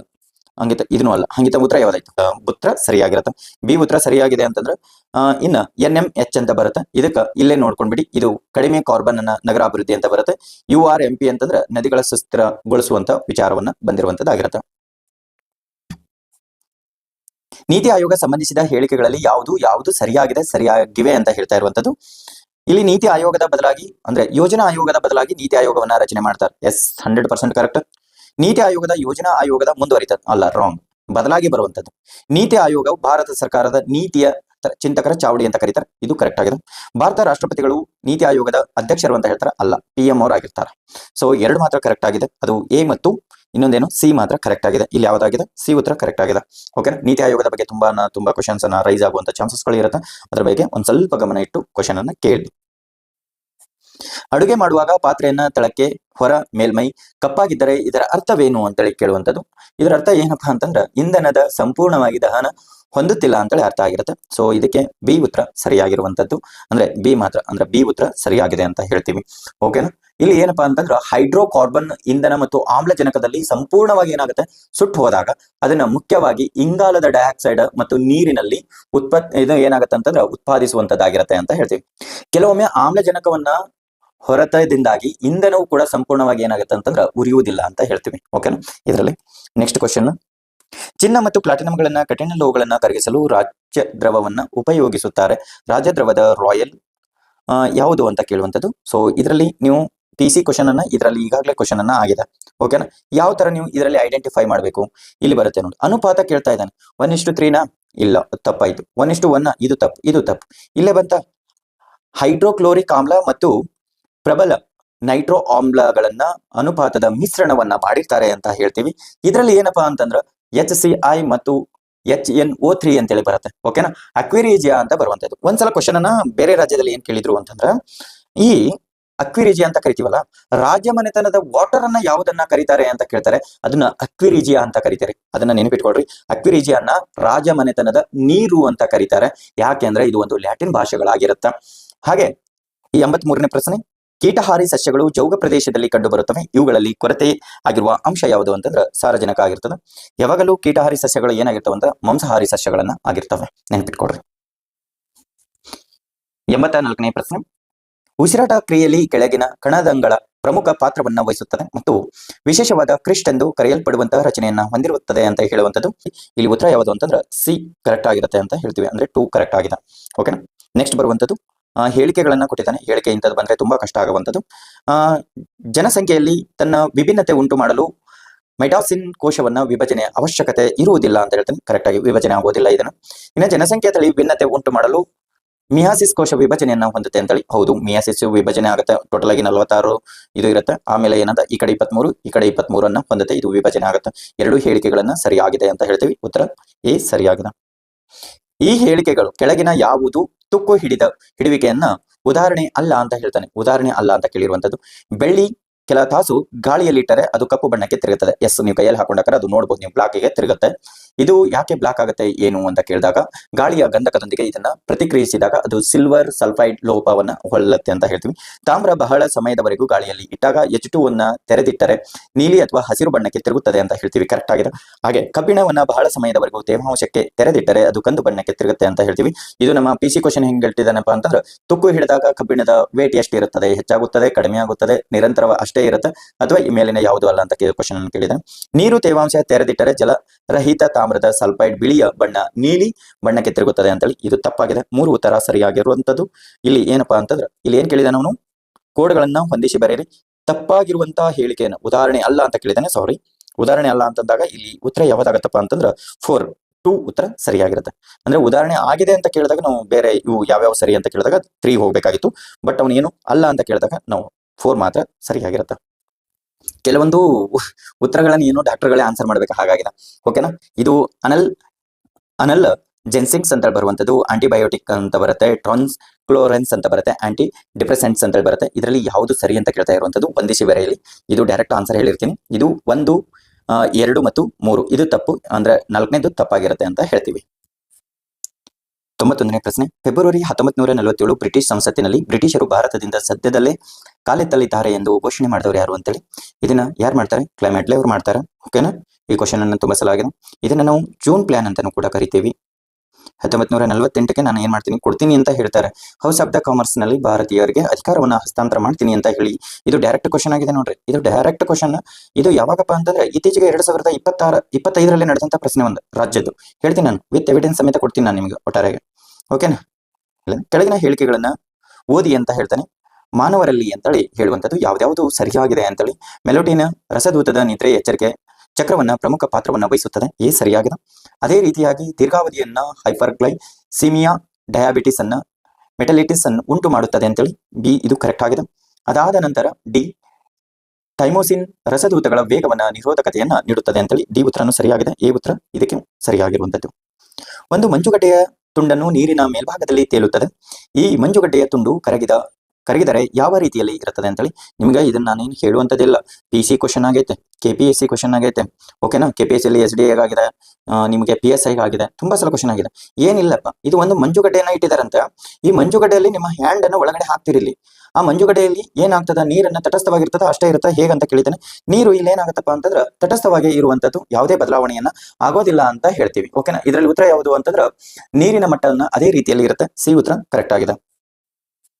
ಒಂದು ತಾಮ್ರದ ತಟ್ಟೆಯಲ್ಲಿ ಒಂದು ರಂಧ್ರವನ್ನ ಕೊರೆಯಲಾಗಿದ್ದು ಈ ತಟ್ಟೆಯನ್ನು ಬಿಸಿ ಮಾಡಿದಲ್ಲಿ ಏನಾಗುತ್ತೆ. ಒಂದು ಎಕ್ಸಾಂಪಲ್ ರೈಲ್ವೆ ಟ್ರ್ಯಾಕ್ ತಗೊಳ್ರಿ. ಒಂದಿಷ್ಟು ಗ್ಯಾಪ್ ಇಟ್ಟಿರ್ತಾರೆ ಅದನ್ನ. ಓಕೆನಾ, ಇಷ್ಟು ಗ್ಯಾಪ್ ಇಡ್ತಾರೆ. ಯಾಕೆ ಹೇಳ್ರಿ? ಬೇಸಿಗೆಯಲ್ಲಿ ಇದನ್ನ ಕೂಡ್ಕೊಳ್ಳುತ್ತೆ, ಮಳೆಗಾಲದಲ್ಲಿ ಏನಾಗುತ್ತೆ ಅದನ್ನಿಷ್ಟು ಗ್ಯಾಪ್ ಉಳಿದಿರುತ್ತೆ. ಓಕೆ, ಇದು ಏನಾಗುತ್ತೆ ರಂಧ್ರದಲ್ಲಿ ಏನಾಗುತ್ತೆ ಅಂದ್ರೆ ರಂಧ್ರದ ಗಾತ್ರವನ್ನು ಹಿಗ್ಗುತ್ತದೆ ಅಂತ ಹೇಳ್ತೀವಿ. ಇದರಲ್ಲಿ ಎ ಉತ್ತರ ಸರಿಯಾಗಿದೆ. ಎರಡನೇದು ECGಯನ್ನ ಕೆಳಗಿನ ಯಾವ ಅಲೆಗಳನ್ನು ಉಪಯೋಗಿಸುತ್ತಾರೆ ಅಂತೇಳಿ ಇದು ಕೂಡ ಡೈರೆಕ್ಟ್ ಆಗಿ ಕ್ವಶನ್ ಆಗಿರುವಂತದ್ದು. ಯಾವುದಕ್ಕಪ್ಪ ಅಂತಂದ್ರೆ ಅಲ್ಟ್ರೋಸೋನಿಕ್ ಕಿರಣಗಳು ಅಂತ ಹೇಳ್ತೀವಿ. ಓಕೆ, ಇದನ್ನ ಎ ಉತ್ತರ ಸರಿಯಾಗಿದೆ. ನೆಕ್ಸ್ಟ್, ಕಲ್ಯಾಣ ಕರ್ನಾಟಕದ ಸಂಬಂಧಿಸಿದ ಕೆಳಗಿನ ಹೇಳಿಕೆಗಳನ್ನ ಯಾವುದು ಸರಿ ಅಂತ ಕೇಳ್ತಾ ಇರುವಂತದ್ದು. ಸರಿ, ಪ್ರತಿ ವರ್ಷ ಕಲ್ಯಾಣ ಕರ್ನಾಟಕದ ವಿಮೋಚನೆ ದಿನ ಸೆಪ್ಟೆಂಬರ್ 16 ಅಲ್ಲಪ್ಪ. ಕಲ್ಯಾಣ ಕರ್ನಾಟಕದಲ್ಲಿ 8 ಜಿಲ್ಲೆ, 7 ಜಿಲ್ಲೆಗಳು. ಮೊದಲ ಪ್ರದೇಶ ಹೈದರಾಬಾದ್ ಕರ್ನಾಟಕ, ಆಮೇಲೆ ಕರ್ನಾಟಕ. ಇದು ಸಿ ಮಾತ್ರ ಒಂದು ಕರೆಕ್ಟ್ ಆಗಿದೆ, ಉಳಿಕೆದೆಲ್ಲವನ್ನು ತಪ್ಪಾಗಿದೆ. ಸೊ ಅದಕ್ಕೆ ಏನಪ್ಪಾ ಅಂತಂದ್ರೆ ಉತ್ತರ ಸಿ. ಯಾಕಪ್ಪ ಅಂತಂದ್ರೆ ನಿಮಗೆ ಇಲ್ಲಿ ಒಂದಿಷ್ಟು ಡಿಸ್ಟಿಕ್ಗಳನ್ನ ಕೊಟ್ಟಿರ್ತಾನೆ. ಯಾವ್ದಿದಾವಪ್ಪ? ಯಾವ್ಯಾವ ಇದಾವೆ? ಬೀದರ್ ಬರುತ್ತಾ? ಎರಡನೇದೇನಪ್ಪಾ ಅಂತಂದ್ರೆ ಕಲಬುರಗಿ ಬರುತ್ತಾ? ಕಲಬುರಗಿ ಬರುತ್ತಾ? ನೆಕ್ಸ್ಟ್, ಮೂರನೇದು ಯಾವ್ದು ಬರುತ್ತೆ ಹೇಳಿ? ಯಾದಗಿರಿ ಬರುತ್ತಾ? ನಾಲ್ಕನೇದು ಯಾವುದು? ರಾಯಚೂರು ಬರುತ್ತಾ? ರಾಯಚೂರು ಬರುತ್ತೆ. ಐದನೇದು ಯಾವ್ದು ಬರುತ್ತೆ? ಕೊಪ್ಪಳ ಬರುತ್ತೆ. ಆರನೇದು ಯಾವ್ದು ಬರುತ್ತೆ? ಬಳ್ಳಾರಿ ಬರುವಂತದ್ದು. ಏಳನೇದು ಯಾವುದು? ವಿಜಯನಗರ. ಓಕೆನಾ? ಈ ವಿಜಯನಗರದಲ್ಲಿ ತಾಲೂಕುಗಳ ಸಂಖ್ಯೆ ಕೇಳಿದ ಒಂದ್ಸಲ SDAಗೇನು ವಿಜಯನಗರ ಬರುತ್ತೆ. ಸೊ ಈ 7 ಜಿಲ್ಲೆಗಳನ್ನ ಏನ್ ಬರ್ತದಪ್ಪ ಅಂತಂದ್ರೆ ಇದರಲ್ಲಿ ಬರುವಂತದ್ದಾಗಿರುತ್ತೆ. 97ನೇ ಪ್ರಶ್ನೆ, 2025-26 ಕರ್ನಾಟಕ ರಾಜ್ಯ ಬಜೆಟ್ನಲ್ಲಿ ಈ ಕೆಳಕಂಡ ಯಾವ ನಗರದಲ್ಲಿ KGTTI ಕೇಂದ್ರಗಳಲ್ಲಿ ಕೈಗಾರಿಕಾ 4.0 ತಾಂತ್ರಿಕ ತಂತ್ರಜ್ಞಾನವನ್ನ ಪಠ್ಯಕ್ರಮವನ್ನ ಹೊಸ ಪ್ರಯೋಗಾಲಯದಲ್ಲಿ ಪ್ರಾರಂಭಿಸಲಾಗುವುದು ಎಂದು ಘೋಷಿಸಲಾಗಿರುವಂತದ್ದು ಅಂತೇಳಿ ಇದು ಬಹಳ ಇಂಪಾರ್ಟೆಂಟ್ ಆಗಿರುತ್ತೆ. ಪ್ರಶ್ನೆಯನ್ನ ಯಾವ್ದಾಗಿರ್ತದೆ ಅಂತಂದ್ರೆ ಬೆಂಗಳೂರಲ್ಲಿ ಬರುತ್ತೆ, ಮಂಗಳೂರಲ್ಲಿ ಬರುತ್ತೆ, ಬೆಳಗಾವಿಯಲ್ಲಿ ಬರುತ್ತೆ, ಕಲಬುರಗಿಯಲ್ಲಿ ಬರುತ್ತೆ, ಧಾರವಾಡದಲ್ಲಿ ಎಲ್ಲಿ ಬರುತ್ತೆ? ಹುಬ್ಳಿಯಲ್ಲಿ ಬರುತ್ತೆ. ಇದನ್ನು ಓಕೆ ನೆನಪಿಟ್ಕೊಡ್ರಿ, ಹುಬ್ಳಿಯಲ್ಲಿ ಬರುತ್ತೆ. ಹುಬ್ಳಿಗೆ ಧಾರವಾಡ 2 ಒಂದೇ ಅಲ್ಲ, ಸೊ ಅಲ್ಲಿ ಬರುತ್ತೆ. ಇನ್ನ ಎಲ್ಲಿ ಬರುತ್ತೆ? ಇನ್ನ ಒಂದು ಇದರಲ್ಲಿ ಬಿಟ್ಟು ಕೂಡ ಏನಪ್ಪಾ ಅಂತಂದ್ರೆ ಮೈಸೂರಲ್ಲಿ ಕೂಡ ಬರುತ್ತೆ. ಮೈಸೂರಲ್ಲಿ ಬರುತ್ತೆ. ನೆಕ್ಸ್ಟ್ ಇದನ್ನ ಬಿಟ್ಟು ಎಲ್ಲಿ ಬರುತ್ತೆ ಅಂದ್ರೆ ಒಂದು ಎಕ್ಸ್ಟರ್ನಲ್ ಸೆಂಟರ್ಸ್ ಗಳು ಅಂತ ಬರುತ್ತೆ. ಕಾರಕಲ್ಲಿ ಅಂತೇಳಿ ಬರುತ್ತೆ, ಇನ್ನೊಂದು ಗೌರಿಬಿದನೂರಲ್ಲಿ ಎಕ್ಸ್ಟರ್ನಲ್ ಸೆಂಟರ್ಸ್ ಅಂತೇಳಿ ಬರುತ್ತೆ. ಇವೆರಡು ಕೂಡ ನೆನಪಿಟ್ಕೊಳ್ರಿ, ಒಂದು ಕಾರಕಲ್ ಮತ್ತು ಗೌರಿಬಿದನೂರು ಅಂತೇಳಿ. ಸೊ ಇದಕ್ಕೆ ಉತ್ತರ ಯಾವುದು ಅಂತಂದ್ರೆ ಮೇಲಿನ ಎಲ್ಲವೂ ಸರಿಯಾಗಿದೆ, ಬಿ ಉತ್ತರ ಸರಿಯಾಗಿರುತ್ತೆ. ಕರ್ನಾಟಕದ ಕ್ಷೀರಭಾಗ್ಯ ಯೋಜನೆಗೆ ಸಂಬಂಧಿಸಿದ ಈ ಕೆಳಕಂಡ ಯಾವ ಹೇಳಿಕೆಗಳನ್ನ ಸರಿ ಅಲ್ಲ ಅಂತ ಕೇಳಿದಾನೆ. ಇದು ಇಂಪಾರ್ಟೆಂಟ್. ಹೇಳಿಕೆಗಳನ್ನ ಸರಿ ಅಲ್ಲ ಅಂತ ಕೇಳಿದಾನೆ. ಇದನ್ನ ಜಾರಿಗೆ ಬಂದಿದ್ದು 1/8/2023. ಜಾಸ್ತಿ ಓದಕ್ಕೆ ಹೋಗ್ಬೇಡಿ, ಕರೆಕ್ಟ್ ಆಗಿದೆ. ಈ ಯೋಜನೆ ಎಲ್ಲಾ ತಾಲೂಕಿನ ಅನುದಾನಿತ 1 ರಿಂದ 10ನೇ ತರಗತಿಯ ಶಾಲೆಗಳಿಗೆ ಕೊಡ್ತಾರೆ. ಇದು ಕರೆಕ್ಟ್ ಆಗಿದೆ. ಈ ಯೋಜನೆ ಖಾಸಗಿಗೆ ಕೊಡೋದಿಲ್ಲ. ಓಕೆನಾ? ಖಾಸಗಿ ಕೊಡೋದಿಲ್ಲ. ಇಲ್ಲಿ ಕೇವಲ ಸಿ ಮಾತ್ರ ಅಂತೇಳಿ ಸರಿ ಅಲ್ಲ ಅಂತೇಳಿ ಉತ್ತರ ಸಿ ಆಗಿರುವಂತದ್ದು. ಇನ್ನ ಪಶುಭಾಗ್ಯ ಅಂತೇಳಿ ಒಂದು ಬರುತ್ತೆ. ಏನು ಅಂತಂದ್ರೆ ಒಂದಿಷ್ಟು ಯೋಜನೆಗಳು ಬರ್ತವೆ. ಇಲ್ಲಿ 6ನೇ ಕ್ಲಾಸ್ವರೆಗೂ 6 ವರ್ಷದ ಅಂಗನವಾಡಿ ಮಕ್ಕಳಿಗೆ ಕೂಡ ಏನ್ ಮಾಡ್ತಾರಪ್ಪ ಅಂತಂದ್ರೆ ಒದಗಿಸಿಕೊಡುವಂತ ಯೋಜನೆ ಆಗಿರುತ್ತೆ. ಇನ್ನು ಪಶುಭಾಗ್ಯ ಅಂತ ಬಂದಿರ್ತದ. ಏನಂತಂದ್ರೆ ದನಕರುಗಳನ್ನ ನಾವು ಖರೀದಿಗೆ ಒಂದು ಯೋಜನೆ ಬರುತ್ತೆ. ಯಶಸ್ವಿನಿ ಅಂತ ಬರುತ್ತೆ. ಇದು ಕ್ವಶನ್ ಅನ್ನು ಕೇಳುವಂತ ಚಾನ್ಸಸ್ ಗಳಿರುತ್ತೆ ನೋಡಿ. ಯಶಸ್ವಿನಿ ಅಂತ ಬರುತ್ತೆ. ಯಶಸ್ವಿನಿ ಯೋಜನೆ ಯಾವ್ದಕ್ಕಂದ್ರೆ ಹೈನುಗಾರಿಕರಿಗೆ ವಿಮೆಯನ್ನ ಕೊಡುವಂತದ್ದಾಗಿರುತ್ತೆ. ನೆಕ್ಸ್ಟ್ ಕ್ವಶನ್, ಭಾರತದ ಪ್ರಥಮ ಸಮರ್ಪಿತ ಕ್ವಾಂಟಮ್ ಸಿಟಿ ಎಲ್ಲಿ ಸ್ಥಾಪನೆ ಮಾಡಿದ್ದಾರೆ ಅಂತ ಹೇಳ್ತಾರೆ. ಹೆಸರುಘಟ್ಟ ಬೆಂಗಳೂರಿನಲ್ಲಿದೆ. ಇದನ್ನ ನಿಮಗೆ ಎಲ್ಲಿ ಸಿಗುತ್ತೆ ಅಂತಂದ್ರೆ ಯಾವ ಮಂತದಲ್ಲಿ ಸಿಗುತ್ತೆ ಅಂತಂದ್ರೆ ಜೂನ್ ಮಂತದಲ್ಲಿ ಅರಿವು ಮ್ಯಾಗಜಿನ್ಸ್ ಅಲ್ಲಿ ಸಿಗುತ್ತೆ ನೋಡ್ರಿ. ಜೂನ್ ಮ್ಯಾಗಜಿನ್ಸ್ ಅಲ್ಲೇ ಸಿಗುತ್ತೆ. ಇನ್ನ KSTEPS ನ ವಿಸ್ತೃತ ರೂಪ ಯಾವುದು ಅಂತೇಳಿ ಇಲ್ಲಿ Karnataka science and technology promotion society ಅಂತೇಳಿ ಬರುತ್ತೆ. ಸೊ ಇದು 4 ಉತ್ತರ ಸರಿಯಾಗಿದೆ. ನಿಮಗೆ ನಾನು ಹೇಳಿದೆ ಇಷ್ಟಕ್ಕೂ ಕೂಡ ನಾನೇನಪ್ಪಾ ಅಂತಂದ್ರೆ ವಿವರಣೆ ಸಮೇತ ಮತ್ತು ಬೇರೆ ರಾಜ್ಯದ ಪ್ರಶ್ನೆ ಪತ್ರಿಕೆಗಳನ್ನ ನಾನು ಎಲ್ಲಿ ಕೊಡ್ತೀನಿ ಅಂತಂದ್ರೆ ನಿಮಗೆ KS ಮಾಸ್ಟರ್ ಮೈಂಡ್ ಅಲ್ಲಿ ಕೊಡ್ತೀನಿ. KS ಮಾಸ್ಟರ್ ಮೈಂಡ್ ಅಲ್ಲಿ ನೀವು ಇಲ್ಲಿ ಜಾಯಿನ್ ಆದ್ರಿ ಅಂತಂದ್ರೆ ಇದರಲ್ಲಿ ನಿಮಗೆ PDF ಸಮೇತನ ಕೊಡುತ್ತೆ. ಅದೇ ರೀತಿ ಯಾವ ರಾಜ್ಯದ್ದು ಏನು ಅಂತೇಳಿ ವಿತ್ ಅದಕ್ಕೆ ಅಟ್ಯಾಚ್ ಮಾಡಿ ಕೂಡ ನಾನು ಕೊಟ್ಟಿರ್ತೀನಿ. Thank you so much. 1 second friends, ಈ ವಿವರಣೆಯನ್ನ ಆಗಿತ್ತು ಶೀಟ್ ಅಂಡ್ ಸ್ಟಾರ್ಟ್ ಆಗಿ ಕಂಪ್ಲೀಟ್ಲಿ ಆಗಿ ನಾನು ಇಷ್ಟು ನಿಮಗೆ ಹೇಳಿದ್ದೀನಿ. ಯಾರು ಪ್ರಚಲಿತ ಘಟನೆಯನ್ನ ತಗೋಬೇಕು ಅಂತ ಅಂದಿದ್ರಿ 3000 ಪ್ರಶ್ನೆ ವಿತ್ ಸಿನಾಪ್ಸಿಸ್ ಅನ್ನ ಇದೆ. ಅದಕ್ಕೆ 199 ರುಪೀಸ್ ಅನ್ನ ಇದೆ. ಯಾರು ತಗೊಂಡಿರಿ ಅಂದ್ರೆ 200 ರುಪೀಸ್ ನಿಮಗೆ ವಿತ್ ಸಿನಾಪ್ಸಿಸ್ 2800 ಪೇಜ್ ಅನ್ನ ಹೊಂದಿರುವಂತದ್ದು 300 ಪ್ರಶ್ನೆಗಳಿಗೆ ಸಂಬಂಧಿಸಿರುವಂತದ್ದು ಇದೆ. ಹಾಗೆ ಟೆಕ್ಸ್ಟ್ ಬುಕ್ ನೋಟ್ಸ್ ಕೂಡ ನಿಮಗೆ ಸಿಗುವಂತದ್ದು ಕೈ ಬರಹದಿಂದ ಆಗಿರುವಂತಹ ನೋಟ್ಸ್. ವಿಜ್ಞಾನ ಆಗಿರಬಹುದು, ಸಮಾಜ ವಿಜ್ಞಾನ, PUC, ಜಿಯೋಗ್ರಫಿ, ಎಕನಾಮಿಕ್ ಆಗಿರುವಂತಹ ಪ್ರತಿಯೊಂದು ಕೂಡ ನಿಮಗೆ ಸಿಗುವಂತದ್ದು. ಅದೇ ರೀತಿಯಾಗಿ ಕರೆಂಟ್ ಅಫೇರ್ಸ್ ಯಾರಾದ್ರೂ ಕ್ಲಾಸ್ ತಗೊಂತಿದ್ರೆ ಅಂತಂದ್ರೆ ಜನವರಿಯಿಂದ ಈಗಾಗಲೇ ಜೂನ್ ವರೆಗೂ ಮುಗಿದಿದೆ. July, August, September, October, November, October ವರೆಗೂ ನಾವು ಮಾಡಿಕೊಡ್ಬೇಕು ಅಂತ ಇದೆ.